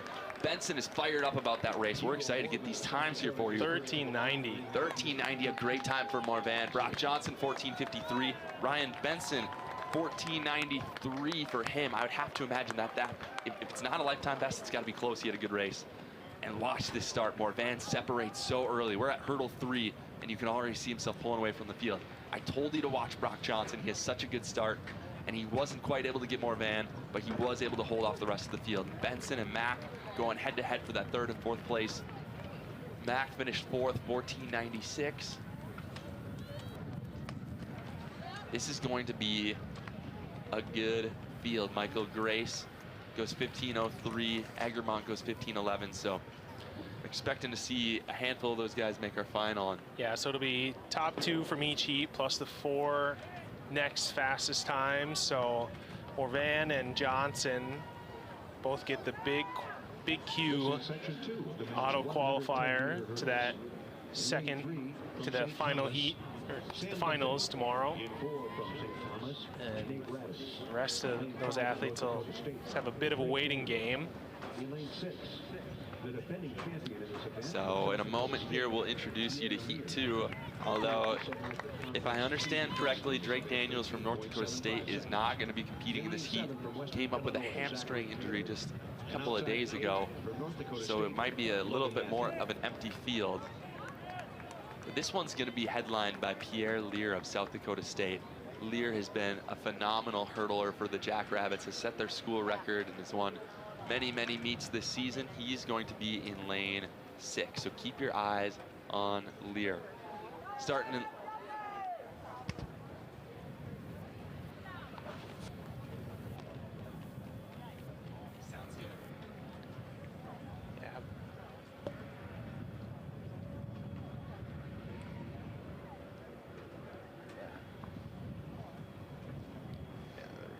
All right, so here is our lane assignment. So we've got Sam Duffing from St. Thomas in 3. We've got his teammate Nate Raditz. Can somebody give this guy a break today? He's been doing everything. He's done 9 events in the decathlon, he long jumped, and now he's running some 110 hurdles. Like we mentioned, Drake Daniels is an expected scratch in lane 5, but Pierre Lear, the one to keep your eyes on, he'll be in lane 6. Zachary Taylor of Western Illinois will be in lane 7, and Logan Matthew of North Dakota State will be in lane 8. So we'll watch these athletes as they take the blocks here. And as Cam said just a moment ago, top 2 are going to get those auto qualifiers. So we know Pierre Lear is going to take one of them. Cam, who do you have your money on to take the second? Well, let's go for the North Dakota State athlete in lane 1 there. Lane 8. Lane 8. Logan Matthew. Twisted Matthew. As they get out of the blocks, Lear has a great start, but that is Sam Duffing on the inside. He is really rivaling him. Logan Matthew of North Dakota State trying to make a move on the outside. He will. It's Lear, Matthew, Duffing. As Lear is going to cross the line. And we'll wait for that time to pop up. Lear took command of that. I think he got a little bit more of a rival than he probably expected. He maybe thought he was going to run away with that one a little bit more. Good run from Matthew. Great start from Duffing. Yeah. Probably lit the fire under Lear a bit and gave Matthew somebody to chase. We'll wait for those times to pop up on the board, but we'll see 2 North Dakota State athletes in the final for sure, as Brock Johnson from the first heat and Logan Matthew from the second heat will get those auto qualifiers. Pierre Lear will get the other one out of the second heat. He runs 14:21 for his time. Morvan got the auto qualifier out of heat 1. So we can watch those times pop up on the board here. Pierre Lear 14:21, Matthew 14:61. I think that's a pretty good time for him. And I'll imagine Sam Duffing is going to take 3rd. We're waiting for the time to pop up, but he ran a really good race out of lane 3, and he did 15:07. We'll see, he might be one of our last time qualifiers. That puts him just ahead of Egermont, who ran 15:11. So as it stands now, Duffing is in to the final. Taylor takes 4th in that heat. 15:18 for him, and Raditz 15:20, and now Benson got a little bit of time between the first heat and the start of this decathlon 1500 to catch his breath. And they will get a women's 100 race, so they'll have a little bit of time for Nate Raditz to catch his breath, but Those guys will be on the track in a moment. But first, we're going to have the women's 100 hurdles. Brad, it's obviously hoping to make the final, but maybe a little bit of relief that he doesn't have to contest another event tomorrow. Ryan, you were one who did the decathlon and the 110-meter hurdles. What does that do to your body? Like in the prelims and in the finals, what are you feeling? How is it different than the feeling of the 10 events over the first 2 days? Well, I'll tell you what, day one, you show up, you're ready to go. Day two, you wake up and you felt like you did day one of a decathlon. You're pretty sore, but you just kind of have the energy of the crowd and knowing that the team is relying on you for points to pull you through. You come back on day three, it feels like you got hit by a bus. There's no better way to put it. But for a guy like Raditz and Benson, you know, you can look at this one of two ways. You can either be disappointed that your hurdles were before your 1500, but it's probably better that it was not the other way around. You know, gave themselves a chance to make a final, and Benson was able to make this final and will hopefully race for a medal here in the 1500 shortly. But it's all just about mindset. You got to approach it as if it's another challenge. These guys have been, if they have not been challenged enough with 10 events, it's just one more. But also at the same time, they're phenomenal athletes. We've seen Benson and Raditz do some great things all weekend, so I wouldn't expect anything less from them to come out and, you know, go for it. Yeah, you hear kind of the, I guess, the cliche phrase, you know, you can run the first half of the race with your head and the second half with your heart. Day one, day two, physical. Day three, all heart. Yeah, you know, it kind of has to be that way. With the decathlon especially, like, it's an event where you're just so emotionally invested. If you run 100 meters, it comes and goes and you can dwell on it, but you only have 11 seconds to dwell on. These decathletes, they've been out here since, you know, 10 a.m. this morning. They did 5 events yesterday and were giving it their best. So yeah, those guys, they're doing all they can. All right, Ryan, let's move on to the women's 100-meter hurdles. Here we have the lane assignments for Heat 1. Be Taylor Ramakers in lane 1 from Omaha. Sydney Arndt from North Dakota State will be in lane 2. Teresa Bolebrun from North Dakota State in lane 3. She's going to be one that you're going to want to watch. She has run phenomenal this season so far, was part of the shuttle hurdle record team last weekend. She'll be in lane 3. Jaleesa McWashington in lane 4. We saw her do the multi-events indoors. She's going to be focusing on some individual events this weekend. She will be in lane 4. Elisa Alseth, the All-American in the multi, is in lane 5. She's also elected to just do individual events this weekend. That's Elise Durbin in lane 6 for North Dakota. Liberty Justice, saw her earlier. Another multi-athlete still getting after it even when her heptathlon's over. She's in lane 7, and her teammate Avery Schmeichel will be in lane 8. So that will be Heat 1 of the women's 100 hurdles. Yeah, the North Dakota State women's hurdle crew, solid crew. 4 athletes, like you had mentioned, set their shuttle hurdle school record just a couple weeks ago here at this facility. Not an event that is run super often, but Ryan, you're a shuttle hurdle relay school record holder yourself. I am, and mostly because you only get a chance to run it once a year. Yeah. Now, the North Dakota State women, they had a tough draw. They finished second at the Drake Relays, but got disqualified. So they wanted a chance to set the school record again because they easily would have at Drake had their time stood. So they got a chance to do it last weekend at the tune-up. Great way to kind of have some fun and get ready for your conference meet. But that was a fun way to kind of open the track.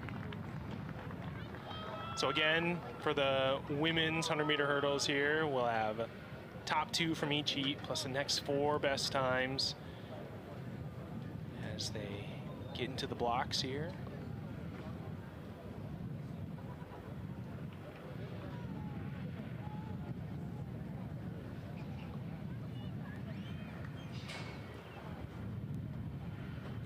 They come set, and they're off.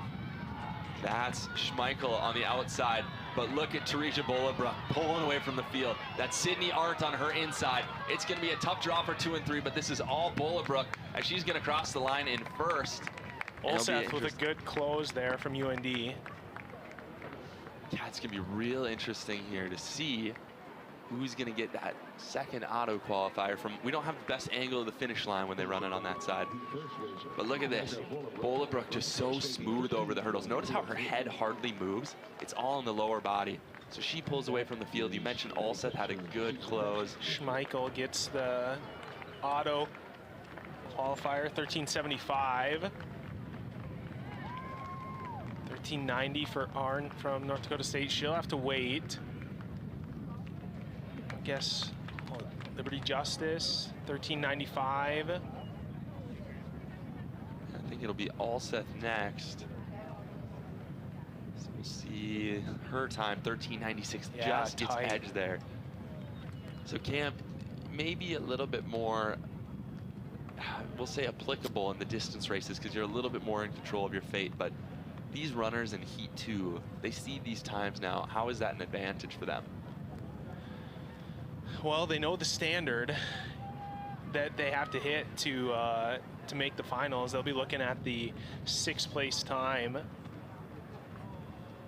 1396, and no, they'll have to run at least faster than that to give themselves a chance to make the finals. You know, I mean, I've never been in a sprint race. I can't imagine that it plays too much, you know, because 100-meter hurdles, there's pretty much one way to run it, and that's all out. So regardless of the time set in the previous heats, you know, it doesn't change the strategy. With the distance events, there could be a little bit of tactics and how the race pans out, but always a bit of a nervy couple minutes for those athletes in 3rd, 4th, 5th, and 6th place as they play the waiting game. So yeah, we'll introduce Heat 2 to you here. In 4 from St. Thomas, Katie and Waldron. Lane 5 from Omaha, Grace Mustard. In lane 6 from North Dakota State. We'll take a look at those lane assignments for Heat 2. 7 from North Dakota, Inouye Knowles. And in lane 8 from South Dakota State, Miguel Dixon.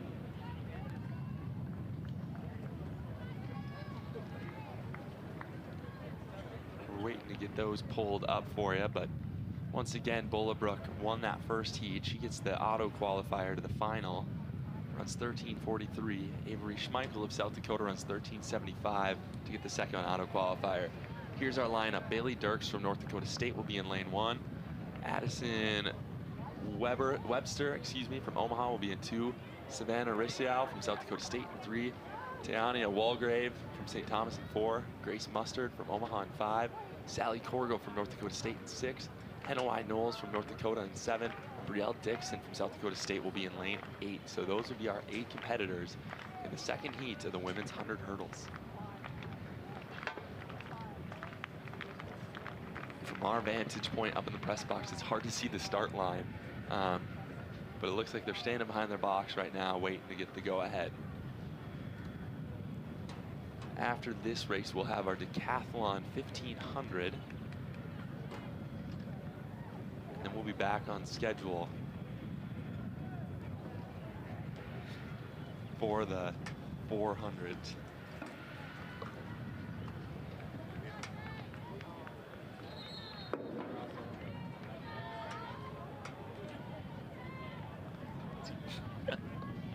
All right. We'll give you the rundown again. Dirks in 1, Webster in 2, Rissiow in 3, Walgrave in 4, Mustard in 5, Corgo in 6, Knowles in 7, and Dixon in 8. They're getting help for a really long time here. I'm kind of surprised on what they're trying to wait on or what's going on there. But they get called up to the blocks now, so all is good in the world. In this heat, Sally Corgo is one to watch. She was on that shuttle hurdle team just a weekend ago for North Dakota State. She has climbed the all-time boards in NDSU school history. But she's not to be unrivaled in this heat. There's a lot of good competition as they get set in the blocks.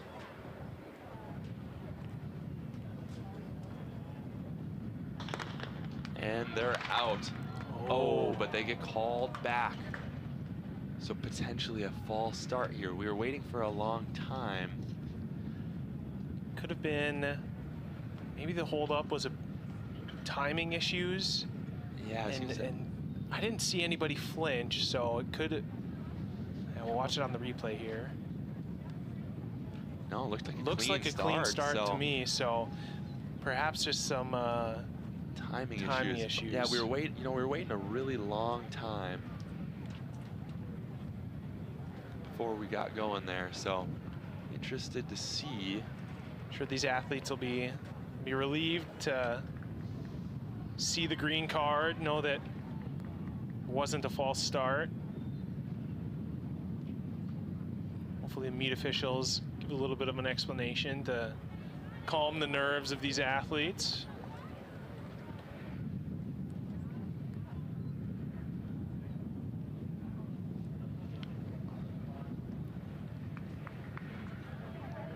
Mentioning Corgo of NDSU, 4th all-time in this event in school history. 1368. So we'll keep our eye on her and the rest of the athletes in this heat as they vie for a spot in the final.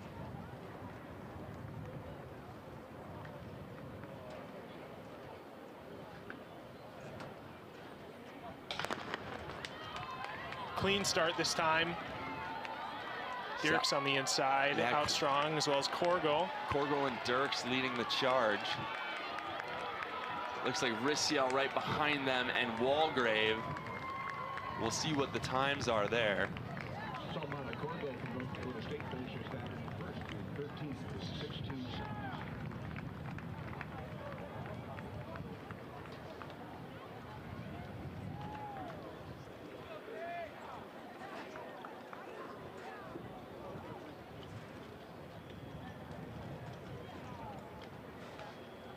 All right, so get those times here. Yeah, 1362, that looks like it'll be a PR for Corgo. In first, Dirks 1392. In the men's 110 hurdles, Walgrave from St. Thomas, 1398, third. Rissiel from South Dakota State, fourth, 1402. Dixon, fifth, 1430. Knowles from North Dakota, 1487 for sixth in that second heat. Mustard from Omaha, 1552 for seventh, heat two. And Webster for Omaha, 1562 for eighth in that second heat. So looking at our qualifiers here, it's going to be Bollebrook that's going to take the #1 time to the finals out of heat one. She'll be accompanied by Sally Corgo, her teammate, 1362 to get the auto qualifier in heat two. Avery Schmeichel will take the 3rd best time to the final. Bailey Dirks will take the 4th best time to the final, 1392. So those 4 are your auto qualifiers. On time, they'll be joined by Sydney Art of North Dakota State, Liberty Justice of South Dakota, our bronze medalist in the women's heptathlon earlier. All-American heptathlete Elisa Alseth will qualify in the 7th position for the finals, as will Tanya and Walgrave of St. Thomas out of heat 2. So those are going to be your finalists for the 100-meter hurdles tomorrow. And in the meantime, we're getting ready for the Decathlon 1500. Just want to update you on the long jump. Toriano Tate held the #1 spot in the prelims, went to the finals ranked first, and popped a 750, 24.7 1/4 on his last jump to take the win. Second was Alessandro Beluz, his teammate from Western Illinois, who actually passed his last 2 jumps. He jumped 731, and then Dante White from North Dakota State finishes 3rd in 714, just a centimeter ahead of SDSU's Trey Manning, who finished 4th. So the Tate, Beluz, and White will be your medalists for the men's long jump. And we're lining up here for the men's 1500. They're going to finish right in front of us, meaning that they're going to start over on the other side, but they're going to have to get some hurdles off the track here. I guess if they only expect them to run in lanes 1 and 2, maybe, but yeah, they might. There we go. They're moving them now. Yeah. Good. So let's bring you a little update on how this men's decathlon is sitting right now. It's a really, really interesting result. Nate Raditz is going to be our gold medalist. He's up way, 592 points, 6,559 points for Raditz. He will probably be taking this thing for a nice jog. Eidsness from South Dakota in second, 5,967 points. Ryan Benson is knocking on the door, 5,827 points. And Eric David in fourth, 5,809 points. those are the 4 that we're going to have to watch right now, because Benson, Raditz, and David have very, very good 1500-meter PRs. Eidsness, not so much. He's really strong in some events. This is not one of them. We'll see if he can hold on here. He's currently in the silver medal position.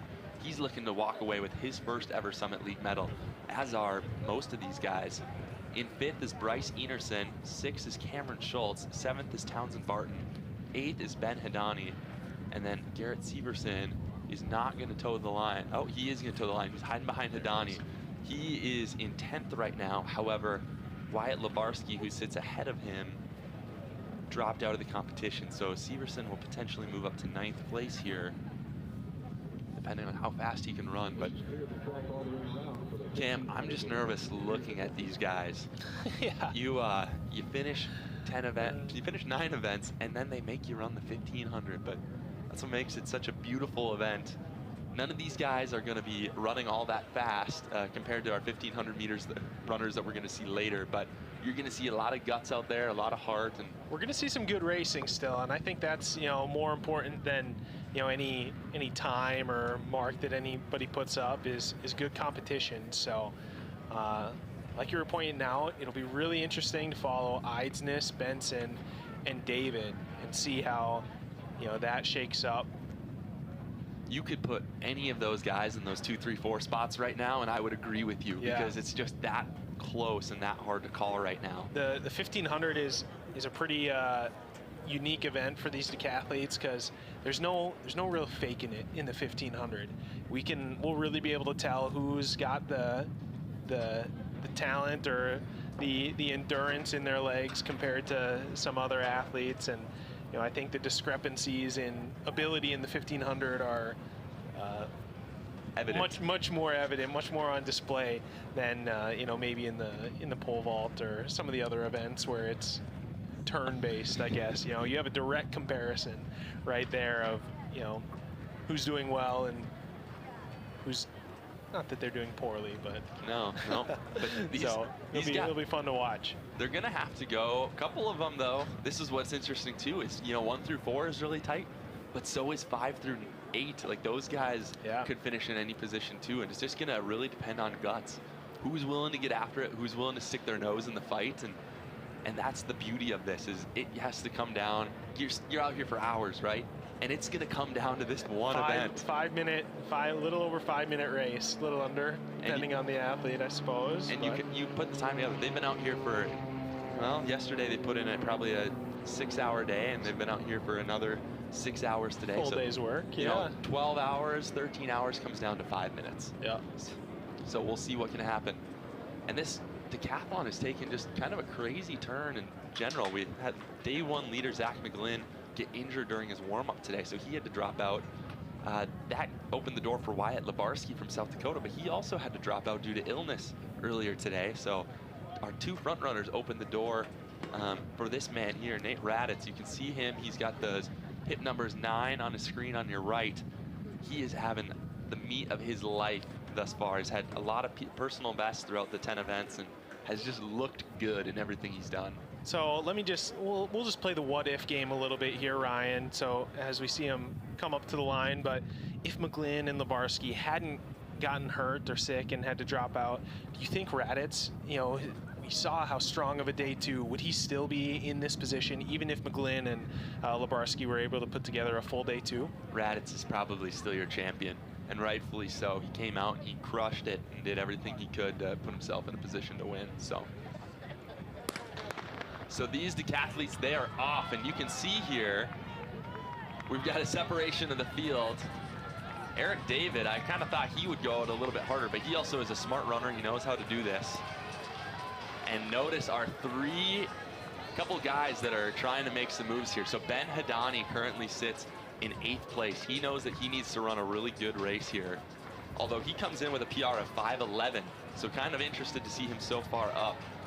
Raditz has taken the lead here. He wants what's his. He's the leader overall in the decathlon, and he's got a sizable lead. He could still take 2nd or 3rd or 4th by a wide margin and still probably walk out with the victory, but cool to see that he's going for it on this event. Behind him is his teammate Cameron Schultz. Schultz is going to have a good race here if he wants to move up in the standings. Schultz comes in with a lifetime best of 5:04, and we're strung out here really well. Then we got 3 fighting hawks: Severson, Hidani, and Eric David. Now David needs to do a little damage out here and beat some of these guys by a decent margin if he wants to move up in the positions. Benson from South Dakota State, he's got to hang tight. He's got a good lead on David he's just behind Eidsness. He's got a good lead on Eidsness, but he's got to keep David in his sight, make sure he doesn't run away from it as they keep moving here. Now Bryce Enerson making a move on Hidani there. Enerson comes in with a PR of 5:31, which as his brother I can say is terrible. So we'll see what he can do here. But this is still Raditz and Schultz leading the charge. Eric David in second, Ben Hidani in fourth, Benson in fifth, and Bryce Enerson moving himself up there. Pretty pedestrian. Raditz knows he doesn't have to do anything crazy here to earn the victory. Yeah, it looks like Benson, too, who's in that third position, is just really kind of queuing off David, who's in fourth place overall in the standings right now, and not wanting to give up that medal spot to David. David has been moving up slowly throughout the race, seems pretty measured. Yep, so we'll see. They got 2 laps to go. Eidsness has got to make sure he doesn't lose too much ground on these guys, and as of now, he's hanging in there pretty well. It's still Raditz. They've got about 700 meters to go coming up on that. Schultz is still there, David is still there, Benson is still there. If any of them are going to make a move and try to go, they've got to do it now. They've got to make those moves.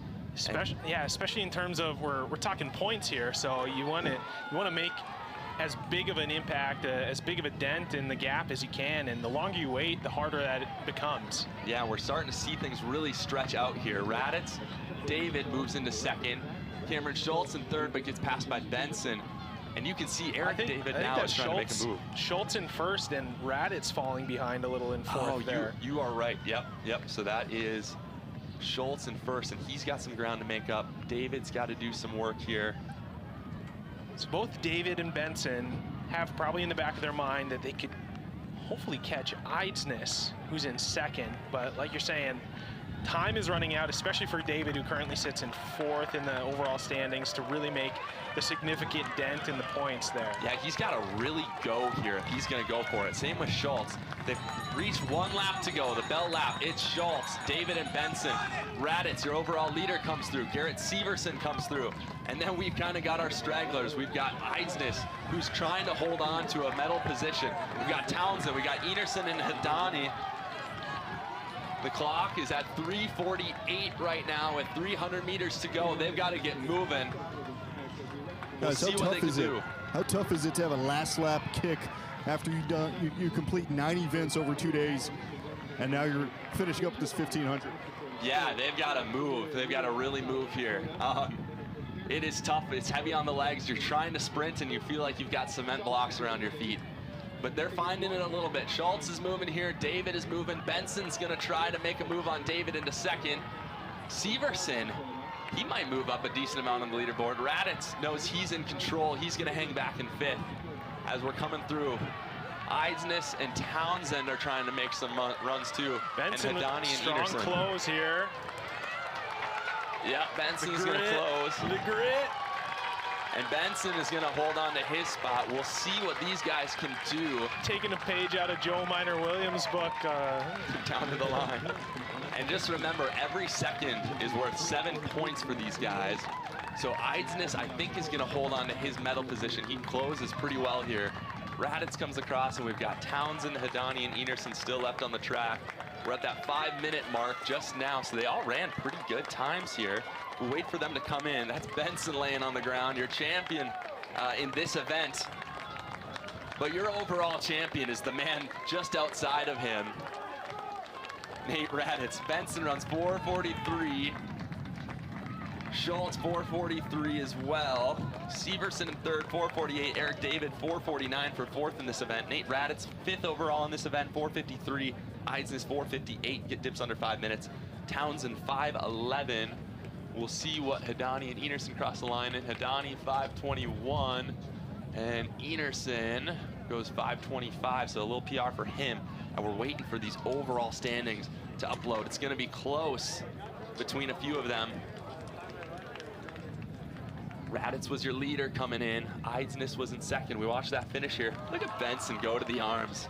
This kid's an athlete. He's going to be one in a few years we're going to be talking about a lot. Flashed a lot of potential this weekend. And Keenan's down on the track. He's trying to get a word with Nate Raditz, who is being tended to by his coach and a few others.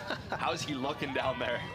Looks like complete exhaustion. I mean, we talk about just the decathlon and the strain of that, but included in that was running the 110-meter hurdles and long jump. I mean, this guy has been doing it all. Did javelin yesterday in the open competition, so he's taking a little break here in lane 2 right now. I'm sure he's got quite a bit of lactic acid buildup that he's trying to loosen up right now. Yeah, that's a face that just looks like he's glad it's over.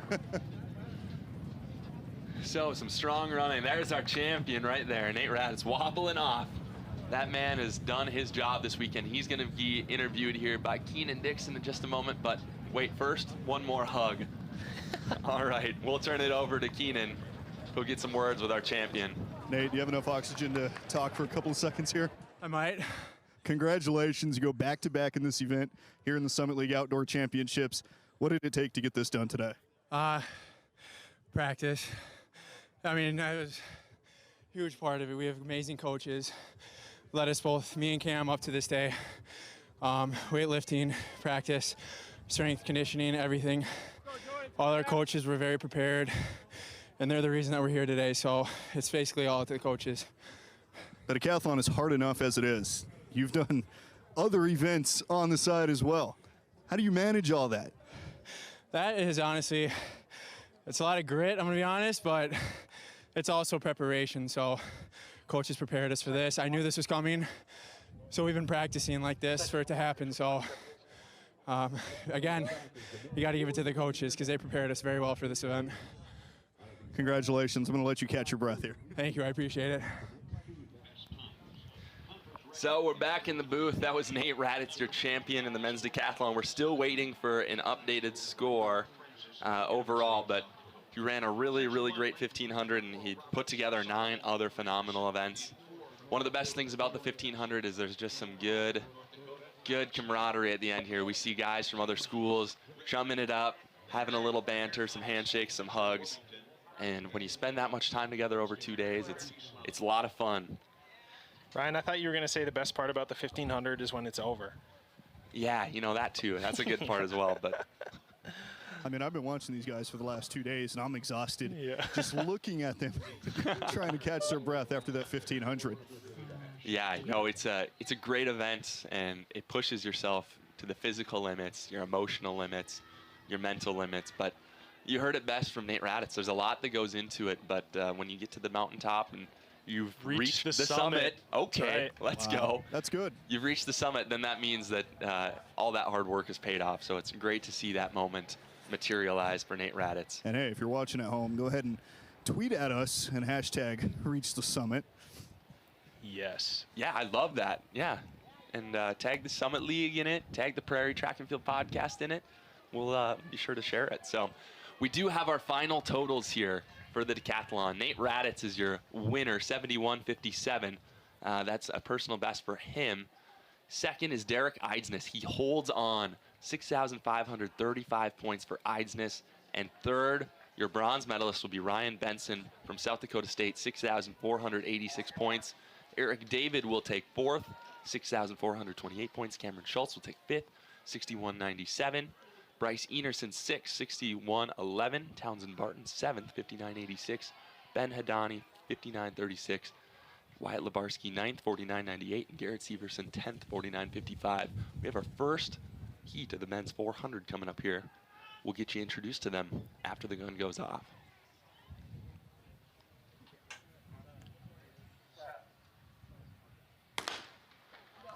We have Granderson of Oral Roberts in lane 3, Vasic of North Dakota in lane 4, Caffeine from North Dakota in lane 5, Ringer of St. Thomas in lane 6, Warmington of St. Thomas in 7, and Slaba of South Dakota State in lane 8. And Ringer is making up the stagger in lane 6. He looks really good through 200, as does Jory Vasic of North Dakota, as they come around with 200 meters to go. Top of the turn, it's Warmington, Ringer. They're looking good, but don't count out Vasic in lane 4. As they come off the turn, that is Ringer, who's gonna bring these athletes home. Vasic is racing hard. Granderson for Oral Roberts going to the arm. He wants an auto qualifier, but look at Reggie Slaba out here in lane 8. Oh, and it's gonna be so close. Oh. Slaba will get that second qualifier as Granderson tightened up there at the finish line. He ran a great race. Yeah, just a couple strides. If he could have held it together. No, we haven't. Yeah, there we go. Slaba second. So Granderson and Oral Roberts will have to wait and see. We have 3 heats of the prelims here. Top 2 in each heat, plus the next 2 best times. And we just watched this finish, so Ringer finishes so well, and Granderson just tightens up a little bit. Stumbles just a little bit, yeah. So we got those times on your screen there. Ringer from St. Thomas is your Heat 1 winner, 48.23, followed by Slaba. Granderson from Oral Roberts will take 3rd, 49.45. Vasic of North Dakota is in 4th. Warmington from St. Thomas, who started so well, finishes 5th in that heat. And Alex Caffeine from North Dakota finishes 6th in Heat 1. So those guys 3 through 6 are gonna have to wait and figure out if they'll cut through on time. Yeah, 49.52 time to beat. Yeah, since we have three heats, so it's top 2 in each heat and next 2 fastest. So yeah, Vasic of North Dakota is the cutoff right now. The last man in, 49.52. So as we get Heat 2 in the blocks here, Cam will introduce you to him. So in lane 2, we have Calvin Bream of St. Thomas. Lane 3, Kudra Nabizra of South Dakota State. Lane 4, Zion Carthers of Western Illinois. Cullen Curl of North Dakota State, lane 5. Donovan Bradley of Oral Roberts in 6. Jacob Levine of North Dakota State in 7. And Mitchell Feel of St. Thomas in lane 8. As they're in the set position, and they're out. Levine is probably the top athlete in this field. He's smoked the 400 and the 200 this season. As you see him make up the stagger out in lane 7, he's out to a great start. Cullen Curl, his teammate, also moving really well, as is Calvin Bream on the inside. Zion Carruthers of Western Illinois is trying to make himself noticed there as they come around the turn with 200 to go. And it still looks like Levine is leading the charge, but that is Carruthers racing quite well. And don't count out Nizabariza from South Dakota State as they come off this final stretch. Levine is in the lead with Cullen Curl, Carruthers, and this is gonna be tight for 2 and 3. Levine's gonna coast through the line. Curl will finish second. Strong finish on the outside there by Mitchell Peel. And Levine goes through a 47.61. He made that look easy. He slowed up like the last 10 meters too. Levine, your league leader. Yeah, and is showing us his form in the prelims here. Just coast through the line the last 10 meters and still runs phenomenally. Have to think that he's the favorite going into tomorrow. Do you know he did the decathlon at one point? I do remember that. I think it was a good call that he switched to the 400 because he wins Heat 2 in 47.61. Cullen Curl takes second in 48.60. Zion Carruthers 48.93 for third. Mitchell Peel of St. Thomas had the strong close, 49 seconds for fourth. Kudra Nizabariza, South Dakota State, 49.24. Donovan Bradley, 49.91. Calvin Bream, 7th, 50.05. So it appears now that 49-second flat is our time to beat here. Peel of St. Thomas and Carruthers of Western Illinois have set the time qualifying standard. So the time to beat to, if you finish outside of the top 2, as we see the Summit League record up on the screen there. Mar Francis in 2022 ran 45.79, so Dude, I saw that, and for a minute I thought he was back out there. I was like, how is he here? Did he find some more eligibility? Let's introduce you to Heat 3 real quick. That's Huntington in lane 3 for the Bison, Riley Campbell for Oral Roberts in lane 3, Ethan Hanna in lane 4 for Oral Roberts, Talon Howman for South Dakota State in 5, Tommy Nickel for USD in 6, Godfrey Chama for Oral Roberts in 7, and David Holmes for UMKC in 8. Ladies and gentlemen, this is Heat 3 of the men's 400-meter dash prelims.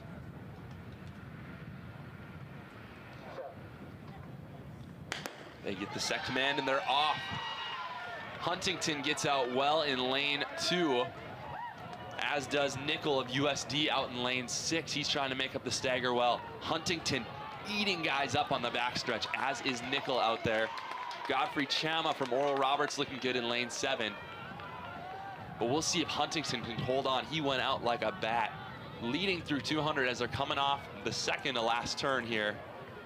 It is still Huntington, Nickel, and tough to tell, but I think Chama is holding his own quite well, as is Hallman from South Dakota State in the middle. So Huntington comes around holding onto his form as well as he can. Hallman with the strong close here. Wow, he might take this heat from him. We'll see. And it will be Hallman, followed by Huntington, Nickel in 3rd, Chama in 4th. 48.08 that time for Hallman. That's good. Huntington makes that final. 48.80 for Nickel. And 49.44. So we'll get those. Nickel will get him pulled up. But look at Hallman. Just looks so smooth there. He timed that perfect. Knew when he needed to make his move with about 50 meters to go. Builds a little confidence there. Races to a 48.08. Great run from Huntington in difficult lane draw, lane 2 there, but a run from Nickel, his 3rd in that heat, will be good enough to get him into the final, as well as Carruthers of Western Illinois. Those will be the 2-time qualifiers.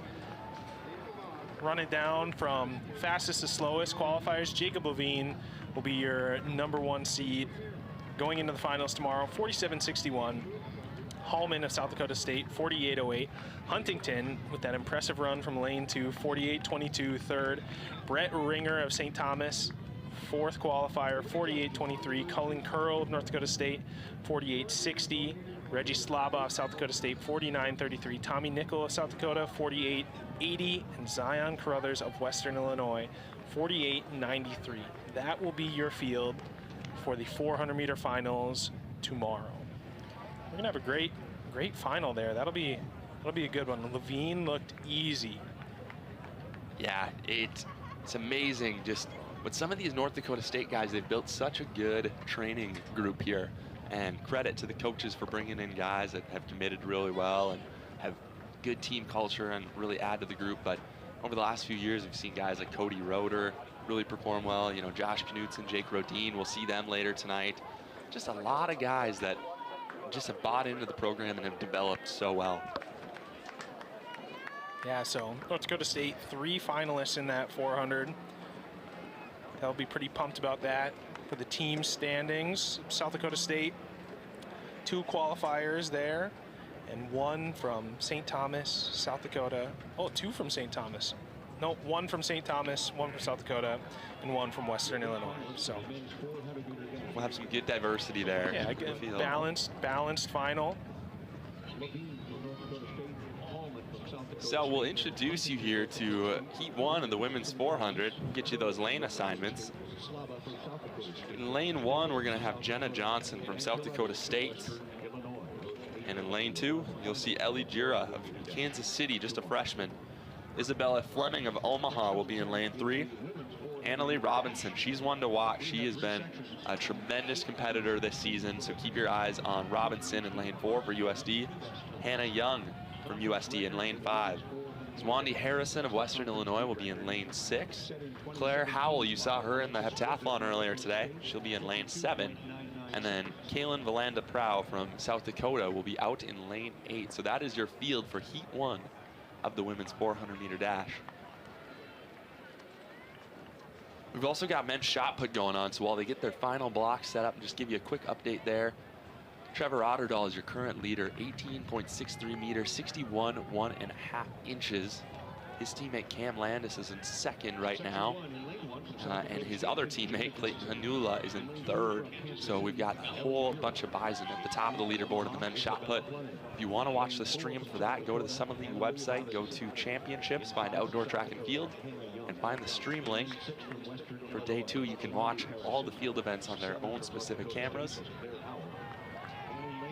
We'll be giving you an update here on the track, but if you want to check in closer to the field events, you may do that as well. We'll also be sure to give you an update on the women's long jump here.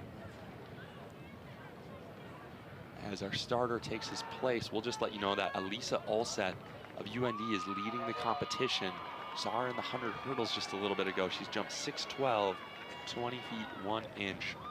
So we'll come back and give you updates on there. This will be heat 1 of 3 in the women's 400-meter dash.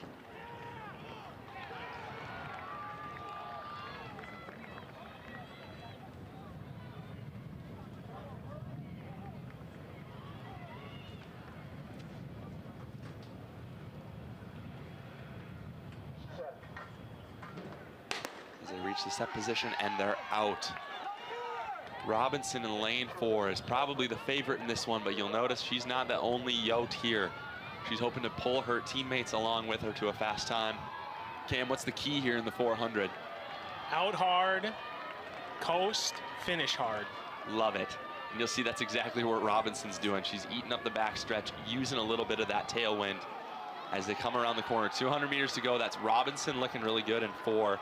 And Belandra Prow out in lane 8 for the Yotes, looking really good as well. Yeah, those two look well away from the rest of the field right now. See how heavy and hard the lactic hits in. Johnson in lane 1 looks like she's making a move here. But this is going to be on the inside. All Robinson. You're right, Johnson going really well to the arms there to finish hopefully in second in this heat if she can hold on. And that is all Robinson as she crosses the line. Johnson in second, and Belandra Prue will be in 3. In the 3rd position. She's out in lane 8. She finishes 3rd in that heat. Yeah, Robinson just looked in control the entire time. Yeah, it looked like she, really didn't even get out all that hard and kind of waited, as much as you can wait until, 150, 200 or 150 to go before she really kind of asserted herself and, put her foot down and said, nah, this is my heat. So she's gonna cross the line in 55.40 to take the win in heat 1. Jenna Johnson 55.98 in heat 2.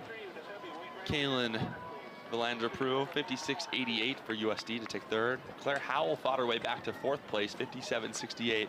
Zwandi Harrison of Western Illinois 57.76. Hannah Young of South Dakota 58.36 to finish 6th in heat 1. Isabella Fleming takes 7th in heat 1. And Ellie Gira takes 8th from Kansas City. So that's heat 1. Cam, tell us who we got in heat 2. Yeah, in heat 2, in lane 2, we have Carrington Jones of South Dakota State. Lane 3, Maggie Dervis of North Dakota. Nikita Kessling of Western Illinois in 4. Lauren Van Dyke in 5 of South Dakota State. Breeza Dewar of Western Illinois in 6. Hannah Cornelius of St. Thomas in 7. And Angel Pratt of North Dakota State in lane 8. So again, top 2 in this heat will automatically qualify, and next 2 fastest. The time to beat, to be a time qualifier, set by Howell, 57.68. So we'll keep our eye on the clock for the 3rd and potentially 4th place athletes of this heat. Ryan, we've seen, qualifiers come basically from any heat, all the way in lane 8 as well as lane 2 as the gun goes off. We'll tell you what, we're going to have another one in lane 2 because that's Carrington Jones of South Dakota State. She has been a phenomenal athlete for the Jackrabbits the last several seasons. Took 2nd indoors, and you can see her. She's already making up the stagger out in lane 2. Other athletes in this field who look really good. Angel Pratt got out to a great start all the way out in lane 8. She's leading the field through 200 meters, but it's going to be some of those athletes on the inside. Breeza Dewar from Western Illinois looks good. Lauren Van Dyke looks like she's making a move that's really good. But Jones is coming up on the inside. Look at her go here with just over 100 meters to go.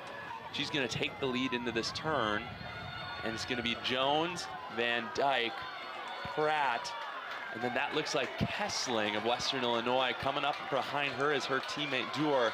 But this is going to be Jones's race. But look at this close by Pratt. Yeah.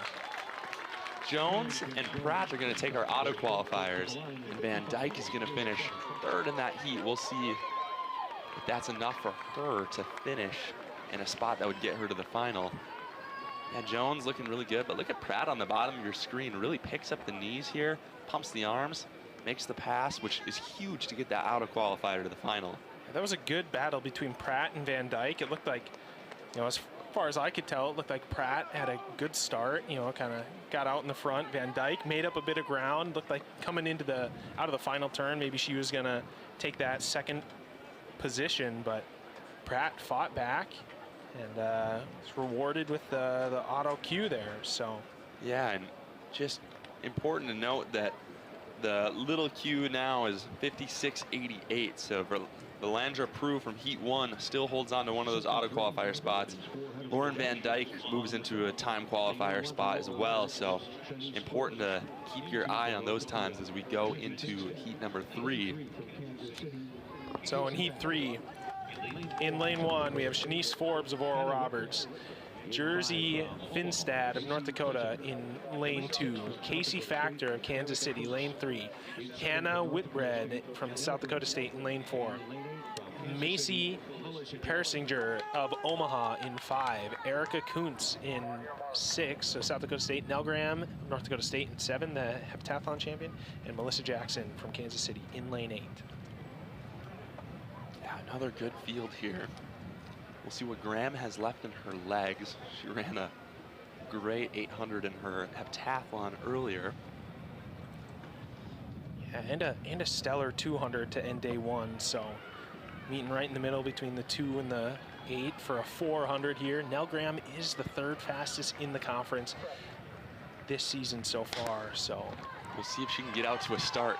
I've said this before, and I've said it to her face, so I'll say it on the broadcast. Nell Graham is a sandbagger, but I don't know, she's getting out pretty well. Also in this heat, Jersey Finstead of the University of North Dakota finished 5th indoors and made that final. So she's also going to be a contender here. As we move on to the backstretch, it's Graham looking really good. That's also out in lane. I lost my screen here. Looks like that's Kuntz. Kuntz looking really good. Graham, Kuntz. No, we're good. It was on our laptop, so we're fine. So we go into the home stretch here. We've got Finstead and Graham, followed closely by South Dakota State's Whitbread and Kuntz. But it will be Finstead, it looks like, who's going to get to the line first. Nell Graham will back off just a touch. And then we've got Kuntz and Whitbread that will finish next. Looked like Persinger from Omaha had a strong finish. Forbes of Oral Roberts put her nose in there. Could have just been because of the stagger, but it looked like Finstead was, you know, not out of it, but a ways back from Graham until pretty late in the race. So well-measured run from her. Graham obviously doing what needed to be done to get through to the final. But we're not going to get any time qualifiers out of that heat. So our time qualifier is still going to be Valandra Prue from South Dakota out of heat 1. She ran 56.88, and that's the cutoff time. Our other time qualifier will be Lauren Van Dyke from South Dakota State in lane 2, or in heat 2, excuse me. And then our auto qualifiers will go through it. So out of heat 1, it was Annalie Robinson and Jenna Johnson. Out of heat 2, we had Angel Pratt and Sarrington Jones. And then in that heat, we just saw Nell Graham and Jersey Finstead. So those 8 women will go to the final. We'll see them tomorrow. Yeah, three South Dakota State, 2 USD and 2 Bison and 3 Jackrabbits. So. And the 1 Hawk. The 1 Hawk, just the glue, right? Holding everything together. All right, we're gonna get ready for the next event on the track, which would be the 100-meter dash. So the wind has been changing direction all day. This morning, our heptathletes and decathletes, they were going with a south wind from the other end of the track, but now we've got the wind out of the north, so we'll keep moving down. keep moving around the track till we get the wind that's just right. I want to give you a quick update from the men's shot put. Trevor Otterdahl is still your leader. He threw 19.22 on his third round to toss. His teammate Levi Rocky moved into heat 2, or excuse me, place 2, and then Cameron Landis is in third. So we'll bring you everything about the 100 here in just a moment, keep you updated on some of those field events, but I think we're going to cut to the award ceremony for the men's decathlon. That's Ryan Benson from South Dakota State. Finishes third, gets the bronze medal. Derek Eidsness is going to take second, and you know, so good for him indoors. He actually no-heighted in a couple of the events and got no marks, so good to see him rebound and end up on the podium. And that's Nate Raditz, who, by winning this, is the best athlete in the Summit League, or that's at least what I'm going to say. That's what they tell us. So Raditz had a phenomenal weekend, putting together a lot of great events, personal bests, and he deserves that spot on the top of the podium, the gold hanging around his neck. And so now we are going to turn our direction to the men's shot put finalists. Maybe see them in that camera shot that's currently out there. But we'll just give you the run up here. So we'll have Noah Jessup of South Dakota State, Wyatt Seagren of South Dakota State, Jackson Coker of South Dakota, Brandon Vandersluis of South Dakota, Dominic Etherington of SD State, Clayton Hanula of North Dakota State, Cam Landis of North Dakota State, Levi Rocky of North Dakota State, and your leader, Trevor Otterdahl, with a toss of 63 feet and 3/4 inch. He will be our leader going into the final. So North Dakota State holds on to spots 1 through 4, which that looks like classic North Dakota State throw crew. We've missed that the last few years. An impressive throw from Otterdahl, too. 19.22. Yeah, lifetime best of him for him. So Otterdahl throwing his best. The hammer throw victory yesterday really put himself out in front in this shot put competition. And you need big throws from some of his teammates to kind of make up that gap to him, but you know, when an Otterdahl is throwing the best that he's thrown, it's tough to beat. Yeah, and you know what? We've seen almost a decade of Otterdahl, and this is the final weekend that we're going to see an Otterdahl throw here at North Dakota State. Wow. So, you know, Trevor will move on to regionals and hopefully the national meet, but our time of Otterdahls at NDSU is coming to a close, so enjoy it while you can. The Otterdahl era. I got a chance to catch up with Peyton Otterdahl at the Drake Relays, a former North Dakota State shot putter and discus thrower and hammer thrower and literally a weight thrower, two-time national champion. And he's enjoying his pro career, training out of University of Nebraska with throws guru Justin St. Clair. And currently signed a contract with Ironwood Throws Club, so he's representing them this professional season. Said he really enjoys the support he's getting from them. So it's been a good transition from him, coming off of a hip surgery, and I think he's looking to have a big season. Yeah, World Championships in Hungary this year, so we'll see him try and compete for a spot on Team USA again. Obviously made the Olympic team a couple years back and then missed out on the World Championships team in Eugene, but dealing with that hip injury like you were saying. So yeah, it'll be fun to continue following his progress. You know, a couple other Summit League, former Summit League athletes competing on the national and international professional scene. Courtney Frericks, who ran for University of Kansas City, steeplechaser, medalist, and he's still running well. And Chris Nielsen, USD in the pole vault. So yeah, a lot of great athletes coming out of the Summit League. We'll turn our attention to the 100-meter start line over in the southeast corner of the track. There we'll introduce you to Heat 1. So we're going to have Lucas Burmeister of Western Illinois in lane 2. Just a freshman. He's looking to make a statement here in Heat number 1. Eric Duville from St. Thomas in lane 3. Duville is a great sprinter for the St. Thomas Tommies. Keep your eye on him. Will Ikitaminyu of Oral Roberts. He's a junior. He's been a familiar face in some of these Summit League Championship meets before, so he'll be out in lane 4.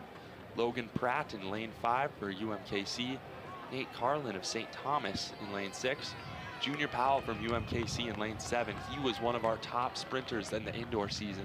And Ken-Mark Minkowski of South Dakota, the Estonian, will be in lane 8. So those are your athletes in Heat 1 of the men's 100-meter dash.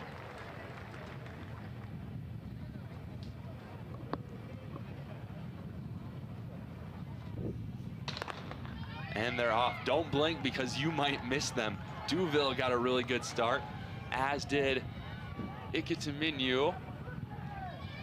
Powell working on the outside there, but that looks like Duville and Burmeister got out super well in those inside lanes. We'll wait for those times to pop up on the board. 10:64 for Powell. From this angle, I would not have guessed that Powell would have won that heat. Oh yeah, a little tough to tell from where we're at, but he's showing that speed. We know that Powell was the runner-up indoors in the 60-meter dash. So 10:64 from him, not that surprising. He just beat some of those other guys to the finish line. So Burmeister from West Illinois is going to finish second. He's a transfer from Kirkwood Community College. 10:70 for him. Pratt in lane 3, 10:71 for Kansas City. Duville finishes fourth in that heat, 10:73. Ken-Mark Minkowski in fifth, 10:79. Nate Carlin from St. Thomas finishes sixth, 11:07. And Ikitiminyu, 11:31 for Oral Roberts. So that will be your results for Heat 1.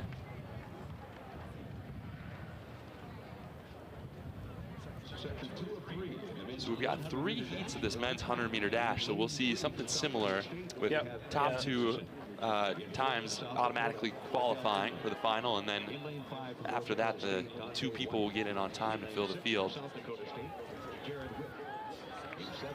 And good to see teams like Kansas City and Western Illinois kind of mixing it up into some of these shorter events. As we see Otterdahl launch one. You know, a couple guys that are really interesting that heat. Burmeister, he only ran the 400 indoors, and he took 12th. He ran 51:25. So we didn't really know. He was a question mark indoors. Coming to outdoors, didn't know what he had. But we'll introduce you to Heat 2 of the men's 100-meter dash. We'll get those lane assignments up for you as they make their way into the blocks. We got Evan Henderson from South Dakota State in lane 3. Ardell Inlay from South Dakota will be in lane 4. Dante White from North Dakota State in lane 5. Jared Whip in lane 6, South Dakota State. Avesta Sheen from Kansas City in lane 7, and Donovan Smith from Oral Roberts in lane 8. This is Heat 2, the men's 100-meter dash.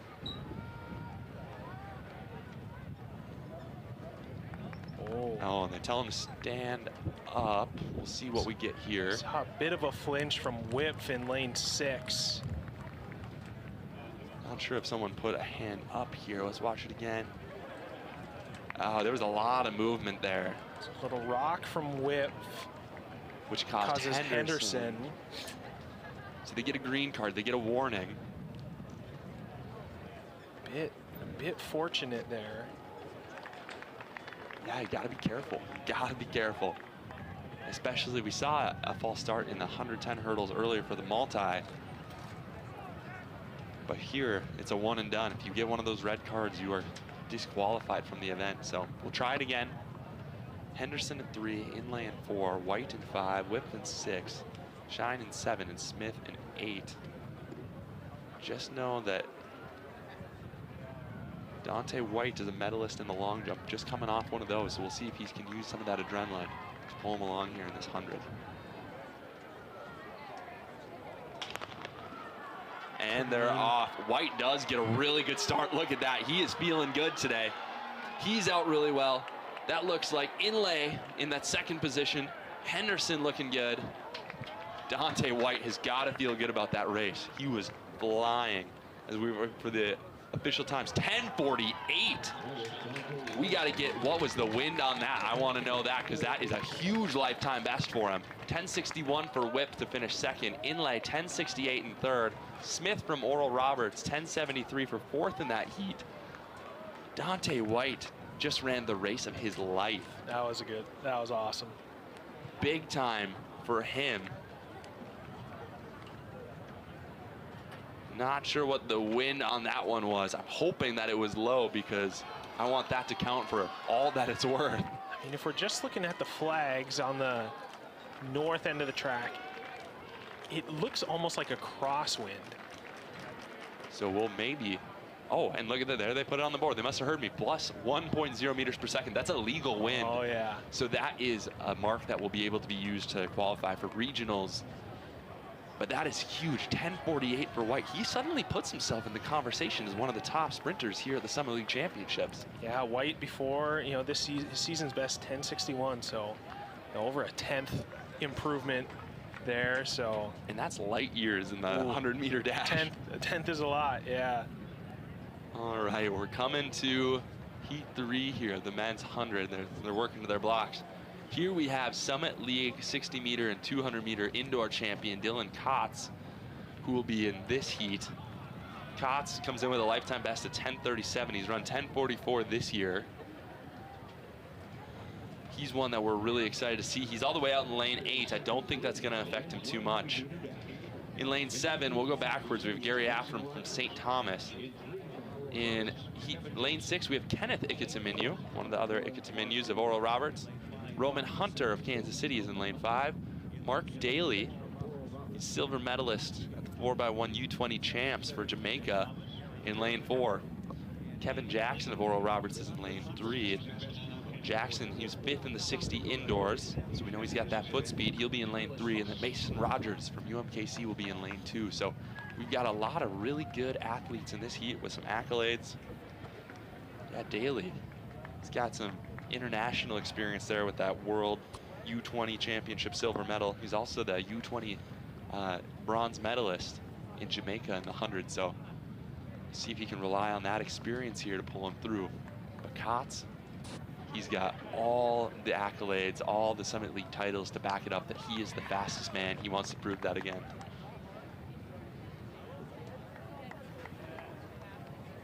So they're in the blocks. Heat 3 of the men's 100-meter dash. And they're out. Kotz gets a really good start, as does Jackson from Oral Roberts. He's running away. That is Mark Daly, who's trying to chase him down, though. We'll see who gets it here, but what an interesting race. Kotz is somebody I would have put my money on at the beginning. Just takes 3rd in that heat. 10:30 from Jackson. 10:32 from Daly. Kotz 10:46. We got to get a wind reading on this because those are unbelievable times. Daly came into the competition with a personal best of 10:51, and he just ran 10:32. Jackson came in with a personal best of 10:56, and he just ran 10:30. What's in the water in Fargo?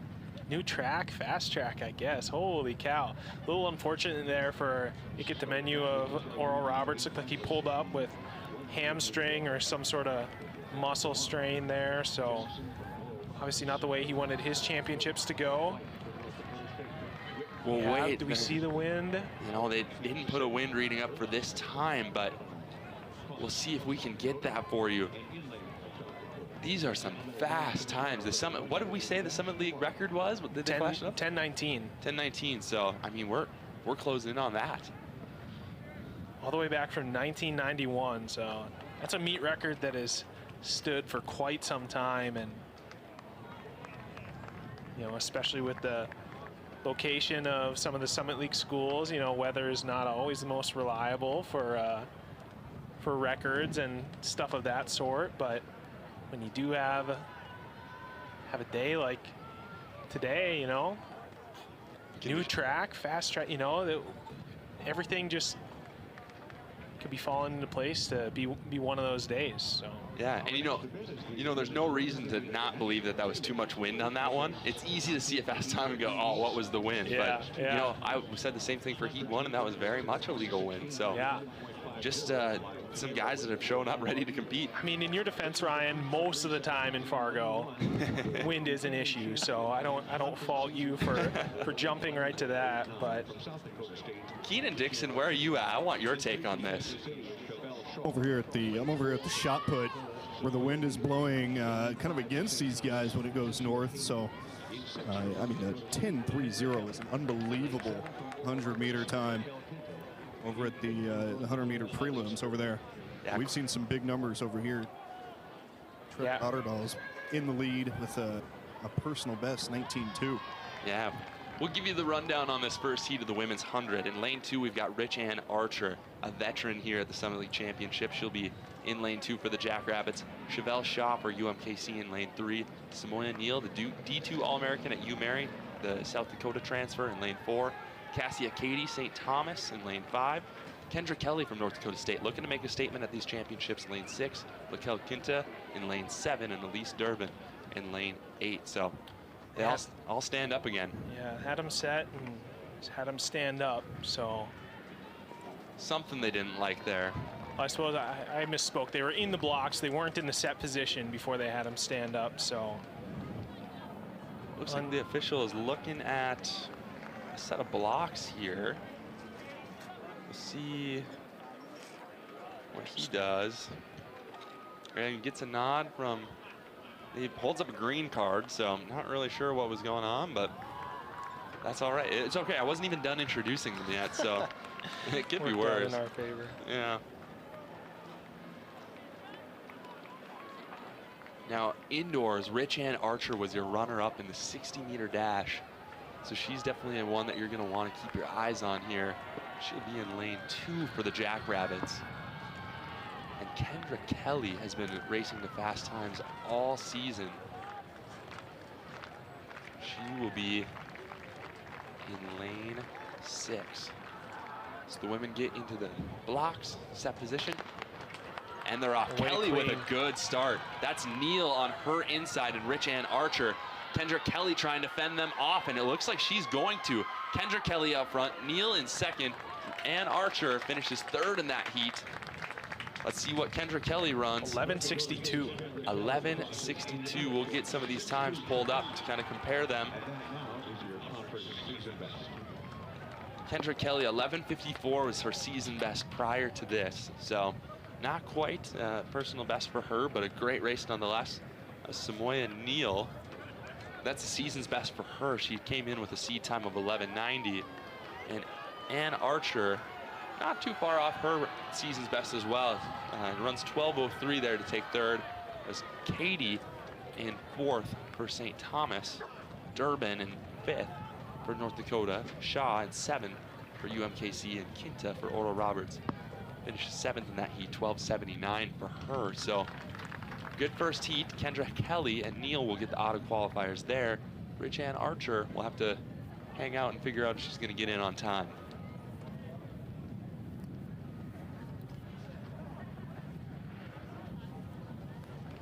All right, we'll get a replay here of the women's 100. While that's going on, we also have the final throw from Trevor Otterdahl in the shot put ring. Otterdahl is going to be your champion in this competition with a throw of 19.22, 63 feet. We'll see what he can do. Looks like he's a little disappointed with that result. It was a good toss nonetheless. It's just amazing to watch him throw, because it's so far. Every time he throws so far, and he was disappointed with that one. Yeah, can hardly believe it, but we're impressed. So yeah, we really are. So in that shot put competition, we'll just give you a rundown. So Otterdahl is going to be your event champion. Cameron Landis of NDSU takes 2nd, and Levi Rocky takes 3rd. Clayton Hanula takes 4th for North Dakota State. Dom Etherington 5th. Brandon Vandersluis 6th. Wyatt Seagren 7th, and your last and final place winner in that will be Jackson Coker. Give you the quick rundown here in lane 2. We got Jaden Boomsma in lane 1. JC Pulse in lane 2. Keep your eyes on her. Mackenzie Severson in lane 3. Nina Cuevas in 4. Tamira Goods in 5. Rigsby in 6. Carrie Simonson in 7. And Judith Bediaco in 8. And they call them up here again too. Not sure what's going on. There's something they don't like down there, whether it's something with the timing system or how these women are setting their blocks up, but second race in a row that we've seen that. Guys, could that have anything to do with the wind? I know there's been a couple of gusts that have picked up as soon as the runners have gotten down into their blocks. Yeah, I'm not really sure. That wouldn't be my first guess. My first guess, it has something to do with the starter's gun and the timing system, as he's calling them up even before they're into the set position a lot of times. So not really sure what specific technical difficulties they might be encountering, but we'll try and keep our eye on that as the meet progresses. And yeah, JC Pulse is someone that you're going to want to watch in this heat. She's a Summit League champion for 400 meters. And we're off. Boomsma gets a really good start in lane 2, and look at her go. That's Pulse coming up behind her, trying to track her down, and it looks like she will. She's going to run away with this one. Bediako out in lane 8 had a good close there for Oral Roberts. That was impressive. Not very often, I feel like, in the 100 do you see somebody, or it seems like it takes them 20 meters to get the engine started and get up to speed. JC Pulse, look at her go. Boomsma had such a phenomenal start there. And Boomsma is somebody that did really well indoors, made the final in the 60. So she's got a great start. Pulse kind of using more of that strength, like you said. She's a champion in 400 meters. 11:67 for her to take the win. Boomsma in second. Bediako from Oral Roberts, 11:99. Carrie Simonson from Omaha, 12:21. Cuevas, Omaha, 12:46. Severson from North Dakota, 12:68 for sixth. Tamira Goodson from Western Illinois, 12:90. And Rigsby maybe pulled up there a little bit. I didn't quite see the end of that, but she runs 14:91. Guys, I'm here with Trevor Otterdahl, champion in the shot put. Second championship that you have this week, and you do it again in one of those early throws. 19:22, a career best. How good did that feel? It's been a long time in the making. Had a couple big fouls in recent meets, and this was the time to do it, eating up at the right time. And it feels good to get a PR, because I was in a drought for over a year now, so finally got the PR. And that energy, I mean, we could hear it all the way down on the other side while there were still races going on when you made that big throw. The difference in those first couple of throws, you started in the 17s and the 18s, just kind of progressing up. Did you ease into it this time? Yeah, probably a little too easy on that first one. Another kind of timid first throw, like, all right, let's just buy myself 5 more throws, but a little too easy. But might be necessary for this meet. But yeah, the next throw, started to turn it on, got close, and then, yeah, found it on that third one and tried to bring the energy for my teammates, get it going for all of us. And a bunch of Bison in the top 5 there. A bunch of points for North Dakota State in your quest for another title. How important was that? Oh, it was huge. We've had a lot of things not go our way. The last couple days, we've had some injuries and some tough things that have been hard. So we came and, I mean, we did the best that we could. 1 through 4 is nothing more we could ask for. And we came, we knew we had to do our jobs, and we got it done. So I'm really proud of this group of guys. Trevor, congrats. Thank you, sir. Good interview with Trevor Otterdahl. And that's a woman that doesn't need introduction. Erin Kinney goes 11:41 for a conference record. Huge mark for her. She came into this weekend 11:28, her season's best. So she can run fast and sets the tone here in Heat 3, goes 11:41. That was Alexis Pratt in lane 2, 11:89. Pratt would have been right there with anybody else in any other heat. Jasmine Williams from North Dakota State goes 12:03 for third in that heat. Carly Johnson, fourth for North Dakota. Ashton Burtman from South Dakota State finishes 5th in Heat 3. Alexis Ellison of Western Illinois finishes 6th. And Maddie Dolby finishes 7th. So good race for Kinney. You can see her teammates and competitors alike coming up and congratulating her.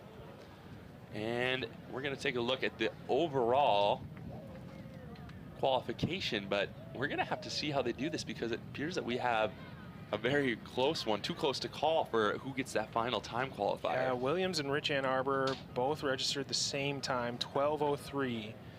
So I wonder if they'll just have to go to the 100th for their times. So those pending are your, I'm not sure what we'll do there, but we know the first 7 athletes who have qualified for the 100-meter final. Erin Kinney, first place with that conference record. Kendra Kelly, second, North Dakota State. JC Pulse, South Dakota. Samoya Neal, South Dakota. Alexis Pratt of St. Thomas. Jaden Boomsma of South Dakota State. Judith Bediako of Oral Roberts will be 7 of your qualifiers, and we still have to wait to see, as there was that tie between Williams and Archer for the 8th spot. Now we just want to give you an update on the women's long jump. The last time we talked to you guys, I told you that Elisa Ulseth was your leader at 6.15 meters. And right as I said that, Grace Emineth overtook her for the win. 6.16 meters from Emineth. She's a Drake Relays champ. She was your indoor Summit League champion. And she's going to add Summit League outdoor champion to her phenomenal 2023 campaign as well. She's going to take the win. Alseth will finish second for UND. And then Jennifer Parent will finish third in a jump of 5.96 meters for North Dakota State. And look who gets the job done in fourth. Liberty Justice from USD. That girl has a motor that just keeps going after she finished the heptathlon earlier today. These multi-athletes just continue to impress. And I'm sure that's not the last multi-athlete that we'll see in the points in individual events. Yeah, Jaleesa McWashington finishes 5th in 5.92. Jaden Boomsma, who we just watched race in the 100, 6th in 5.92. Samoya Neal, 7th, 5.85. She was just a 100 runner for us. And then Deja Moss, 8th place at Bison Pride Point, 5.76 meters. Right. Cam, this is the one you've been waiting for all day. The men's 800. Men's 800. Here we are. This is heat 1 of 3, towing the line. Mentioned it earlier. 5 athletes have run under 150 so far this season.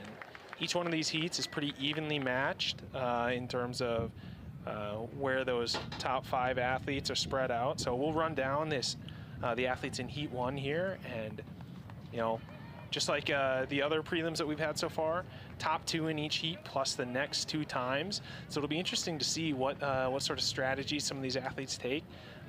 If we see a bit of tactics, guys just racing purely for that top 2 spot, or if we see another athlete maybe you know, think that their only way in is through the time qualifier. So a lot can happen in the 800, you know, mix up of legs, trips, you know, I've seen it all in the prelims here. So hold on to your seats, because we got good 3 heats coming. So the Summit League meet record, Jim Mayton, 149 up there on the screen. So multiple athletes could challenge that either today in the prelims or tomorrow in the finals. So it'll be interesting to see. And that record all the way back from 1987. That's crazy. It's been one that's stood for a long time. So it's about time. Yeah. So Cam, just tell me a little bit, who do you like here in heat 1? Well, I mean, just purely looking on the performance list, Alec Nelson from North Dakota and Tom Breckman from South Dakota State. They're 2 of our athletes who've broken 150 so far. Nelson, he's the UND school record holder. Did that at the Kip Janveren invite in Iowa just a couple weeks ago.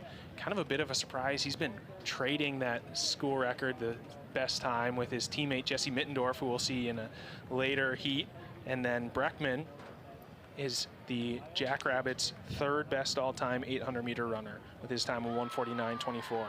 So Nelson is ranked 43rd in the West region, and Breckman is 51st in the West region. So both of those guys are kind of, well, Breckman right on the bubble of, you know, qualifying the 8-4 regions, and Nelson just on the other side of making it in. So, you know, maybe something for Breckman to consider in this prelim. Maybe he's trying to improve that personal best time to give himself a chance for regions. But yeah, it'll be interesting. Those 2 are the favorites, but good athletes in the rest of the field here. So yeah, let's introduce you to the rest of them. So in lane 2, we've got John Morrison. He'll be on the outside of Alec Nelson, who Cam mentioned, who'll be in lane 1. But Morrison of St. Thomas in lane 2, Alex White of UMKC in lane 3, Brett Beard of UMKC in lane 4. Isaac Jones of Western Illinois will be in lane 5, just a freshman. John Hunt of Western Illinois will be in lane 6. Max Gifford from St. Thomas will be in lane 7. Bruckman will be in lane 8. You get a shot there of some athletes cooling down in the steeplechase pit. Yeah, so steeplechase pit, you know, serves multiple purposes. Free ice bath, and great for memes. You know, the viral videos. I'm sure everybody's seen one of those. Steeplechase fails. A lot of times during the steeplechase, you'll see a crowd of people kind of congregate by the water pit, you know, hoping to get a good shot of somebody's misfortune. Yeah. A little bit of schadenfreude out. Hopefully we won't see any of that later this evening, as we'll contest both the men's and the women's steeplechase finals that, Ryan, you said was kind of your event of the day that you were most looking forward to. So yeah, this one's yours and steeplechase is mine. So yeah, so just to kind of remind you again who to watch in this heat, you can see Tom Bruckman out in lane 8, unmistakable in the pink spikes and the goatee. He's a guy that's part of just a legacy of South Dakota State guys that'll be graduating this year. Bruckman, Minor Williams, Ben Olson, those guys have been around forever, have really elevated the program at SDSU.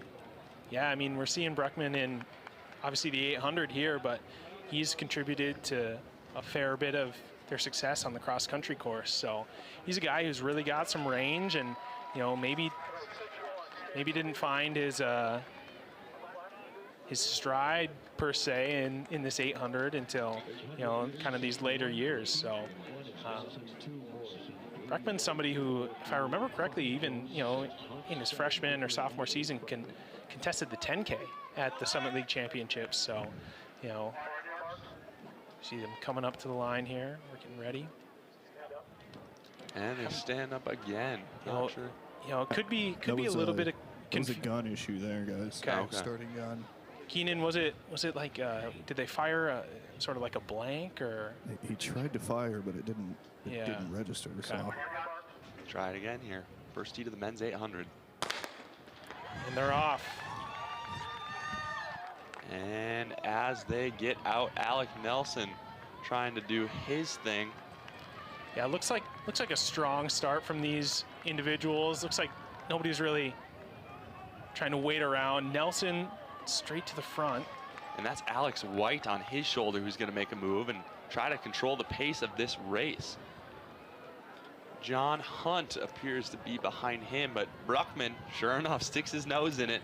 Yeah, and Bruckman just says, hey, I want to control this thing. Yeah, you saw it bunching up a little bit there, but it looked like Bruckman, you know, had a bit of a slower start out of the blocks, but kept that momentum going on the backstretch and just kind of launched himself into the lead. A good strategic move from him.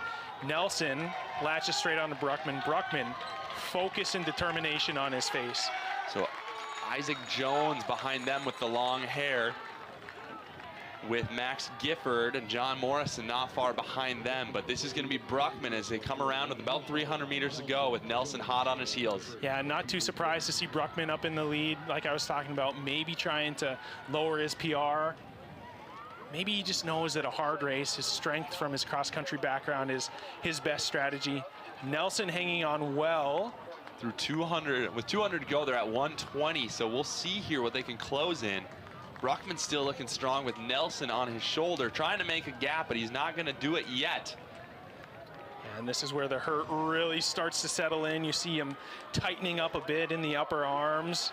But both Nelson and Bruckman have kind of separated themselves. If they can finish strong, we'll see both of them in the final. And the crowd is going nuts. You'd think this is a final, but this is just heat one, baby. Tom Bruckman going to take this thing home. Great race from those two, just over 150. And we'll see here who picks up those next times. So 150.94 for Bruckman, Nelson 151.04 for second, and that was Gifford from St. Thomas that closed well to take third and 152.82. Brett Beard from UMKC runs a smart race, ends fourth, 153.31. Jones from Western Illinois, fifth. Morrison from St. Thomas, sixth. And Alex White, who tried to take the lead right away and tried to inject some pace into the race, is going to finish seventh, with John Hunt from Western Illinois finishing eighth. So that was heat one. I just barely caught it. Kind of at the end, it looked like Jones kind of got bumped there on the home stretch and had sort of stepped off the track. So not really sure if anything will come of that, but we'll move on to heat two. In lane 8, the athlete to watch, Jacob Rodin. He's your Summit League leader, 147.65. He's the NDSU school record holder. He's currently ranked 13 in the West region. Rodin is impressed with nearly every race that he's ran so far this season, so we'll look to see more of that from the Kenmere King. The rest of the field as follows: from lane 2, Luke Olson of South Dakota. Lane 3, Reagan 7-inch of St. Thomas. Dylan Blake in lane 4 of South Dakota. Lucas Heffer of Western Illinois, another athlete to watch. Timoen Kemboy of Oral Roberts, 6. Josh Sanders in 7, and Rodin in 8. And Rodin looks like he's going to try to go to the front right away. However, I think that's Dylan Blake who wants to get out front. We'll see between him and looks like Hofer, Rich. yeah. Or Hofer, yeah. Hofer is the one athlete, so 150.82, so he hasn't broken that 150 mark yet, but he is on the cusp. He's Western Illinois' 5th fastest runner of all time, so no surprise to see him mixing it up with the likes of Rodin. And Hofer finished just off the medal stand at indoors, took 4th, so he's a guy that's gonna wanna get some hardware around his neck before this weekend is over.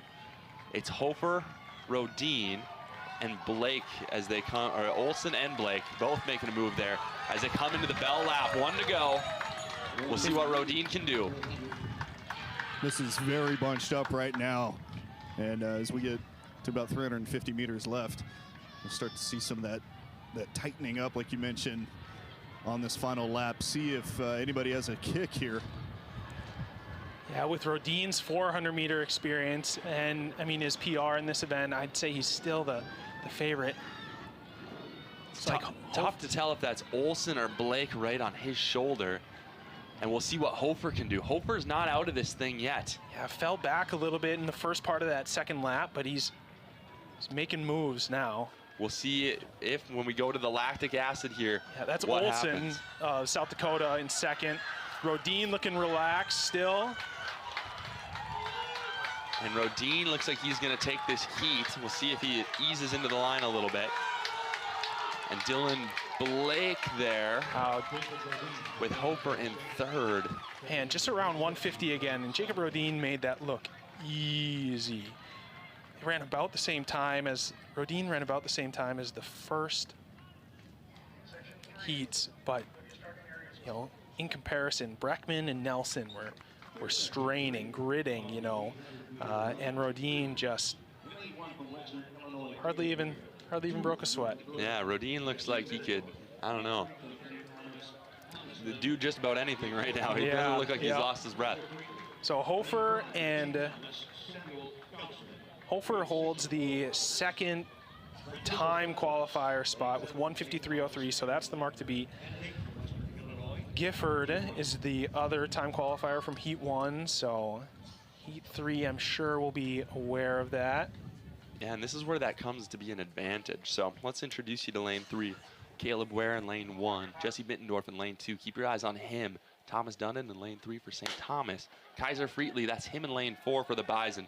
Samuel Gossman for St. Thomas in 5. Francisco Santos, Oro Roberts in 6. Cameron Hepner for St. Thomas in 7. And Richard Brown, another one, you can see him getting out front for Western Illinois in lane 8. Brown, that 6th athlete that we haven't mentioned yet, who's broken 150 so far this season. He's the 2nd fastest in Western Illinois' history, and he's 22nd in the West region currently, so not surprised to see him. Mittendorf closely behind. Mittendorf, also a sub-150 runner. He's number 2 all-time in UND history. The D3 transfer. He was an All-American for Concordia Moorhead, and he's their school record holder. That's Freetley in 3rd, not leaving anything to chance. No, and we've got a great race on our hands as we come down the home stretch.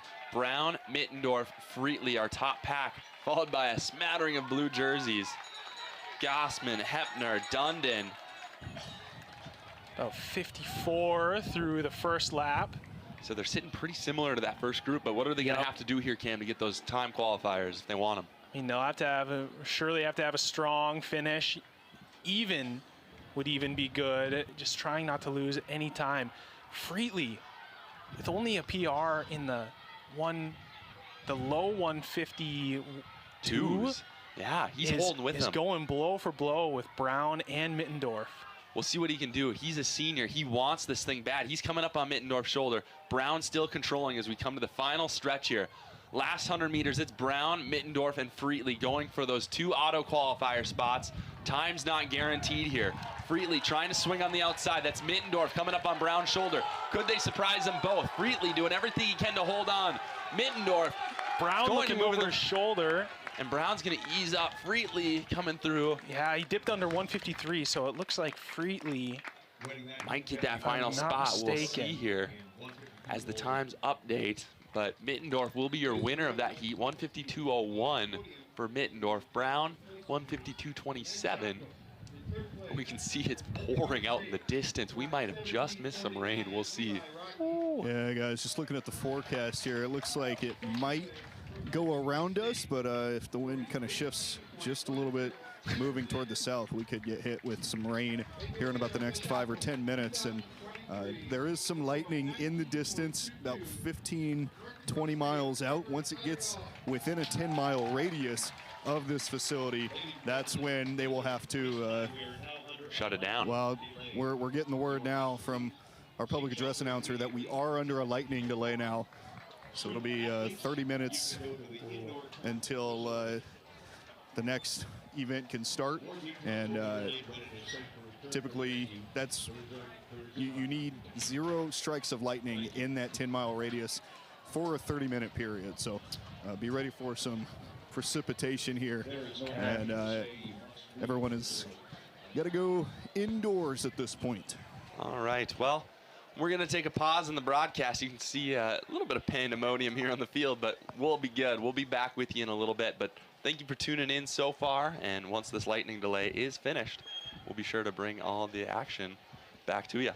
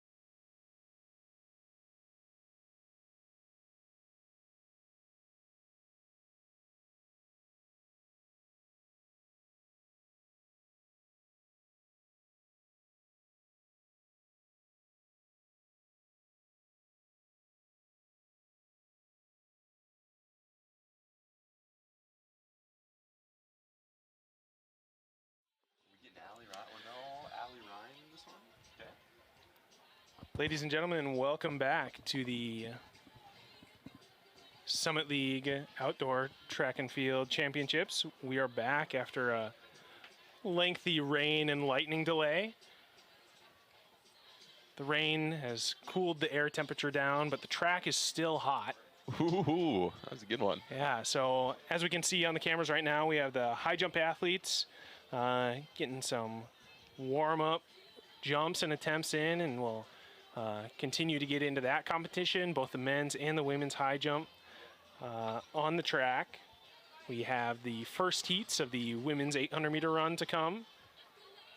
Ryan, back in the booth. Looks like we should have a smooth, hopefully no more interruptions for the rest of the night.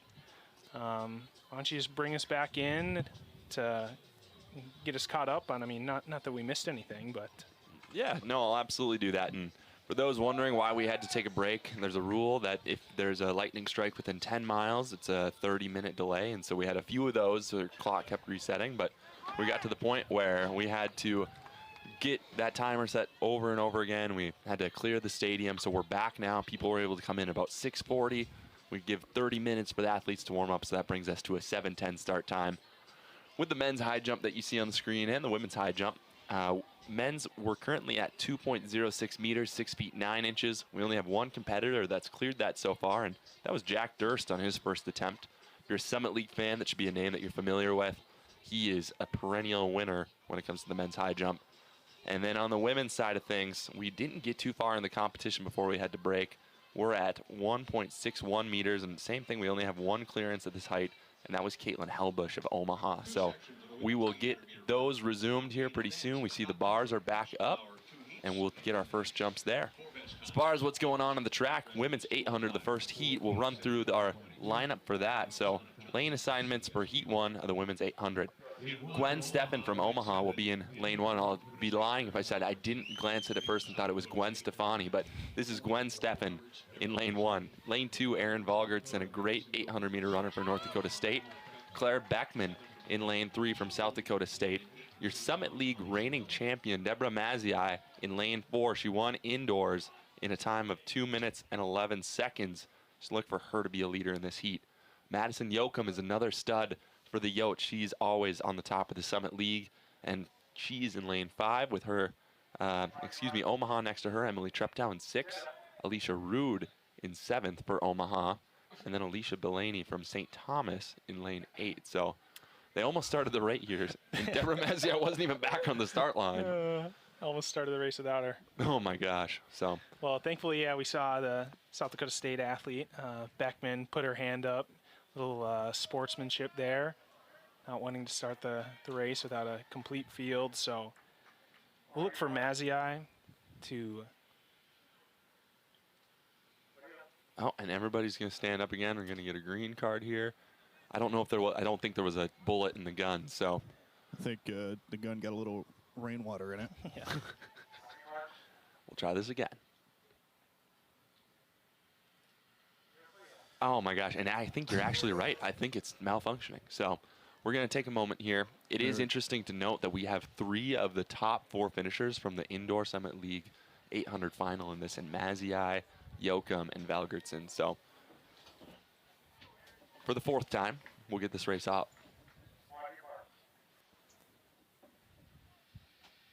And there we go, a clean start for the women's 800.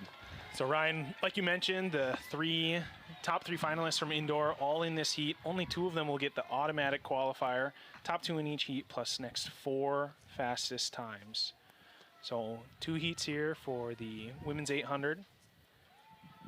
And you'll see Yoakum is going to try to go out and set the pace, but Mazziai is going to hold right on her inside shoulder. That's Yoakum, Mazziai, Valgertson, and Beckman, all really great runners. And then that looks like on the inside there, we've got Gwen Steffen. So running well. We're stringing out a little bit as we come around the last turn of the first lap. So 500 meters to go, and Yoakum is leading the pace as they come down the home stretch. We got quite a bit of fans that came back to the stadium, so it's good to see that. As Jochum comes close to the finish line here, Jochum, Mazziai, Beckman, and Valgertson there on the rail. 62, 63 through the first lap, so good, quick pace. Cam, Valgertson's a tactician, but I don't like how she's on the inside rail here. Yeah, a little bit tough positioning for her. She'll look to position herself a little bit better. A lot can happen in these final 300 meters. You know, gaps can open up if you're patient enough. There you see, she sneaks up the inside, and she's in a good position now right behind Mazziai. And it's Jochum, Mazziai, Valgertson, Beckman, Steffen, and that looks to be Belaney, who's in 6th in this heat. Valgertson's going to try to make a move here on the outside with 200 meters to go. She moves around Mazziai, she moves around Jochum and takes control of the race. Yeah, Mazziai right behind her is coming into 2nd right around Jochum. Yeah, Jochum suffering a little bit, it looks like, from the hard, fast pace early on, but she's not letting these two athletes get away from her, so. Valgertson on the rail, leading into the final 100 meters. Mazziai moving up, Jochum still there, And fighting for these 2 automatic qualifiers. And it's Valgertson who's going to separate herself and get this. Mazziai looks over her shoulder. Wow, great run. And so it will be Valgertson, Mazziai. Jochum will finish 3rd in that heat. Beckman will finish 4th. Steffen, Belaney, and then we've got Treptow and Rude crossing the finish line here. 2:10.65 from Valgertson. That is a great run from her. Yeah, and you know, That's Mazziai, a two-second improvement on her season's best, so. that's big time. And you know, Mazziai is kind of lucky because she looked over her left shoulder, but Jochum was coming up on her outside. So Right. luckily she had some breathing room there. Otherwise, that could have been a detrimental move. But Valgertson will take heat 1, 2:10.65. Yeah, 2-second PR for Valgertson, so that's got to be, you know, big confidence boost going into the finals tomorrow. And man, props to all these ladies because they were all warmed up, ready to toe the line for these prelims when we got the lightning delay. We went away, you know, found some shelter, and then these ladies all had to warm up again. You know, obviously probably some sort of modified warm up. Valgertson doesn't even look like she's breathing that hard. That seemed like an easy 2:10 for her, so look for her to challenge, you know, for the, as you see the difference in composure between the 2 of the first heat athletes there. And look at that sportsmanship. Good sportsmanship. Helping her out. You only see that in the Summit League. That's a total lie, Ryan. You see that all over the place. Usually, the Summit League is great. This is The the Summit Summit League's League awesome. Conference of Sportsmanship. Yeah. Yeah, you're right. I see one of those every time I open my Facebook feed. So, yeah, we helped Belaney get off the track here. She was kind of down by the finish line, but she looks like she will be good to go, being led off by the trainers.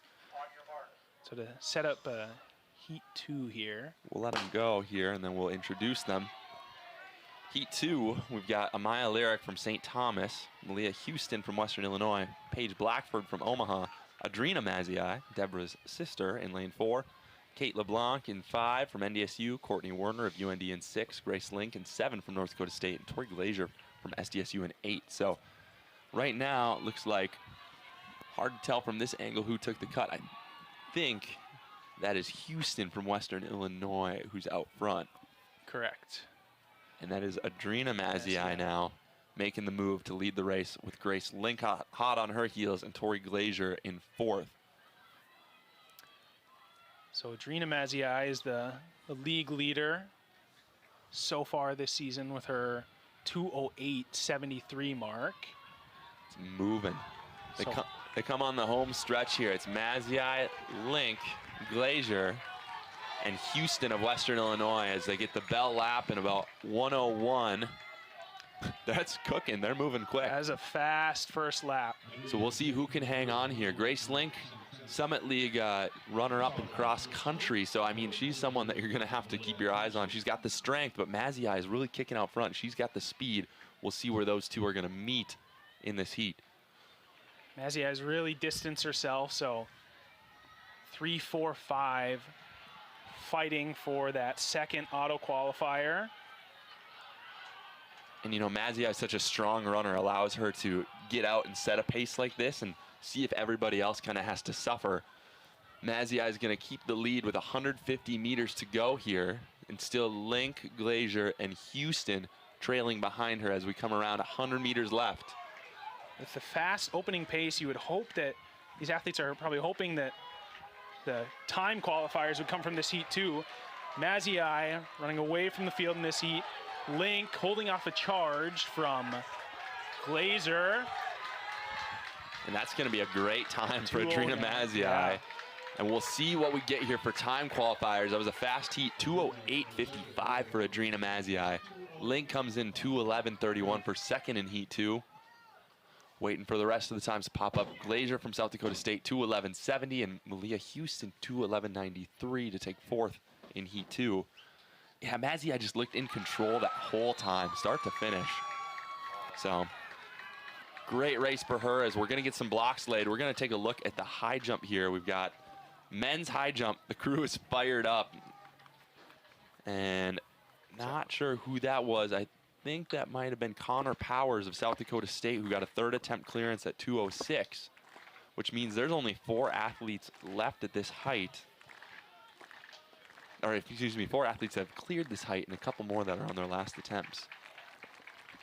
Just a little note on that 800. It looked like Mazziai stayed down on her hands and knees for a bit longer than you might be expected. Trainer from North Dakota State over there, helping her out, getting her some water. Yeah, if we... You know, I won't read into that too much. You know, obviously 800, a very taxing event, especially when you go out in 61 and... Oh man, it's got to hurt for anybody. So we're getting hyped here for the men's high jump. This is Eli Highland, his final attempt. Oh, and just misses it. He's got a lot of teammates over there cheering him on. That was a 2:06.69, so he will get a clearance at 6'7", 2:01. So we're gonna have 2 more guys jump at this height, and over on the women's side, we'll get you an update there. We've had a few more women clear 161, 5'3 1/4. So you got Keenan, you're down there by the high jump pits, it looks like. Just give us a little insight as the energy, and how has the weather too changed since this rain delay? Yeah, it's a lot cooler down here, actually. Not really the feeling of that mugginess that we had earlier today.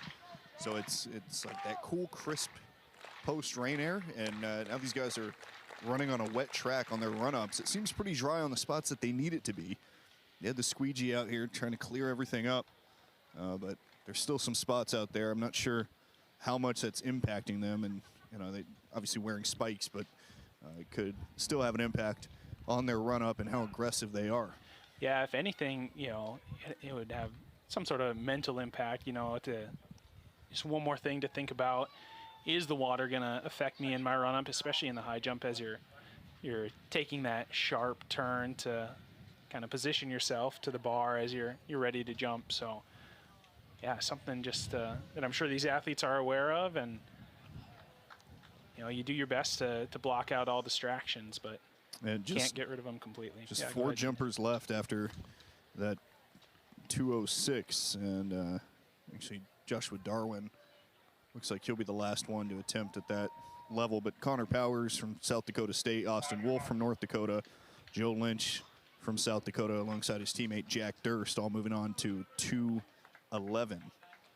Yeah, we'll bring you more updates there. In the meantime, let's introduce you to this first heat of the 400 hurdles. Reed Brzezinski, SDSU in 2, Henry Falls, Oral Roberts in 3, Bryce Paulson of USD 4, Hugo Morvan, USD 5, Jared Egermont, NDSU 6, Michael Grace, USD 7, Davian Williams, USD 8. And they're off. USD packing this heat with 4 athletes. We'll see who's going to get the job done here, but I can't help but watch Brzezinski in lane 2. He's the Summit League leader in this event, a proven veteran, somebody who's been to the NCAA regionals in 400 hurdles before, and he is moving so well in the inside lanes. Yeah, Williams in lane 8 too. Looks like he was out well. So we'll see who can hold on here. Brzezinski and Williams leading the charge, but over on his shoulders, that's Henry Falls of Oral Roberts making a really good charge here. Yeah, he looks strong. We saw Morvan earlier in the 110 hurdles. He's in lane 5 trying to hold on his best, but this is Brzezinski and Falls who are going to take this, and Falls is not willing to give up here. He's trying to close hard on Brzezinski, but this is Brzezinski's race here. as he's going to cross the line.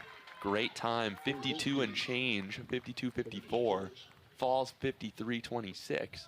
So those two will be your auto qualifiers to tomorrow's final.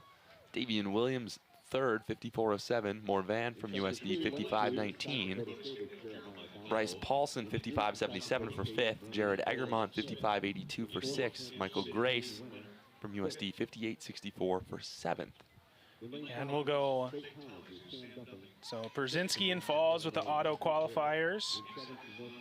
It'll be the top 2 in each heat and the next 4 best times. So all the way back to 6. Egermont of North Dakota State is the athlete most on the bubble right now. So 55.82, time to beat. So he'll have a nervous couple minutes here. Yeah, we'll see kind of in the screen there, Joe Lynch is getting a little bit of help on the high jump mat. Not sure if it's a cramp or something else. He's getting attended to by his trainer. Yes. His buddy Jack Durst is helping him out a bit too. As soon as he landed, he grabbed his calf on the right side, and now it looks like he's just double cramping on both legs. Double leg cramp. Double cramp. Those are not fun. Ooh. Yeah. You know, you just think about the break. You know, you're ready to jump. You take some time off. You know, he probably tried to warm up again, but it's hard when you have to face some adversity like that. Yeah, so it's a tough thing to, you can't really train or plan for something like this, so you never really know how the body's going to respond. we'll introduce you to this heat after they start. And they're off. So we've got Donahoe from SDSU in 2, Fulham Smith from SDSU in 3, Werner from Kansas City in 4, Duffing from St. Thomas in 5, Taylor, Western Illinois in 6, Knutson from NDSU in 7. So a little bit smaller heat, missing a few athletes. And Josh Knutson is out well in lane 7. Cam, having an outside lane in a race like this, call it an advantage or disadvantage? Well, I mean, the world record in the 400 was set from lane 8, so call it an advantage. Got to run a little scared, especially in a prelim like this. So, yeah, we'll call it an advantage. Maybe that's easy for me to say as we see Knutson in the lead here. Comes around to the final turn. Fulham Smith on his shoulder in 2nd. That looks like Duffing. And then Werner fighting for 3-4. Bit of a sloppy hurdle from Knutson. Yeah, Knutson's going to try to hold off Fulham Smith. Manny Fulham Smith from SDSU closing well, but Knutson won't let him. Knutson's going to cross the line to win Heat 2. Fulham Smith in 2nd. Looks like Werner from UMKC is going to get the 3rd spot, and Duffing will finish 4th. We'll get times for you. 52.83 for Knutson. Great time for him. Yeah, good time, but not a clean run. I'm sure he's happy he's going on to the final, got the job done, but for sure we'll want to tighten things up a bit for the final tomorrow.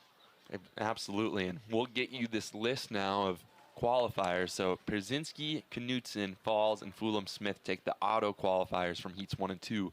Your time qualifiers are going to be Davian Williams from USD, Hugo Morvan from USD, Caden Wenner from Kansas City, and Sam Duffing from St. Thomas. So a great race for the team totals if you're USD or SDSU, getting multiple guys into this final. Yeah, for sure.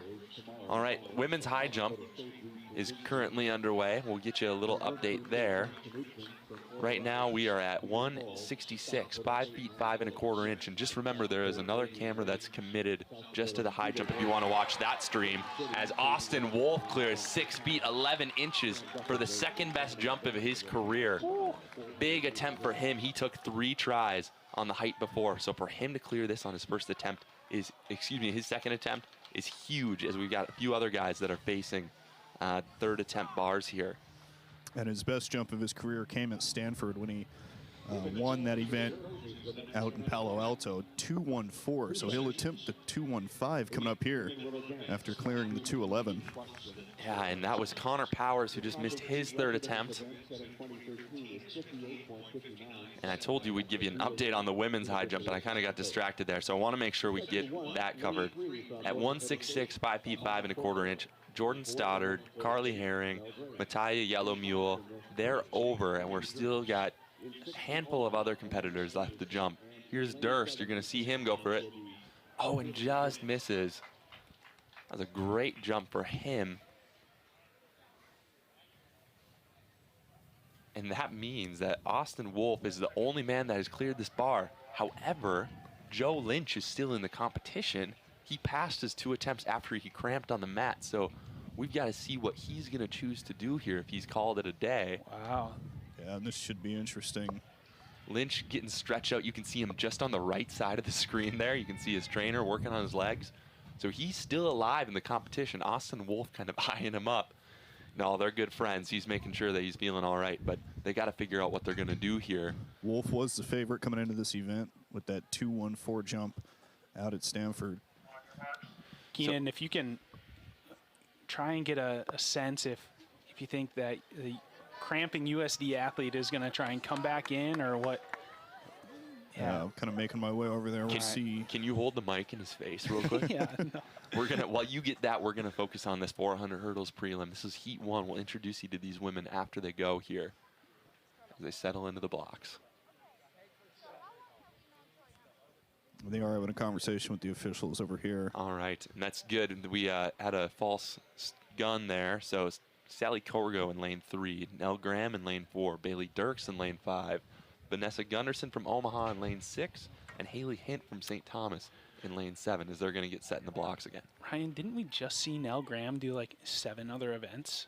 Dude, Nell Graham, she doesn't stop. Oh my gosh. So this is her 7th. Let's see, she ran the 400 earlier, 8th. This is her 9th event of the weekend. Man. The septathletes and decathletes stay pretty busy, don't they? Multis run the world. So they finally get set here in the blocks. We'll try it again. Heat 1 of the women's 400-meter hurdles. And they're off. So a bunch of bison in this one, and that's Bailey Dirks getting out really well. Stutters up to the hurdle a little bit, but she looks good, as does Haley Hint from St. Thomas out in lane 7. Sally Corgo is a good runner in this event. Nell Graham is a fantastic hurdler as well. So we'll see what they can do. And don't forget about Vanessa Gunderson there in lane 6. But this looks like Dirks has really set the pace here. As we also see Sally Corgo starting to close that gap on Nell Graham. You wonder if it is finally getting to her legs a little bit. And that is still Dirks with 150 meters to go. She comes around the corner. Hint from St. Thomas looks to be in second in this heat, with Corgo and Graham trying to claw their way. Gunderson hanging tough as well as we come around to the final few hurdles here in the final straightaway. So same as in the men, top 2, next 4 fastest. Top 2 in each heat, next 4 fastest. So. And this looks like it's going to be Dirks and maybe Corgo. Nell Graham is going to have a strong finish here to the line. Impressive. We'll get you times. In the meantime, while we get those to pop up on the board, Joe Lynch is back in the high jump competition. So we're really digging into that left calf when I was over there. So he's back up. He's on his feet. He's got about a minute on the clock right now. I think he's using it all up to get himself right mentally. Yeah, we'll see what he can do. So just to give you some official times there as we watch Bailey Dirks on the screen. Is this his flu game? We'll see. Looks good out of the back. When he goes to jump, not a terrible attempt. He'll have one more. So we'll see what he can do. Official times on that first heat, let's get those to you. So Bailey Dirks was our winner, 1 minute, 0.9. Sally Corgo, 62.38. Nell Graham, 62.99. Haley Hint, 63.45. And Vanessa Gunderson, 66.95. So those were the 5 women in heat 1. We'll have heat 2 coming up here. Yeah, here's the rundown of Heat 2. JC Pulse of South Dakota, lane 3. Laura Bouge of South Dakota State in lane 4. Angel Pratt, lane 5. Savannah Risso of South Dakota State. Lane 6, and Avery Schmeichel in 7. And we got distracted a little bit. Big high jump from Austin Wolf. He clears 2:14, but we're on this race right now. JC Pulse is the one to watch in lane 3 as she moves well on the backstretch. Pulse is a perennial champion here in the Summit League. She's done so well over the years.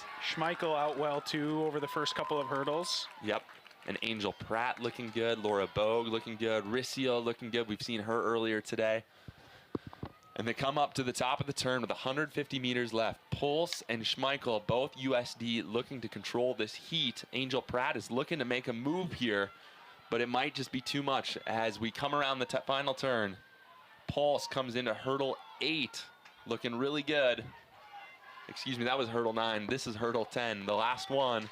And she's smooth sailing to the finish line. This is gonna be fast. Look at this, under 58 seconds. We'll get that official time, but it's Pulse followed by Schmeichel, 58.46. That's a conference record. Unreal. Wow. Great move by JC Pulse. Here's Joe Lynch getting ready to go again on his second attempt at 2:14. Austin Wolf just cleared this to tie his career best. And this will be Joe Lynch's final attempt because he took one at 2:11. Let's see what he can do here. It's not going to be enough, so Austin Wolf is going to be your conference champion in the high jump, and we'll go for a new career best here. Wow, this is what crazy part about Summit League Championships is when we get the track events and the field events going at the same time. My head's spinning. I don't know about yours. Man, it's definitely entertaining to keep track of all these at once, that's for sure. Well, as we kind of get situated over there, let's give you an update on the 400 hurdles here. So we're going to take 8 to the finals for the women tomorrow. JC Pulse runs that conference record 58.46. So she'll take the best time to the final. Avery Schmeichel finishes second in 1 minute 0.48. Bailey Dirks finished third in the women's 400 hurdles, 60.9. Sally Corgo is going to take the fourth fastest time to the final, 62.38. Angel Pratt, NDSU, 61.84. Savannah Riccio, South Dakota State, 62.67. Nell Graham from North Dakota State, 62.99. Add another race to her legs. And Haley Hint will be our final time qualifier, 63.45. So a good group for NDSU to take to the final. USD's got a couple in there, and those ladies that we just mentioned will be back on the track for the 400-meter hurdle final tomorrow. Looks like Austin Wolf is moving the bar up to 2.17 meters. Keeping the good times rolling. If Wolf is able to clear this, he'll go from tied for 35th nationally at 2:14 up to tied for 13th nationally. So this could be a big boost for him. Yeah, huge for sure when thinking about regions and nationals. He brings such good speed into it. Good first attempt, but not going to quite be enough. Women's high jump right now going on. We're still at 166.55 1/4. We have 6 women that have cleared this. Stoddard, Herring, Yellowmeal, Ulseth, and Kaiser. And Kirkendall, so we'll keep you updated over there. But we're about to start the men's 200. So if we can go to the northeast corner of the track, we'll zoom in there. Give you an update on Heat 1 of the men's 200 meters. Cam, you've been excited for this one.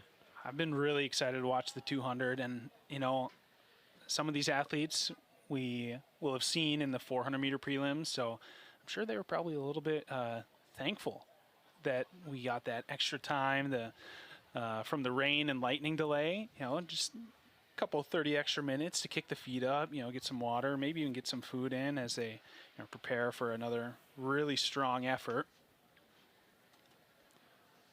And we'll give you the rundown real quick. Lane assignments for Heat 1 of the men's 200. We'll have Brett Ringer from St. Thomas in 2.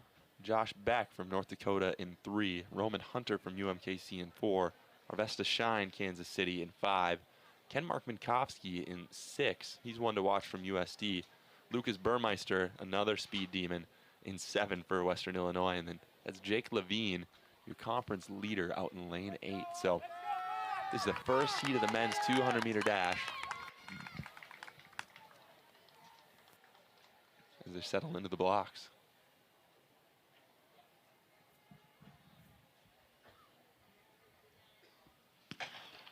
And they're off. Clean start by everybody. No one had an exceptional start there, but Levine looks to be separating himself. Burmeister running well. Minkowski with that big stride of his as he comes up in lane 6.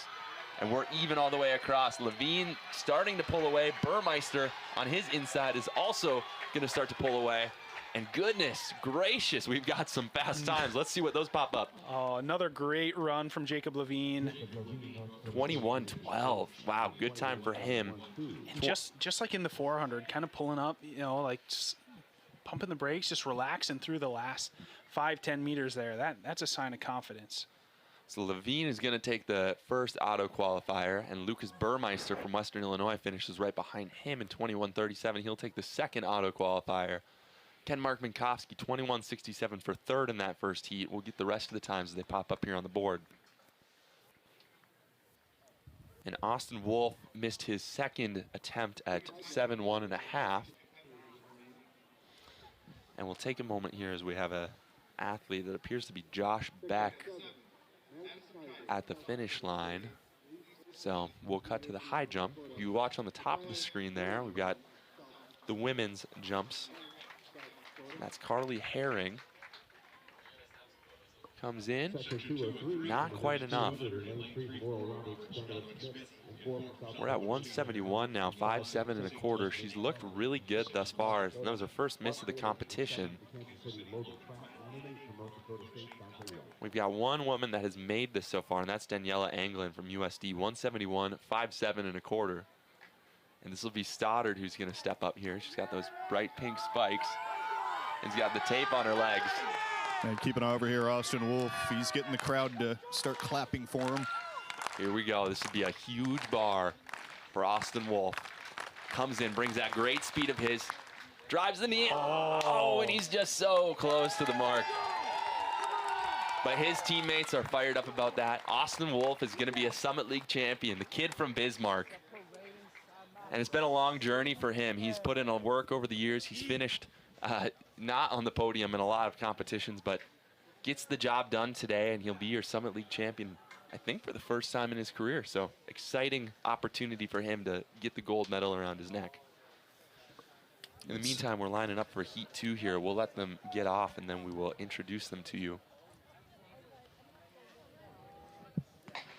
White in 8, Pratt in 7, Daly in 6, Carlin in 5, Whip in 4, and Smith in 3. Dante White getting out really well out there in lane 8, as is Jared Whip from SDSU. As they come around the corner, Daly looking strong, going to the arms. He's starting to pick up his stride. White coming up on the outside. It's going to be Mark Daly as he comes down the home stretch. And don't forget about Logan Pratt closing really, really strong from UMKC out in lane 7.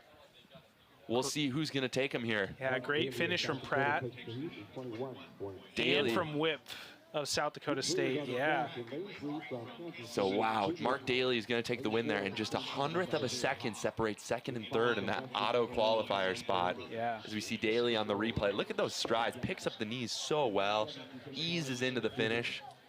And that lean by Whip. Yeah, absolutely. That got him the auto qualifier. So if he hadn't leaned as excessively as he had, he's probably not going to make that final. Well, he's not going to auto qualify. Oh, so yeah. Yep. We'll see here. Get those compiled heats up. Guys, I'm here with Austin Wolf, Summit League champion in the high jump. 2:14. You tie a career best. How good did this feel today? You get this win. It's a great feeling. Honestly, it's one of the best feelings to tie a PR, to be right there again, especially at one of the biggest meets of the year. And I'm just super happy. What changed from last season to this season? Last year, you go 2:03, you come in second place here. This year, you get the win. How much work went into this past offseason? There was a lot of work, just like summer workouts through summer, workouts just on the track. But I'd say the biggest thing was just we had new coaches coming last year, like kind of a little late into the beginning of the season, but just like finally now understanding everything that I've been saying, putting it together, and it just takes time. And I finally started doing all that, and it kind of tied up to right here, which has been great. That personal best 2:14, you got that at Stanford earlier this season. What's going on in your mind when you see that and you kind of know, okay, I've jumped over this before, I could do this again? Yeah, it's like one of those feelings, I've been here before. I try to recreate what I did then, and it's just I try to do it again here, and then just try to get the same lift and pop. And you do that, and you win a championship. Yep, just like that. Congratulations. Thank you. Thanks, man. Thanks for that interview, Keenan. Awesome job to Austin Wolf, our Summit League champion. We got a third heat here in the men's 200. And on your screen right now, you see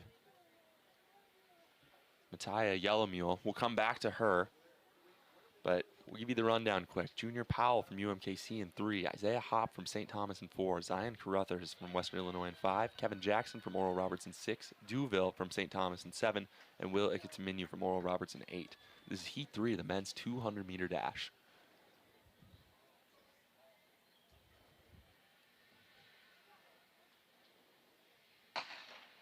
And they're off. Not a great start by Iketeminu out in 8, but his teammate, Kevin Jackson, has a great start in lane 6. Isaiah Hop moving well and the inside, as is Junior Powell. But Duville comes around the corner with a whole head of steam there. Duville trying to pick up the knees and hold off the charge from his competitors. Jackson closing hard for Oral Roberts. And Duville's going to hold him off to get auto qualifier in lane out of heat 3. 21.60 for him. Kevin Jackson 21.63. And Hop goes 21.77 for third, and Powell 21.95 for fourth there. Duville just looked like he rode the momentum of the quick start, where athletes like Jackson and Hop looked like took a little while to get into their stride and closed hard. So kind of the two different ways you can run a 200. So really cool to see that there. So we'll kind of run down the qualifiers from those 3 heats. Levine of North Dakota State, Daly of South Dakota, Burmeister of Western Illinois, Duville of St. Thomas, Jackson of Oral Roberts, Ken Mark Minofsky of South Dakota, Whip of South Dakota State, Pratt of Kansas City. That will be your field of 8 athletes for the 200-meter final tomorrow. So we're getting down there to our final races of the evening. We're going to have the 3K steeplechase coming up here. But let's take a quick update on that women's high jump. We've kind of been going back and forth. The last attempt you saw, or last competitor you saw, and then we broke away, was Mattia Yellowmule. She cleared that bar. That was 5.7 1/4. So we've got 3 ladies that are over. Daniela Anglin of South Dakota, Mattia Yellowmule of South Dakota, and Madison Kaiser of SDSU. Lane Kirkendall of South Dakota State and Jordan Stoddard of South Dakota State will each have 1 more attempt at this bar, as will Carly Herring, who we see approaching right now. Good curve, but not quite enough. She will miss out. And that will be her 3rd and final attempt at this height. So we're going to the women's 200. We'll let them get out. We'll introduce them. So in lane 1, Gleason of Omaha. Lane 2, Alexis Ellison, Western Illinois. Annalie Robinson of South Dakota, lane 3. Jasmine Williams, North Dakota State, lane 4. Tamara Goods, Western Illinois. Aaliyah Adams, Western Illinois. Judith Bictayo, Oral Roberts, and Addison Langford of Oral Roberts in lane 8. And that's Annalie Robinson. We saw her earlier in the 400. She is commanding a lead here. Jasmine Williams running strong, but on the outside, Bediako from Oral Roberts. She's going to grab the 2nd auto qualifier out of that heat. But that was Annalie Robinson at 24.44. Bediako 24.74 behind her. And Williams from NDSU will hope to get in on a time qualifier. She runs 24.82 for 3rd in that heat. And Annalie Robinson just looked in control the whole time, start to finish. And Bediako, we see her on the screen right now. She had a good charge at the end to snag that 2nd auto qualifier and find her way in the final tomorrow. She's happy about it as she approaches her teammates.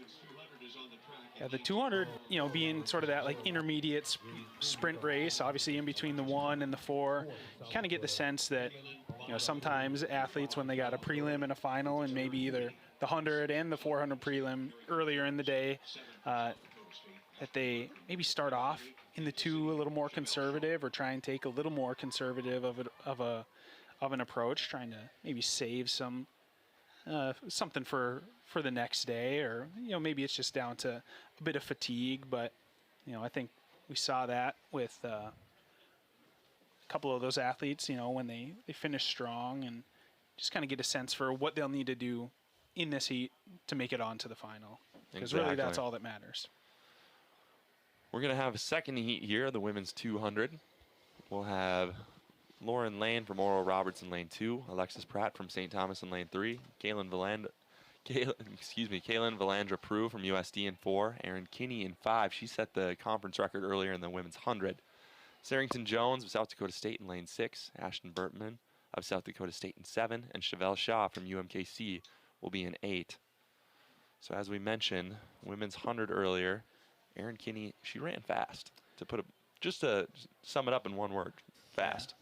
Yeah, Erin Kinney had one of the fastest times in the country through most of the indoor season. All right, we've got a false start there. We'll see what they catch here. Can we get a replay of that start? And I'm wondering if it's lane 4 inside. Oh, and It's Lauren Lane from Oral Roberts. She jumped early. So we'll see what happens here. The official is going to give her the red card. She will be disqualified. Very unfortunate for Lauren Lane. Just a freshman from Oral Roberts. So with that, our field will be Alexis Pratt in 3, Valandra Prue in 4, Kinney in 5, Jones in 6, Bertram in 7, and Shaw in 8. Keenan, you were talking about Aaron Kinney. I want you to continue that thought there. Yeah, one of the fastest times in the country in the indoor season in the 60. And obviously that translated today to a Summit League record in the 100. We'll see if she can do it in a little bit longer distance in the 200. Obviously, it still is a flat-out sprint. Yeah, Kinney in lane 5. We'll keep our eye on her. But don't forget about Jones in 6. She brings the strength of the 400. She's in the blue. And they're off. Kinney with a great start. Wow, she got out well. Not surprising there. As did Alexis Pratt from St. Thomas in 3. Both of them are going fast. Jones is going to try to rely on the strength here. But this is Kinney off the turn with a big lead. She's got a commanding lead over Pratt in lane 3. Jones trying to close hard. But Aaron Kinney is going to cross the line in 23 and change. 23.63 for her. That is a season's best. She ran 23.68 earlier in March, but 23.68, great time for Kinney out of Heat 2. Pratt runs 24.53 for that second auto qualifier. Sarrington Jones will finish 3rd for SDSU in 24.71. You can see the rest of the times there on the screen. Cameras on Pratt there. Yeah, she ran a really good race on the inside. Was able to hang on and get one of those auto qualifiers. So we'll see her tomorrow as she gives her coach a high five. And we go back to the women's high jump here, our last field event to wrap up tonight. We're at 176. This is Daniela Anglin that you see. And she's not going to quite get that one. It'll be her second miss of the competition. So nobody has made it over 176 yet. We have 3 women left. Daniela Anglin from USD, Mattia Yellowmule from USD, and Madison Kaiser from South Dakota State. And we do have a 3rd heat of our women's 200. So we'll get those for you here in just a moment as we reset the bar in the women's high jump. We'll introduce that field to you. So Heat 3 lane assignments are Jenna Johnson from SDSU in 2, Rich Ann Archer, who just narrowly missed out on qualifying for the 100 earlier. She's in lane 3, looking for her comeback tour to start. Maddie Dolby of St. Thomas in 4, Breeza Dewar from Western Illinois in 5, Kendra Kelly from NDSU in 6, Hannah Young from USD in 7, and Ashley Ostrand from Omaha in 8. Keep your eye on Kelly in 6 and Ann Archer in 3. And they're off. Kelly gets a really good start. She's already made up ground on her outside. Look at her go as Rich Ann Archer also begins to move well in lane 3. Don't forget about Breeza Dewar in lane 5, just on the inside of Kelly. Kelly is moving really, really strong here down the home stretch. This is her heat. It looks like Ann Archer is going to be our second-time qualifier. Kendra Kelly racing the clock now. We'll see what she finishes in. And Ann Archer really slowed up there at the end, as we see Kendra Kelly walk off the track. 23.97 for her, so good time. She ran 23.49 at the NDSU tune-up just last week, so a good prelim mark to qualify for tomorrow's final. Rich Ann Archer goes 24.91 for second, and Jenna Johnson finishes 3rd in Heat 3 in 25 seconds. So you can see the rest of the heat on your screen there as they pop up. And in just a moment, we'll get you the qualifiers for tomorrow's final. And we'll give you those right now. We got them pulled up. So your fastest time in the prelims was Aaron Kinney, 23.63. That woman right there, Kendra Kelly, 23.97, will qualify. Annalie Robinson takes the third fastest time tomorrow, 24:44. Alexis Pratt goes 24:53 for St. Thomas. Judith Biayako from Oral Roberts, 24:74. Rich Ann Archer, there she is right there. She's going to get an auto cue for tomorrow, 24:91. Sarrington Jones, 24:71, and Jasmine Williams, 24:82. Those are your qualifiers for the 200 final. As we have Kaiser here in the high jump, just misses. That was her third attempt of the competition, so that just means Daniela Anglin is the only athlete that cleared 176, 5'9" and a quarter. So she's going to be your Summit League champion. And so we'll see what she's going to set the bar at here. But we lost Mattia Yellowmule and Madison Kaiser at that height, so they'll both go 171 for their best today. 5'7" and a quarter. But it will be Daniela Anglin, your Summit League champion in the women's high jump.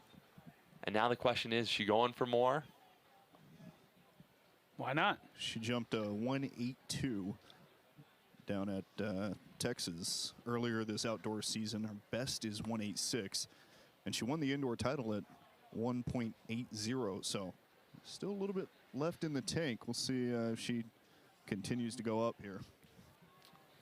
And I think that's such an interesting point you bring up. So talking about competing at Texas, and I think a lot of people think that if you live in a cold state, you never get to compete in track and field. You're just running here in the Midwest. But great for these programs that they get to take their athletes to places like Texas and California where it's warm and they can be able to compete with some of the best in good conditions. So we'll come back and keep you updated on Anglin, but we've also got the men's 3K steeple about to take off here. They're on the backstretch right now. Cam, you want to introduce us to that field? Yes, it would be my pleasure. So we have 11 competitors in this men's 3K steeplechase. Riley Ruhak of South Dakota, Eric Weiss of North Dakota, Carter Knaus of South Dakota State, Peyton Smith of North Dakota State, Justin Jelka of North Dakota, Isaiah Mormon of Western Illinois, Jake Arison of North Dakota State, Cody Larson, South Dakota State, Hunter Klimek of North Dakota State, Logan Laumel of Western Illinois, and your Summit League leader, Luke Lebet of North Dakota. Lebet is your defending Summit League champion. He's got one of the best times in the nation this year. So we'll keep our eyes on him as our men's 3K steeple is off. And while you guys were going through that race roster, Anglin just cleared 179 on her first attempt. So I think she'll continue going up to help herself in the national standings. Absolutely. Great job from Anglin. We'll keep you tuned in there. So we see Arison of North Dakota State, Klimek of North Dakota State, Larson of South Dakota State, and Smith of North Dakota State. So Lebet on the outside there. Make up your top five. Luke Lebet's time, 8:41.75, ranks him 11th in the West region so far this year as they approach the first barrier. Everybody over cleanly. Just a couple people in this race that, you know, we just need to point out. Great story for Logan Lummel. He showed up. He was a soccer player for Western Illinois and has come out and just run exquisitely for them. He's running track full-time now, given his full attention. It's paid off as he has been an All-Summit League member on a couple DMRs and other teams. Yeah, Lamel's time of 9:10 puts him at 8th in the conference. But, you know, Ryan, we haven't seen, as we were approaching the first water barrier, little stumble from Ruhak, but cleanly navigated by these athletes. Just what I was saying is we haven't seen depth like this in the steeplechase, at least as far as I've been following the Summit League. Yeah, two athletes under 9 minutes, but we have Arison, third-ranked athlete, 9:01. Cody Larson of South Dakota State, 9:02. Justin Jelka, 9:03. Carter Knaus, 9:05. Klimek, 9:06.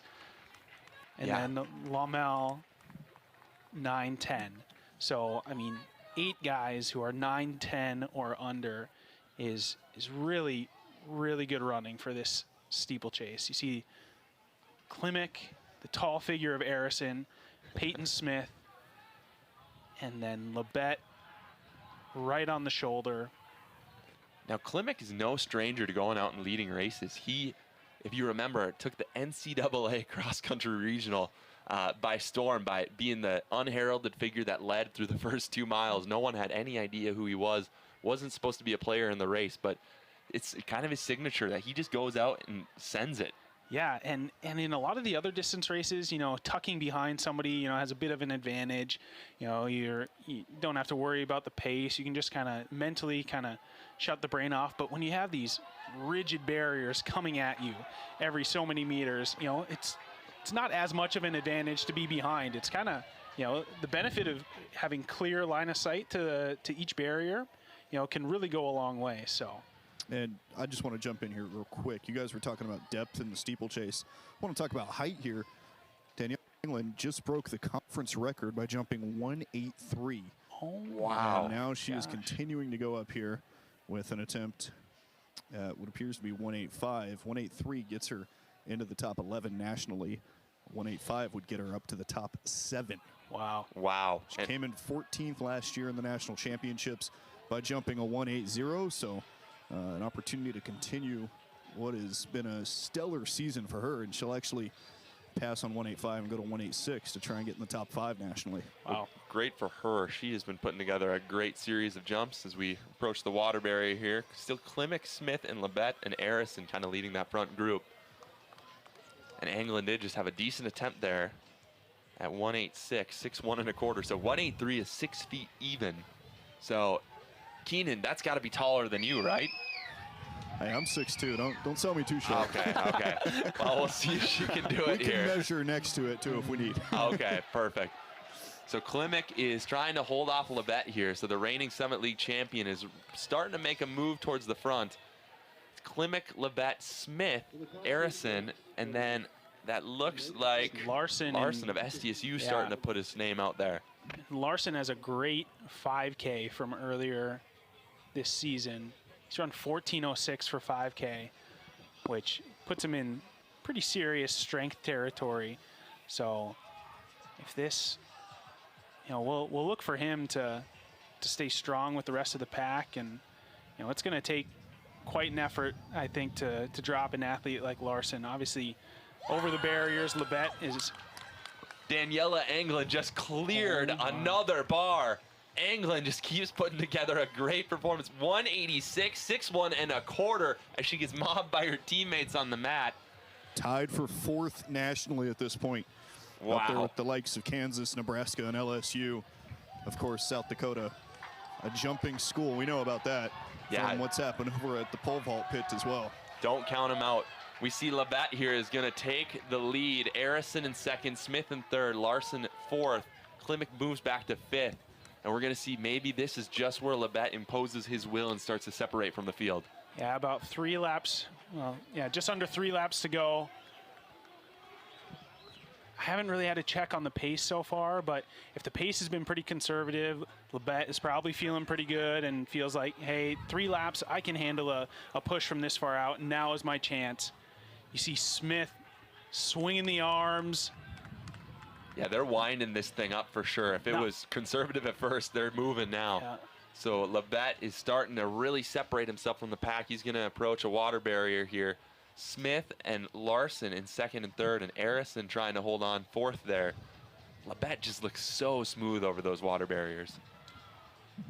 Yeah, all these top 3 guys really have pretty clean form, especially over that water barrier.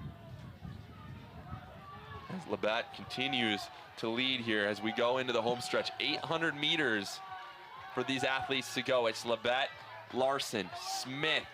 Knaus wakes his way up there. Arison, Klimek, and Lummel. That's our top 7.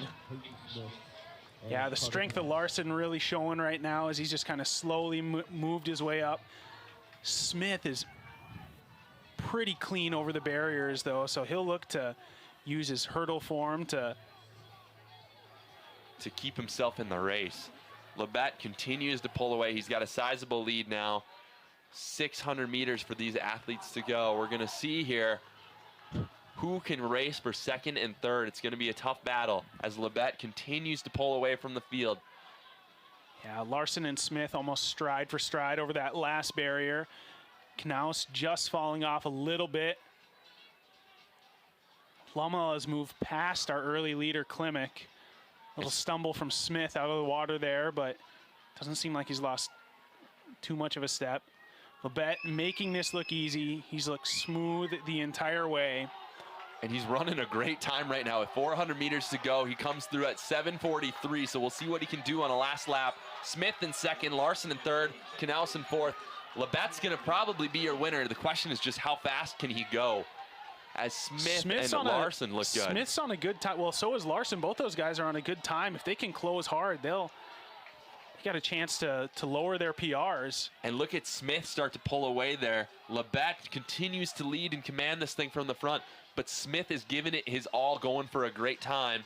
And this is always such a pivotal event, too, as you come into the end of day one. Larson not giving up. Both of them are just, yeah, I mean, I did not see this from Smith. Looked like when Larson went around him, he was maybe a little cooked. Labette has not changed his stride once. His demeanor has stayed exactly the same. No, and he gave a little look over his shoulder, made sure he's in the clear. As we see Smith on your screen, good clearance on the barrier. Larson, a decent clearance. We'll see Knaus kind of slow into it. And Luke Labette coming on the home stretch. Ladies and gentlemen, he's going to be your 2023 champion, repeat defending champion. That's Luke Labette. 8:50, good time from Labette, making it look easy. We'll see what Smith can do here, going for a personal best. And he's going to finish second with Larson from SDSU in third and Knaus from SDSU in fourth. Klimek with a strong finish to move up 2 places. Harrison just behind him for sixth. This will be Lummel giving it his best here to finish. He'll play 7th for the team, Western Illinois. And then Eric Weiss from UND will come to finish 8th. As we see our last few athletes, Justin Jellica and Isaiah Mormon, clear the water barrier for the final time. And Riley Ruhak coming down here on the home stretch, but that is Luke Labette. Keenan's gonna be joined by Labette here down at the track. Actually, Luke's walking away. And Luke Labette, that's your conference record holder, 8:49 in the steeplechase. He's gonna catch up with Keenan Dixon here down on the track. Luke, a conference record. You go back-to-back in this event. You made it look a little easy out there coming down the final straight. How good did that feel? I felt really good. I mean, this year was way deeper than last year, so I was really excited just to see what the competition would be like. I know a couple guys probably wanted some regional marks, so I was kind of excited to, have it moving a little bit, but obviously I'm happy to take the win, and I'm just glad the Summit League's getting better in general. Yeah, we were talking about the depth on the broadcast, and kind of there were 8 or 9 guys that were really in the mix that could come out here and win this event. Did that make it a little more difficult, or was that easy on you? Totally made it more difficult. I mean, just the mental game before is just kind of like, I don't have that much room. Like, steeple's obviously a crazy event. You can have one bad hurdle and mess everything up. So definitely a little more pressure. Obviously commend all the other guys, but it's also exciting. It's exciting to have better competition. It just makes racing a lot more fun. Luke, go catch your breath. Congrats. Thank you so much. And there you heard from him. Conference record holder. Look at that. Summit League record holder, Luke Labette. He's waving to the crowd, giving the Fighting Hawk sign. And that's what a conference champion looks like. It's Coach Tom Scott. He's had so much success with him. Scott showed up on the scene a year ago and has really revitalized this program. And what a great mindset to have. Like, I want the conference to be better. I was excited when I heard that some guys were looking for regional marks. I didn't want it to be easy for me. That's a guy who's a true competitor. And man, as the Summit League, keeps getting better, and we'll look to see some more great steeplechase races in the years to come. So, man, I'd say that lived up to my expectations. I don't know about you. Peyton Smith. We'll run down the results here again. Luke Labette, conference record. And we're going to get Keenan Dixon here with Daniela Anglin. So, looks like he is ready to ask some questions here down on the track. A Summit League champion, a conference record holder. You go 189 today. You're now in the top 4 nationally. How does that feel to know that you're up there with some of the best in the country?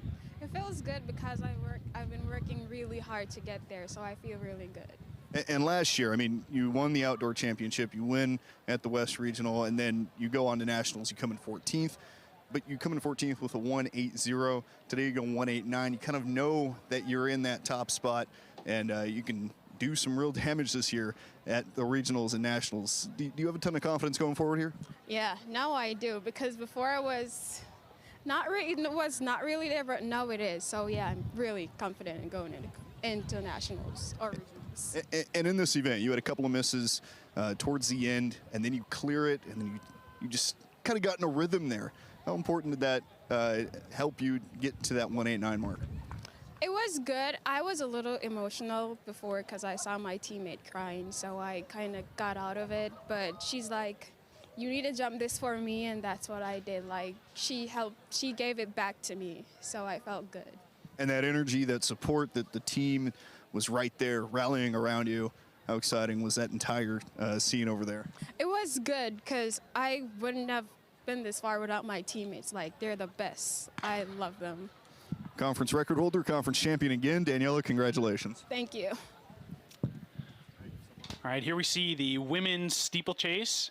The field is as follows: Abby Schmidt from South Dakota, Mallory Schmoll from South Dakota State, Renee Thompson of South Dakota, Alexis Rail, North Dakota State, Morgan Eady of St. Thomas, Helen Gould, your Summit League leader from South Dakota, Aliana Cesar of Western Illinois, Cornelia Wolfhart of North Dakota, Alex Grifford, St. Thomas, Annika Stansberry in North Dakota State, Greta McLaughlin of North Dakota, and Zoe Christensen of Omaha. Yes, and Helen Gould is your defending champion in this event, so she's trying to lead this thing right from the front. And this is Gold, followed by, I believe that's Caesar from Western Illinois on her shoulder, Cornelia Wolfert from UND in third, and a couple buys in there with Annika Stansbury and Alexis Rail, and it looks like Morgan Eady from St. Thomas. They've kind of broken away early, and we're strung out not even 400 meters into this race. So Gold, like we mentioned, your reigning Summit League champion, an alum of Valley High School in West Des Moines, where I actually coach. So shout out to the Valley Tigers. But Gold's going to look to repeat here. But Cornelia Wolfert, she's an excellent runner for the Hawks. We'll see her try to contend up here as well. And Caesar has been putting together a steady season as well. So look for her to do some damage, as will Alexis Rail, who comes in with the third best mark of this competition. And one thing that's interesting, a lot of our ladies in this race got their best marks at the Brian Clay Invitational in California. So we talked about the importance of racing in big meets, competitive meets where the weather's nice, and that must have been a good one, because a lot of the times that we see that have been at the top of the performance list have been coming from Brian Clay. Yeah, Rail and Wolfhart were actually in the same heat in their races down out in California, and had a bit of a sprint off for a finish. So if you'll notice, their seed times only tenths apart from each other, with Wolfhart getting Rail on the lean. So definitely maybe a little, as we see a fall there. Never like to see that. We'll get you some updates on who that might be. I'm curious down here, guys, to know, what is the most difficult part of steeplechase? Is it the jumps, or is it kind of the jump over the water and into the water? I was over there looking at that pool that they have to jump into, and it does get pretty deep, about 1.5 feet deep over there. Yeah, I think it's actually the wet shoes is the most difficult part for me. But no, I mean, the water jump does provide, a bit of a challenge, because it's not your typical hurdle. And you're right, Keenan, the depth of the water is quite deep, especially near the barrier. It gets shallower as you get further away, so a little extra incentive to jump as far out into that water as you can. So it's kind of measuring your effort, in going over those barriers. You have to run a pace that's a little slower than what you would expect for like a flat 3K, because you do have those water barriers. Gould shaking off her hip number. Yeah, she's done with those. Is there an advantage for runners from the Midwest, because you tend to run in rain and other not great conditions throughout. So your shoes stayed kind of wet throughout, right? Yeah, it is kind of funny you say that, because I always, before I even started the steeplechase, I always envisioned myself in the winter when somebody didn't shovel their sidewalk or whatever, having to jump over the snow piles, you know, from one curb or one block to the next as my steeple training. So I'd say there's an advantage. I've had teammates who'd say they would jump over hay bales back on the farm and stuff like that. So, yeah. And I think Midwesterners will take anything, you know, they'll turn anything and say, yeah, it's going to be my advantage. That's the stuff out of movies right there. Yeah, jumping over hay bales. Yeah, we had professional steeplechaser Madeline Strandemo on the podcast, and she was telling us that she feels like it does give you an advantage, just because the conditions are never perfect in the Midwest. So you show up to a meet, a little adversity, you're ready to deal with it when some other schools may not be. So yeah, gold still leads the women's steeplechase here, with Wolfert from UND hot on her heels, Alexis Rail and Alana Caesar still making up that top four. They've really broken away. Looks like Stansbury from NDSU is not far behind, and Renee Thompson from USD close to her. So we've kind of got 7 places that have pulled away from the field, and then a good race for 8th place back there. You can see from that camera angle, but it's still gold out front. Yeah, and you kind of notice Wolfhart is running on the outside of lane 2 as well as Rail. You know, some people might say, well, why you're running so much extra distance? But kind of like I was talking about with Klimek earlier, is sometimes the advantage of seeing the barrier, running in lane 2 and being able to see the barrier, know when you're going to have to jump over it, not have to worry about the tangle of legs is enough advantage where, you know, I'll run a couple extra meters, you know, for that. So looks like we've kind of separated into 2 different races here, one for first and second with Gold and Wolfhart, and another between Caesar and Rail for second and third. So want to keep our eye on that, as that will decide the medals and the order in which they'll be awarded.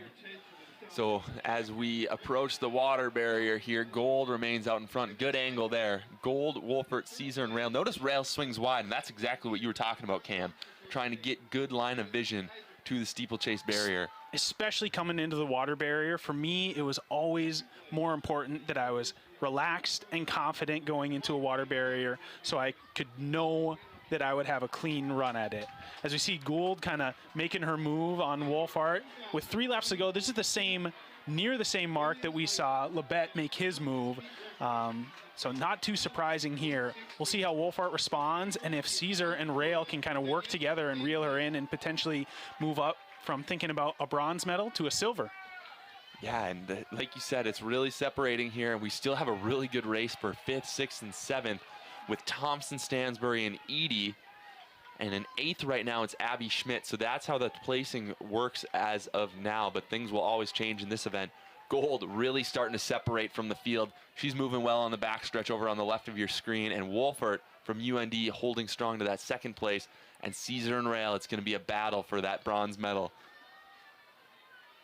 Yeah, tough to tell if Wolfhart is maintaining or going back, or if Caesar and Rail are making up any sort of ground.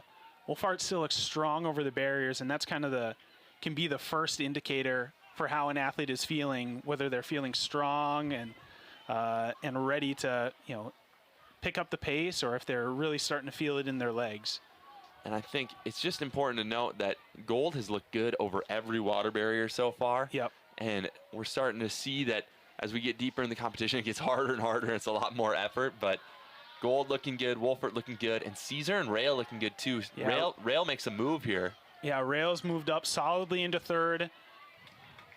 Got her eyes on the prize, eyes on 2nd. Probably having flashbacks to the Azusa Pacific, the Brian Clay invite, where Wolfhart kicked from behind to beat Rail. So might just get her revenge here. Gold still in front. Wolfert in 2nd, Rail in 3rd, Caesar in 4th. And that looks like Edie has made a strong move up into 5th. Wow, good position for her. Stansbury in 6th. And Schmidt in 7th here. So things are really, really getting close. And it's hard to tell if Rail is closing the gap, but she just may be on Wolfert. If anything, Gold has opened up her lead up front. as she's got 600 meters to go, clears the barrier there, and will come into her second to last water jump of the competition. You can see her as she keeps moving. She knows that she's got this thing in the bag, and just like Luke Labette did, she wants to repeat as conference champion in the 3,000 meter steeplechase. Cam, touch on this. When was the first time that women's steeplechase was in the Olympics? Yeah, I just found this out today. 2008, the women's 3,000 meter steeplechase wasn't an Olympic event until 2008. That was just bonkers to me. That is crazy. Could not believe it. That is crazy. So, making up for lost time here, Helen Gold continuing to lead as she clears one more barrier. She's coming up on the bell lap. Wolfert in second, but Rail definitely is closing that gap here. It's just going to be a matter of, can she do it in the next 450 meters? Will there be enough time? Hunter McHenry with an emphatic bell ring there. Helen Gold has got the lead, but we're going to see what will happen between second and third with Wolfert in Rail. Caesar holding strong on the fourth. Edie from St. Thomas still in fifth, and Stansbury in six. Schmidt in seven. Thompson in seven. Schmidt in eight. Steeplechase, one of those events, because of the nature of the hurdles and the barriers, it is tough to have that same sort of finishing kick that you might have in a flat race. So it'll be Rail has done some hard work to close that gap, but it'll be a bit of a challenge to close it all the way. And she's not going to give up yet. Gold on your screen. She's out front. Wolfert in Rail, second and third there on your screen. We'll see what the gap looks like there, as Helen Gold is going to come in to her final water jump of the competition. This is a big one for her. If she clears this one, she'll only have one barrier remaining. Gold on your screen, coming into the final jump. Let's see it. They've all looked good to this point. And another good one as she's going to come around that final turn. Wolfert trying to close the gap there. She'll attempt the water jump, and that's Rail on your screen in third. Helen Gold comes around the final turn into the last jump. Can she do it and repeat as conference champion as she comes to the final barrier? And she looks good over it. Helen Gold looks to be your Summit League champion. Wolfert with a great close here. She's going to finish silver. And Lexi Rail is going to come to her final barrier. Yeah, great finish from Wolfart there. You almost wonder if she had been able to maintain the gap there, if she'd had some legs to finish. Rail across the line in third. And Helen Gold, your Summit League champion, repeat from 2022. She does it again. Helen Gold is going to take home the gold medal here in 2023 as Caesar crosses the line fourth. Edie crosses the line for fifth. Stansbury from North Dakota State is going to finish sixth for the Bison. And we've got a good race here for 7 and 8. Look at this. Thompson, Schmidt, and Schmoll from South Dakota State closing hard. But it'll be Thompson and Schmidt there. Keenan is going to let them catch their breath for a moment, and then I think we're going to get an interview from Helen Gold. She is your finishes there. Repeat champion in a time of 10:45.30. An awesome effort from Helen Gold. We'll send it down to the track with Keenan Dixon and the Summit League sideline reporter. Helen Gold, your last name is pretty close to the medal that you're about to receive again. You go back-to-back in this event. Walk us through the strategy that you had coming into this race. Yeah, so going into it, I knew that I was ranked first. I knew that I just kind of had to get out strong and kind of maintain that pace and just kind of go if someone was inching on me. And they definitely pushed me there for a bit to get moving. So it was a good race, but I'm pretty happy about it. My last steeplechase ever, so bittersweet.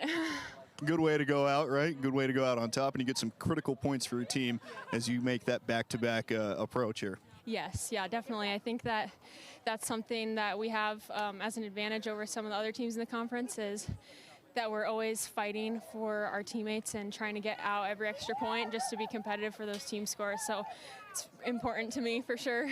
Helen, congratulations. Thank you so much. Summit League champion Helen Gold, back-to-back.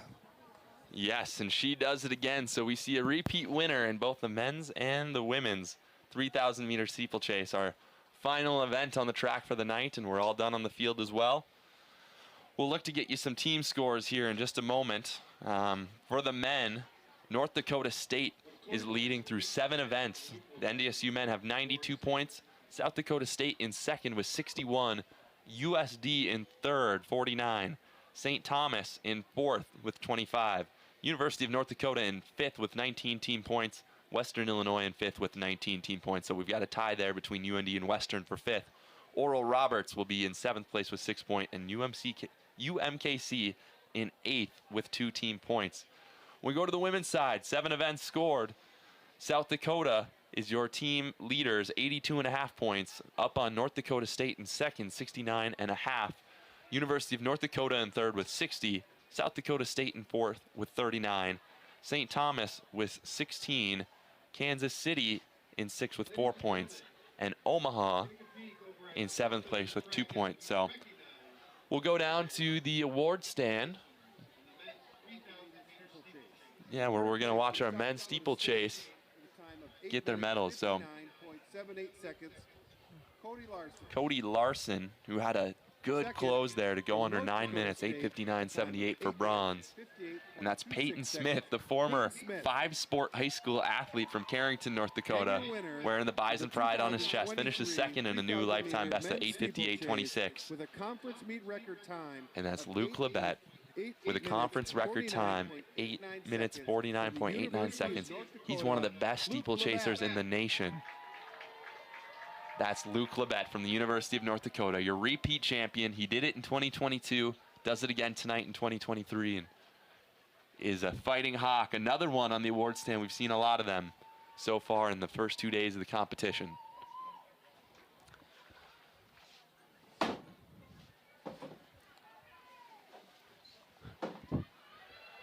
So Cam, we are going to sign off here tonight. It's been an incredible day 2. Just tell me before we go, one thing you're looking forward to for day 3 on Championship Saturday.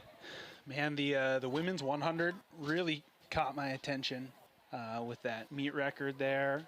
So excited to see the sprint finals. We'll throw in some relays tomorrow too, the 4x1 and the 4x4.